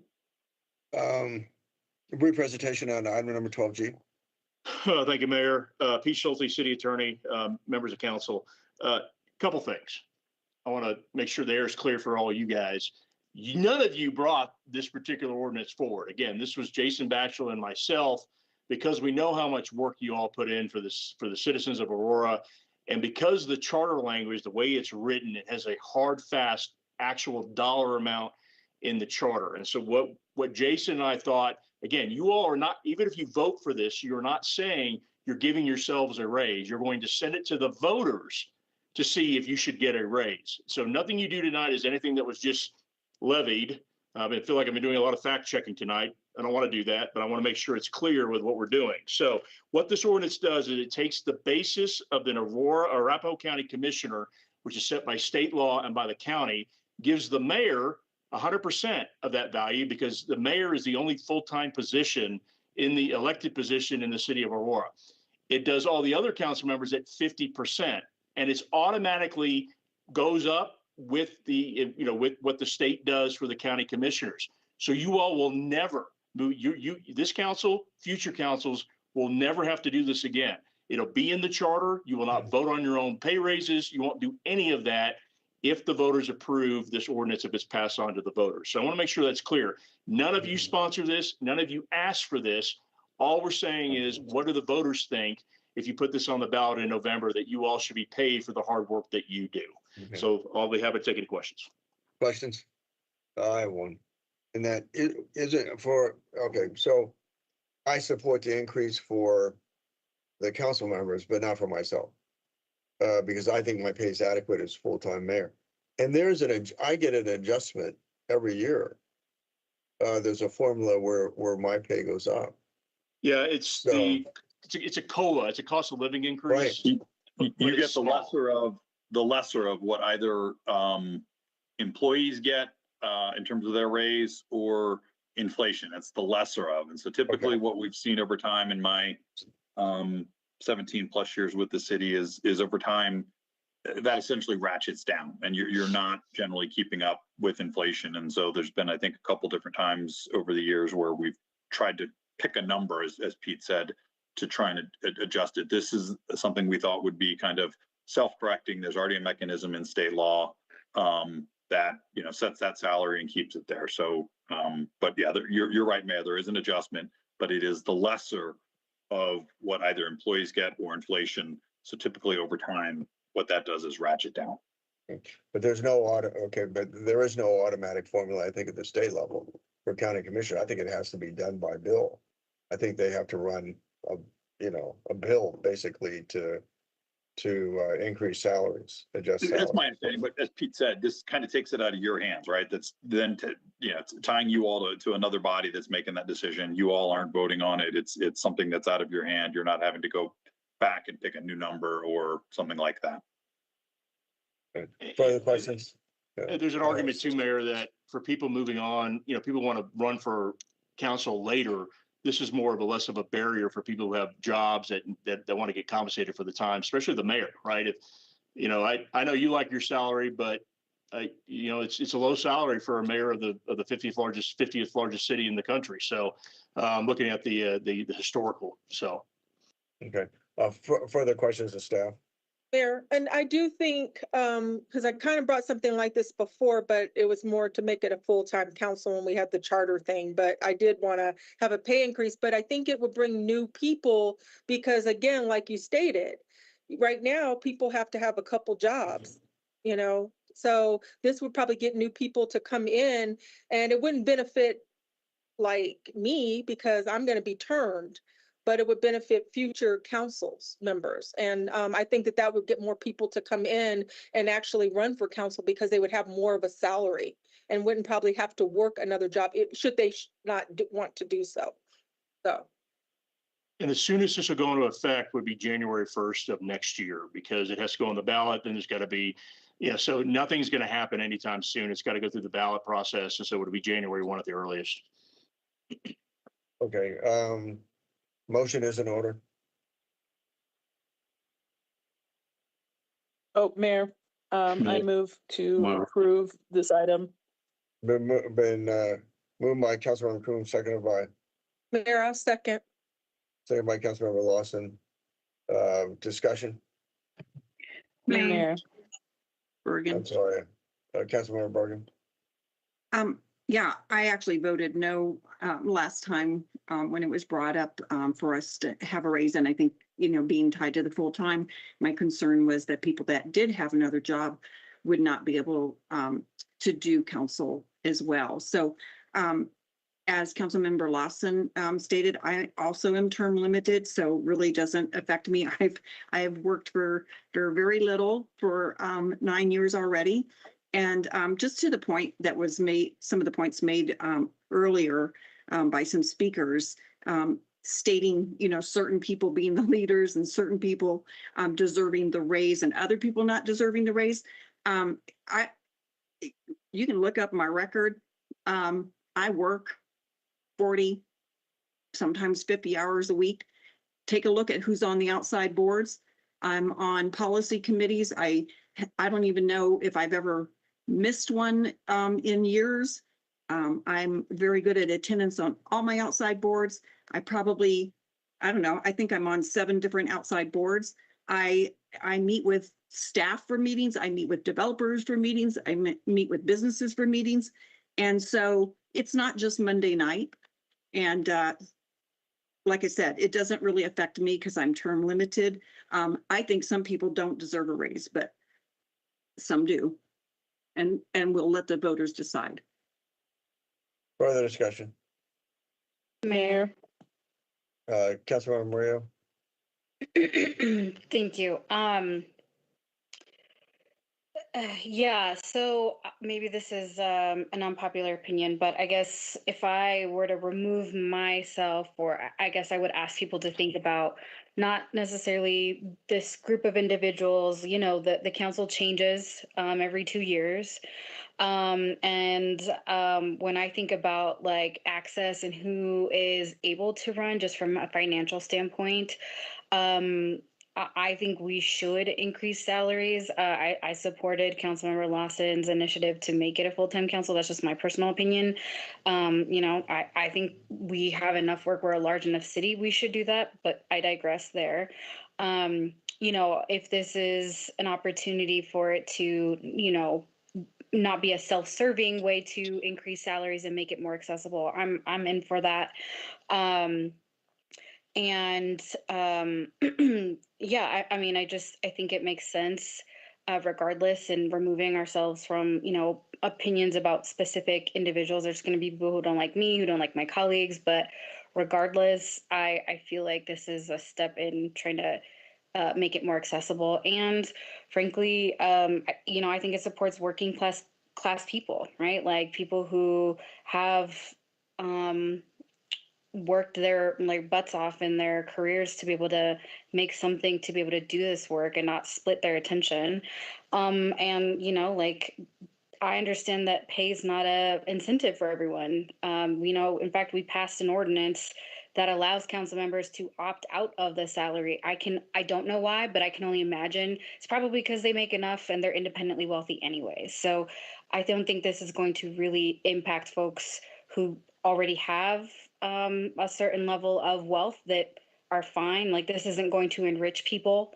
And I guess I would ask the city attorney, what does that number look like? If we're getting paid half of what county commissioners are getting paid, what does that look like numerically?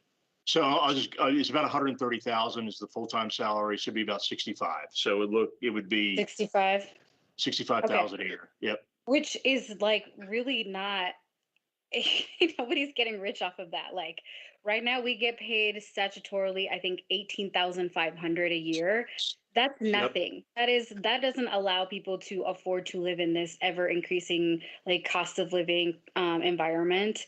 Ultimately we do get allowances. So I think our take home pay is closer to like 30 something thousand, 32, 35-ish thousand. Again, people can't survive off of that amount. So just from an ability to do this job, I support this. Further comments? Mayor. Discussion. I'm sorry, Councilmember Coons. Thank you. And I'll try to refrain from being too repetitive. I just do want to reiterate to folks that when we make rules, they shouldn't be about individuals. They should be about the general principle and the general operation. And the charter is fundamentally a set of rules. And so in my view, when we're looking at whether or not to do this, it should not be about the individuals currently on this council. It should be about what we think is a good operational procedure. And in my opinion, it's a good operational procedure to make it possible for people who are interested in this work to do it, as has been noted by Councilmember Lawson and Councilmember Murillo. But also, I want to point out to folks that the legislative body of this city accounts for less than 1% of the budget. And in my tired late night mental math, I'm pretty sure we would still account for less than 1% of the budget with this change. But also, I think what really fundamentally is appealing to me about this is that it does take it out of our hands, and also it sets it so that we don't have to keep coming back to this, right? Because there was the initial amount that folks were originally paid when the charter was first passed, and then that has to get amended and amended and amended to change over time. And in fact, the mayor didn't used to be paid full-time either. You know, and so those changes have to keep being made over and over again. Now that we have the practice of a full-time mayor and a part-time council, as much as I agree with Councilmember Lawson on the full-time council, I think it would be helpful to set that salary formula and procedure in a way that we didn't have to keep coming back to it over and over again, and put it in the hands of the voters. I think that's the other important piece. Is it's not us voting. It wasn't us voting before either. Our pay is set by charter, but it would be helpful to not have to send it back to the voters all the time. Further discussion? Mayor Sorry, who's it? Bergen. Oh, Councilmember Bergen. And I just want to make one last point. Again, the voters will decide, but honestly, I think some rules should be put in place if it does pass to hold people accountable to actually working. Because there are people that hardly go to any meetings, outside meetings, that don't do their job, don't respond to constituents. And so I would hope that if it passes, we have some rules about accountability. Further discussion? Mayor, just a point of order. Councilmember Maria. Yeah,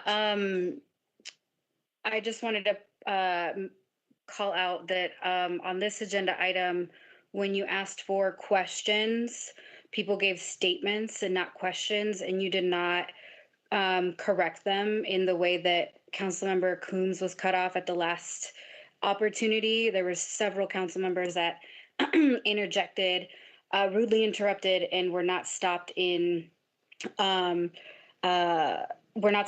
behavior. Councilmember Coombs was subsequently cut off from being able to ask or continue, but that was not applied here in this same situation. So I just want to make sure that that's clear on the record and that we're consistent moving forward and we're not biased in how we're running the meetings moving forward.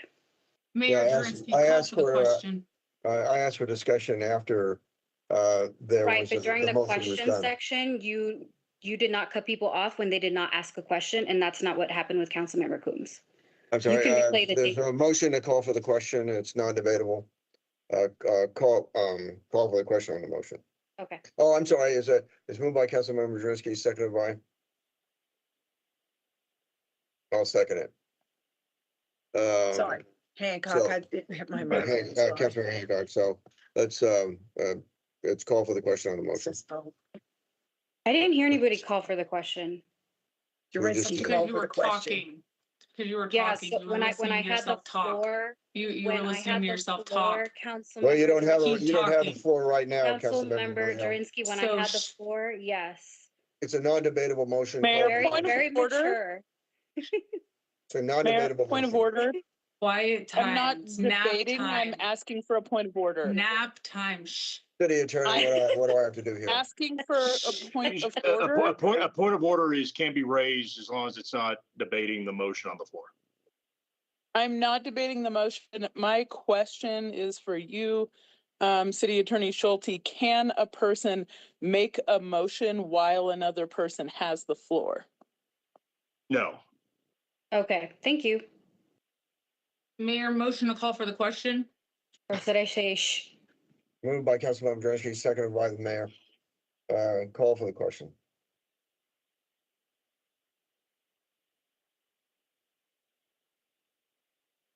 Mayor Kaufman, Mayor vote yes. No, from me. the motion passes with 9 yes votes, 1 no vote from Councilmember Coombs to end debate and vote immediately on the main motion. I thought we were voting on the main motion. My vote should have been a no. I apologize. Okay, thank you. Tough to pay attention. Shh. Nap time. Y'all, are we really doing this? Can we stop? Item number 12H, Mayor. Let's 12H. call the. Mayor, Well, no, we decorum, still need to vote on, decorum. we still need to vote on 12G, the motion on the floor. Yes. Yeah, let's vote.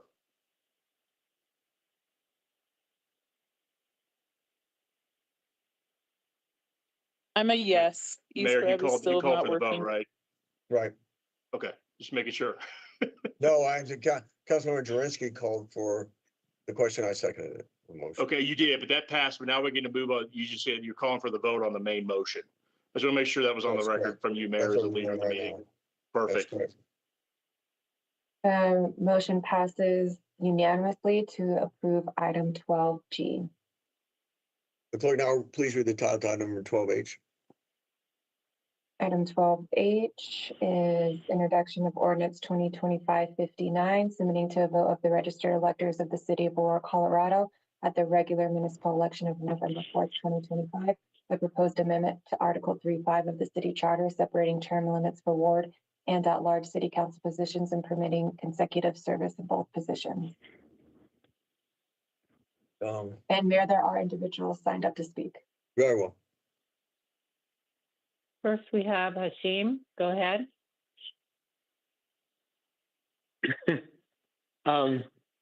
Yeah, so term limits. If anything can be determined from this meeting is the fact that these people that are serving with the interruptions of the mayor, they do not need to be here any longer than they are already here now. The lack of decorum is deplorable, and Aurora deserves better than to be locked into a cycle of this type of buffoonery, chaos, and juvenile behavior. So no wonder judiciary responsibility has been scapegoated with the encouragement of 2 lawsuits being posed against the city of Aurora by Danielle Jurenski. So I am completely unshocked at why accountability has not been had by this council for the many deaths, the many injuries, the many assaults, the extreme brutalities that Aurora Police Department has unleashed upon its residents and those traveling through. Remember the life of Kylan Lewis because it was important. Kylan Lewis was important. Please stick to the agenda on number 12H. Thank you. Yes, we need to have a council who will understand and respect the life of all residents and citizens. So I don't support anything that allows these type of people to be in office any longer than necessary. And that is what the news story should be about. The ongoing deplorable behavior and toxic environment that is being done at the hand or being done and fueled by taxpayer dollars. Remember Kylan Lewis, his life is important. Kylan Lewis, his life is important. Done. Kylan Lewis. Ante, you're next. Go ahead. There's another Negro spiritual that just says, late in the midnight hour, God's going to turn it around. Welcome to almost 11 o'clock. And this amendment or this proposed amendment to the city charter is a little troubling because I heard 2 council members talk about, hey, just pass the ordinance. We won't get this money. We won't benefit from this.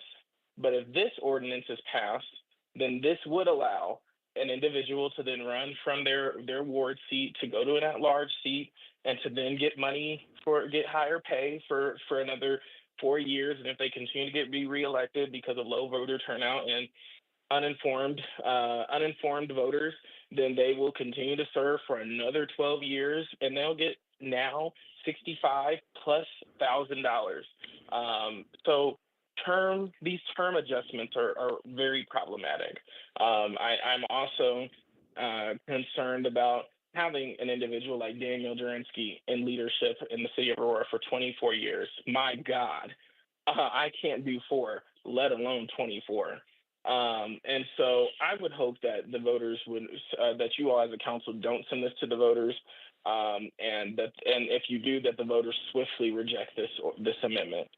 This should not happen, not now, not ever. And I'm hopeful that this election will be a referendum on the direction of the city, because we're here at almost 11 o'clock because of you all. Like legitimately, we would have been done at like 7:30, or even we would have left at 6:45 if we would just kept our regular meetings. But you all caused this with your actions at your last meeting. So this is how the Aurora City Council meetings will be going on from hereforth forevermore until that lawsuit is settled. However, again, we need to just, when it comes to this amendment, I'm just appalled that anybody would be wanting to continue to have the opportunity to have endless city council members where they could potentially outlive an entire, I mean, that 2.5 decades on city council, 2.5 decades, and then you could turn around and run for mayor and be mayor for 3 terms. Jesus Christ. Don't you believe new people deserve to be in those seats? Why do you need to be there for 30+ years?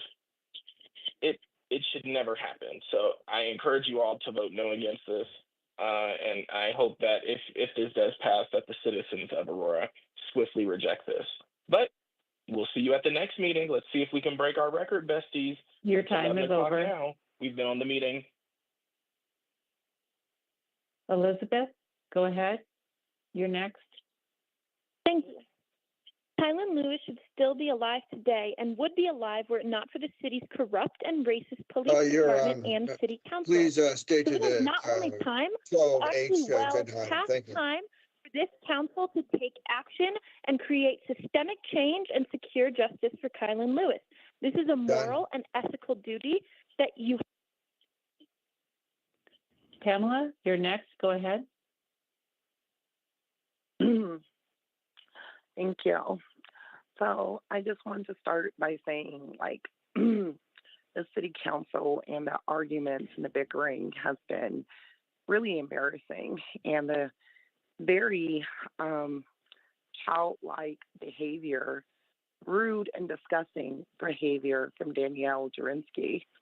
You're an embarrassment to our city being on this city council. Could you please you are stick not to like the us. issue on agenda item number 12H? Yes. Thank you. Yep, I am. Since you tried to align yourself with us, just want to remind you that you are not like us. Tokenism is simply covert racism. Racism requires I think the issue is power term to limits. maintain their privilege by exercising social, economic, and or political muscle against people of color. Done. Tokenism achieves the same while giving those in power. Midian, go ahead. You're next. All right, so 12H is the final item on the ordinance agenda. And so we have come to that final space. I'm sure that this line has remained open strategically in hopes, Pete, that you would find something that you could use to try to push back against what you have to fight in court. So with that, on the consecutive service in both positions, that is not only troubling, that's disgusting. And we've heard tonight that Jason Batchelor and Pete Schulte are the mask for some of these ordinances, as if to hide the council behind what this does. I don't know why this is happening the way that it is, but I know that it's strategic. I know that this ordinance and the others are very strategic. And so with that, it is not lost on us that when you all as a council vote yes on any of these, you're not removing yourself somehow, some way from the residual effects. You're sending it to the ballot. If you just vote no, you don't send it to the ballot. It doesn't exist if you vote no. So Article 3-5 of the city charter, separating term limits from ward and at-large city council positions and permitting consecutive service in both positions, that's not something anybody should be comfortable with, especially in the matter in which you all serve. We listen to you bicker. We listen to you try to censor yourself, Francois. Nobody asked you about what councils you serve on or don't serve on. And it sounds to me like you want to serve longer, so if this passes. So all of the bickering, all of the grandstanding, none of that is leadership. And that's the reason why the people's voice is coming to you, telling you to remove this as even an option. And everything about your leadership has been problematic in the journey of justice for Kylan Lewis, who was murdered by your police department with his hands up, unarmed.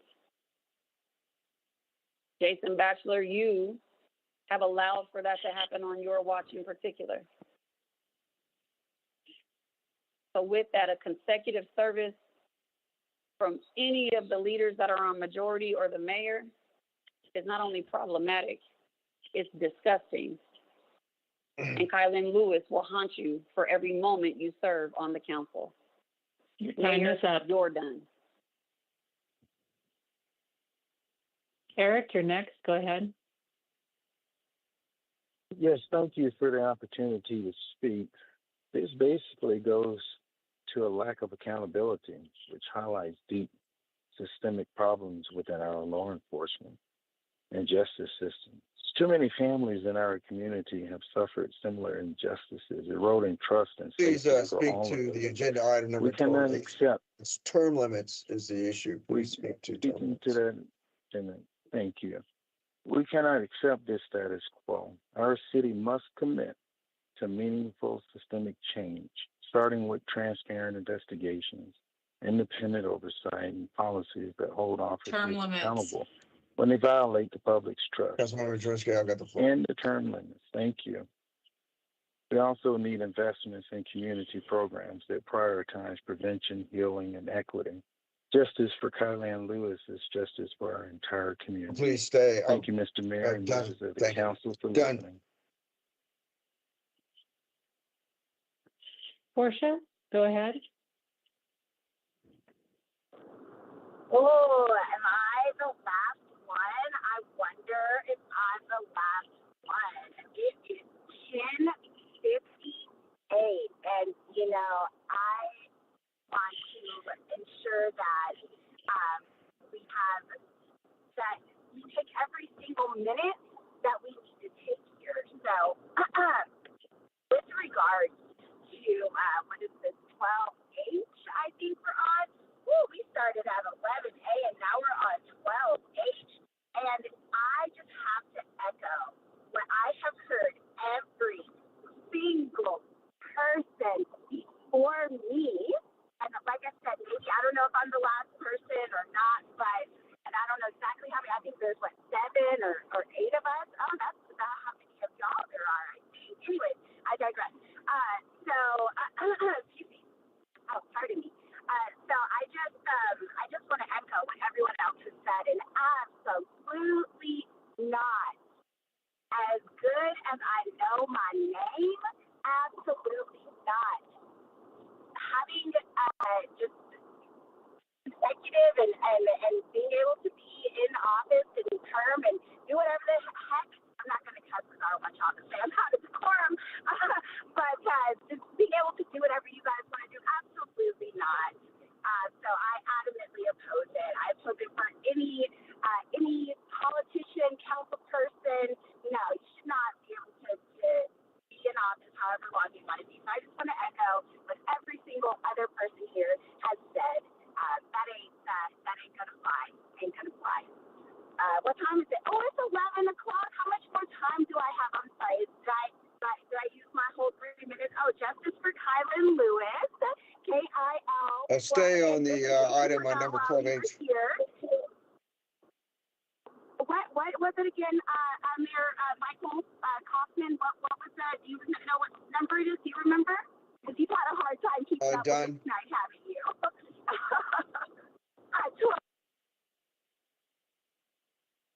you? Brief presentation by staff.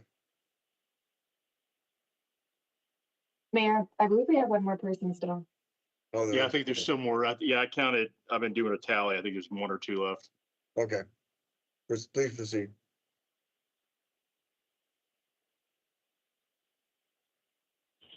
There is no more in the queue. Oh, very good. Questions of staff? Thank you, Mayor, Council, Pete Schulte, City Attorney. What this does is, be clear, it doesn't extend any terms, right? You still have 4-year terms. You have to get elected again if you want to serve longer than 4 years. And what this does is it makes it clear in the charter that ward council positions and at large are separate offices for purposes of term limits. So yes, if you are a ward council member and you term out after 3 terms and you want to run for an at large, you could do that if this charter amendment passes with the voters. Because they would be considered different offices. And kind of like when we talked about a study session, we get asked this question, my office and Mr. Basher's office get asked this question a lot from constituents. Well, I want my council member to be a run in a different ward. Can't they do that? And we just, again, this will give the city a clear answer on what the citizens think. We have a vote on it that, yeah, the citizens are like, yeah, they're separate, or no, they're not. They're all council member offices. And so they are limited to 12 years or 3 terms. So that was kind of the purpose why Jason and I brought this, is to get an answer to that. And then, if it does pass, it would open up opportunities for individuals if they did want to switch what area they were representing. Questions of Peter Schulte. Mayor. Councilmember Coons. A question. So how would this affect, in the hypothetical situation that a council member runs for a ward and then at large and then switches back to a ward and then back to at large, since it's consecutive? Couldn't they just have no term limits ever in that instance? It could. I mean, that is technically the point. But again, you're right. But they would have to be elected each time they did that. And sometimes I think, as you know, with incumbency, it's more specific to the particular office than it is the name. But I mean, that's politics, right? Right. But so currently, most instances of term limits are lifetime term limits, not consecutive term limits. And you can't in general serve 36 years across 3 different offices. So this way, you would not only be able to serve 36 years, but because it's consecutive in the way our charter is written, it could literally just be, if you just switch back and forth, it could just be forever. It's the same way with the mayor right now. I'm sorry, Councilman. It's the same way with the mayor. If somebody wanted to run for mayor and run for at large, run for mayor, run for at large, it could do that under the current charter. So that is correct. Right, and let me just, any other questions of staff? Then, motion is in order. Mayor, motion to approve item 12H. Moved by Councilmember Jersky, seconded by? Second by Councilmember Casal. Let me just say, in discussion, let me say that that's the same thing in the state legislature. You could, in fact, go back and House, Senate indefinitely. There's no limit. Mayor. Yes. No, those are lifetime term limits. They're not consecutive. So you can only do your 8 and then your 8, and that's it. You can't then go back to the other one. I don't believe that's true, but in the state legislature. Yeah, I was a state It's definitely legislator. I true. knew legislators that did that. So, further discussion. Mayor Murillo. Councilmember Maria. Yeah, I can't in good conscience support this. Back to my earlier comment about the consolidation of power, I don't think one person should hold office for that long. I don't think To me, that's not right, especially in the same body. Obviously, I know people ultimately would elect folks, but I can't support this. Further discussion?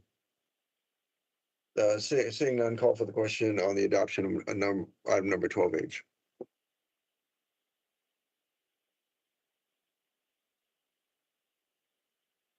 I'm a no, but also, Mayor, I just checked. You were right.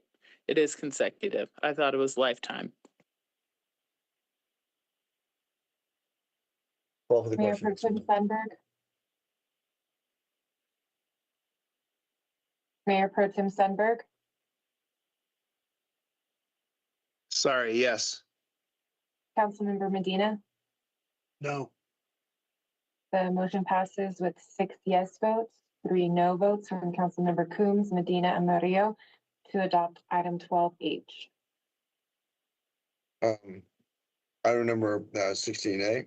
Will the clerk please read the top to item number 16A? Consideration to appoint 1 member to the Planning and Zoning Commission. Motion is in order. I believe there was only one candidate, Mike Riley. Am I correct? Mike Riley. And so. Mayor, motion to approve Michael Riley. Okay, it's been moved by Councilmember Drinsky, seconded by the mayor to approve Mike Riley. Call for the question. I mean, discussion, I'm sorry. Seeing none, call for the question on the adoption of 16A.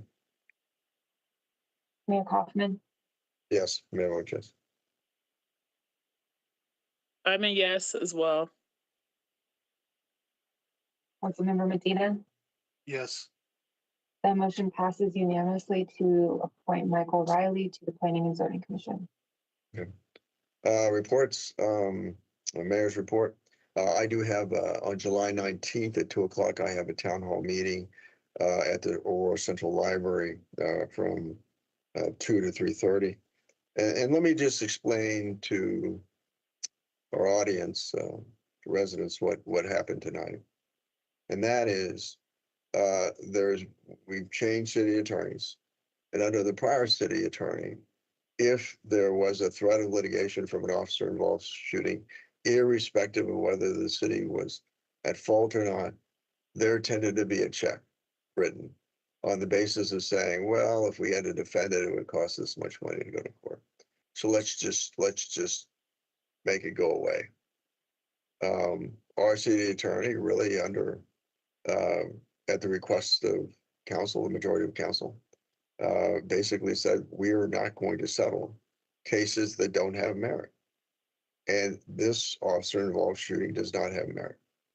The officer was cleared through a CERT investigation as required under state law by the entity outside of the city of Aurora. Critical investigation response team. What is CERT? Critical incident response team, Mayor. Critical, and was acquitted by a grand jury. And so, and so we are being harassed every single meeting. And tonight was no exception. And it will only go away when we write a check. And it's my position as mayor. Obviously, council could differ from my position, that we are not writing a check. We are not writing a check. Amen. And let's see. Well, Councilmember Drinsky. Reports. Thank you, Mayor. Yeah, I will. I'll just echo that. And what the public needs to know too is that a lot of these speakers, they don't live in Aurora, and a couple of them do. Most of them don't. They want to come on here and they want to talk about our behavior, and they want to talk about decorum and this and that when they've engaged in behavior of prostitution, shooting off guns, child endangerment, child abuse, not even being able to take their position after being elected to a seat. So never mind how many years someone serves on this council. Some of these folks have been accused of pedophilia. Some of these folks have been evicted of their homes and owe tens of thousands of dollars. These are the people that are coming and harassing and trying to take over our city councils. We're not scared of them. We will absolutely stand our ground. We will stand up to every lawsuit. And as much as you won't back down, we won't back down. So, however we need to handle this, we will handle it. We will get it done. Kudos to you, Mr. Schulte, City Attorney Schulte. Jordell Richardson passed the 2-year mark for that family to be able to file their lawsuit. They never did file their lawsuit because they had no case.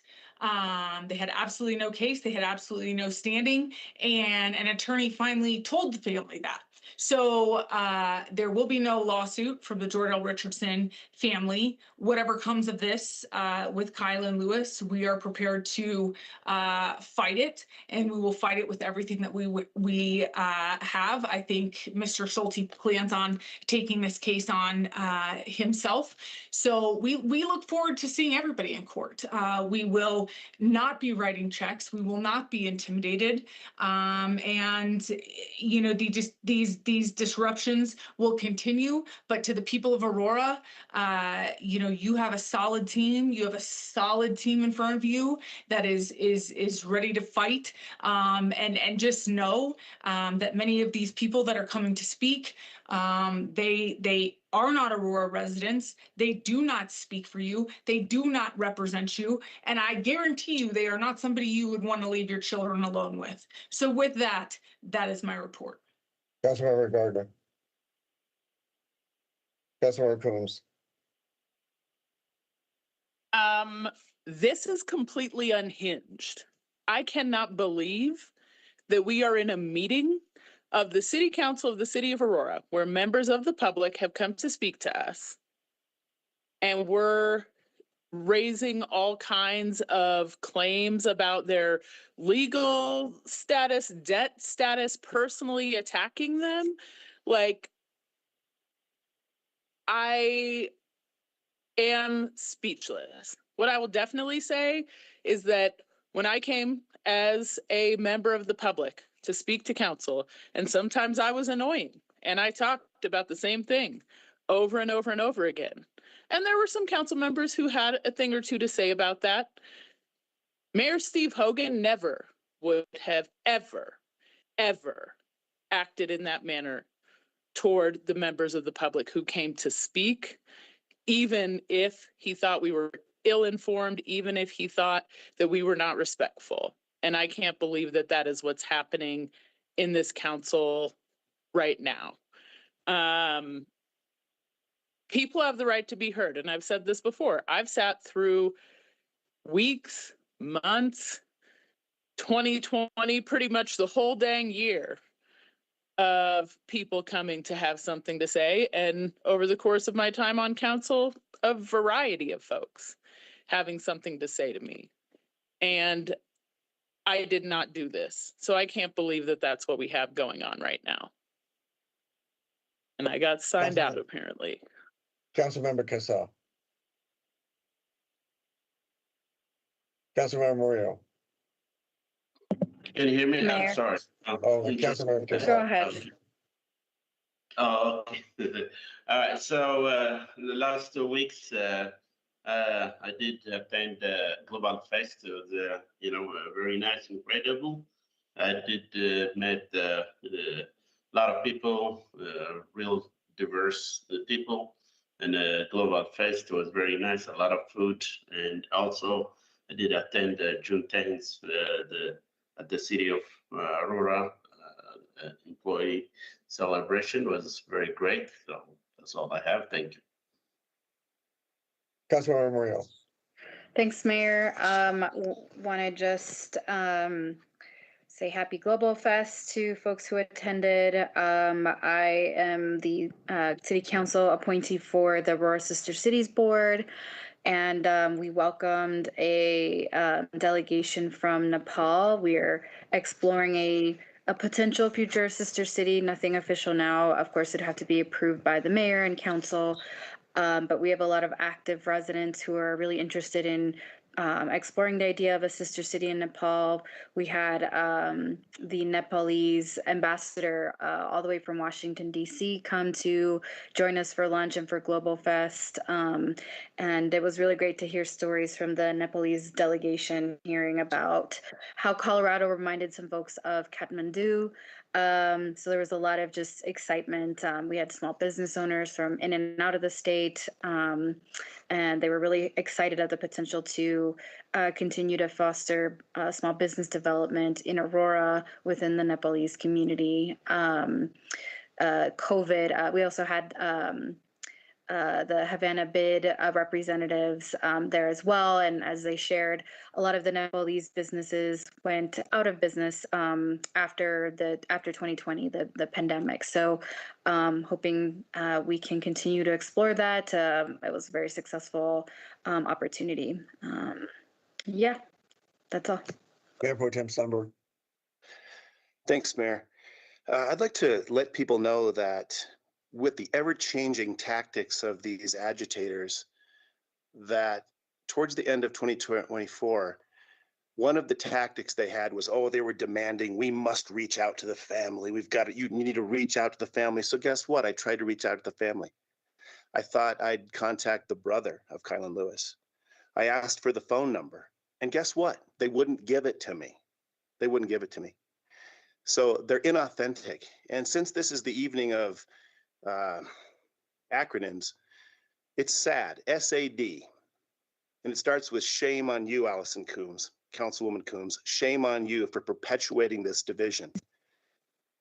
Mayor, are we letting personal apology. I have the floor right now. Allison Coombs, you owe an apology to the staff of the city for wasting their time. The Mayor Pro Tem has the floor. I will give division. Are we allowing D for division, Allison Coombs. You are perpetuating division in this city. But it's part of your Marxist ideology. So it's your modus operandi. You're bringing nothing of unity to the city. So shame upon you. And these tactics, they do nothing for the name and the honor of Kylan Lewis. You're doing more harm than good, but it's your nature. So congratulations. Okay. I'll go through everybody and then I'll let Councilmember Coombs respond. Councilmember Medina. No report, Mayor. No report, thank you. Okay, Councilmember Hancock. Thank you, Mayor. I had the opportunity to visit the Centennial House yesterday. I was invited by the Historical Society of Aurora. The Centennial House is located at 1671 Galena Street in Ward 1. They let me know that they were having this block party event yesterday, and so I went. And I met some really nice people, and I got a chance to actually go into the Centennial House, which is a Queen Anne Victoria style home that's over 100 years old, and got to talk to some really nice residents. It's gone through several changes over the course of the year. And if you want to go see the Centennial House, it's free to see. So you can make an appointment or go online and go. There are many great historical sites right up and down in Ward 1 in original Aurora, Old Town Aurora, which was once called Fletcher. The Coal Creek Schoolhouse, the Delaney Round Barn on Chambers, which is right across the street from the AMC, the Gully Homestead House. There are many historic landmarks in Aurora that you can see free or at very low cost, so that you can really get a rich heritage of what our great city is. Despite the name calling and the bickering and the shenanigans this evening, we as a council are committed to working for you, our city constituents. Each of us in our respective wards are very accessible. You can contact us via email. You can call me on the phone. I always respond within 48 hours. I respond quickly to emails. We work hard for you. We understand what this job is, and we know that not everybody likes us or likes it, but they don't really understand all the work that really goes into what we do. I don't feel a need to defend that. I just quietly do my job. And those who I support and defend and work for in my ward and Ward 4 know that, and they appreciate that. I don't have anything to prove to anyone. I do my job. My next town hall is coming up on the second week of July at Noonan's. I invite you to come. If you have questions, don't wait till then. Don't try to bum rush me or harass me or irritate me. Call me and I will have a conversation with you. I serve the citizens of Aurora and I'm grateful to do that. That's the end of my report. It's quite a term, bum rush. That's new to me. Okay, let's see. Councilmember Lawson. Mayor, I just want to, I had an open appointment for the Citizens Advisory Budget Committee at my town hall. Someone came up to me and her name is Jamie Geary. She will be my new appointee for the Citizens Advisory Budget Committee. So I look forward to working with her and congratulations, Jamie. So, Councilmember thank you very Barton. much. Thank you, Mayor. I'm going to start first. I want to be very clear that we did not change the rules because of anyone's speech. We will listen to anyone, including non-residents of Aurora, but they need to follow the rules. And this group has refused to do so. And that's why we have changed the rules. Their intentional disruptions is the reason, not their speech. So my report, pretty busy. I've had staff calls and staff meetings in the past 2 weeks. I had 3 development meetings. I had the Planning and Economic Development Policy Committee, ICSC recap meeting with Councilmember Lawson, E470 Executive Board meeting and regular board meeting, Region 9 opioid governance meeting, attended the Southlands Wine Walk. I also had the water policy meeting, and then I also provided a tour for one of the constituents that won a bid at an elementary school, and then also had the infrastructure prep meeting. So I think I have earned the trust of constituents in my ward. I work very hard for them. Thank you. Councilmember Coombs for a brief response if you choose to do so. Sure. My response is really just the rest of my report that got cut off because I was having technical issues, which is just my sincere hope that every person in this meeting, every member of this council, every person in this city, and certainly as well the families of Kylan Lewis and Jordell Richardson be free from suffering and the causes of suffering. And I hope you all have a wonderful night. Thanks. Seeing no further business before the Aurora City Council, meeting is adjourned.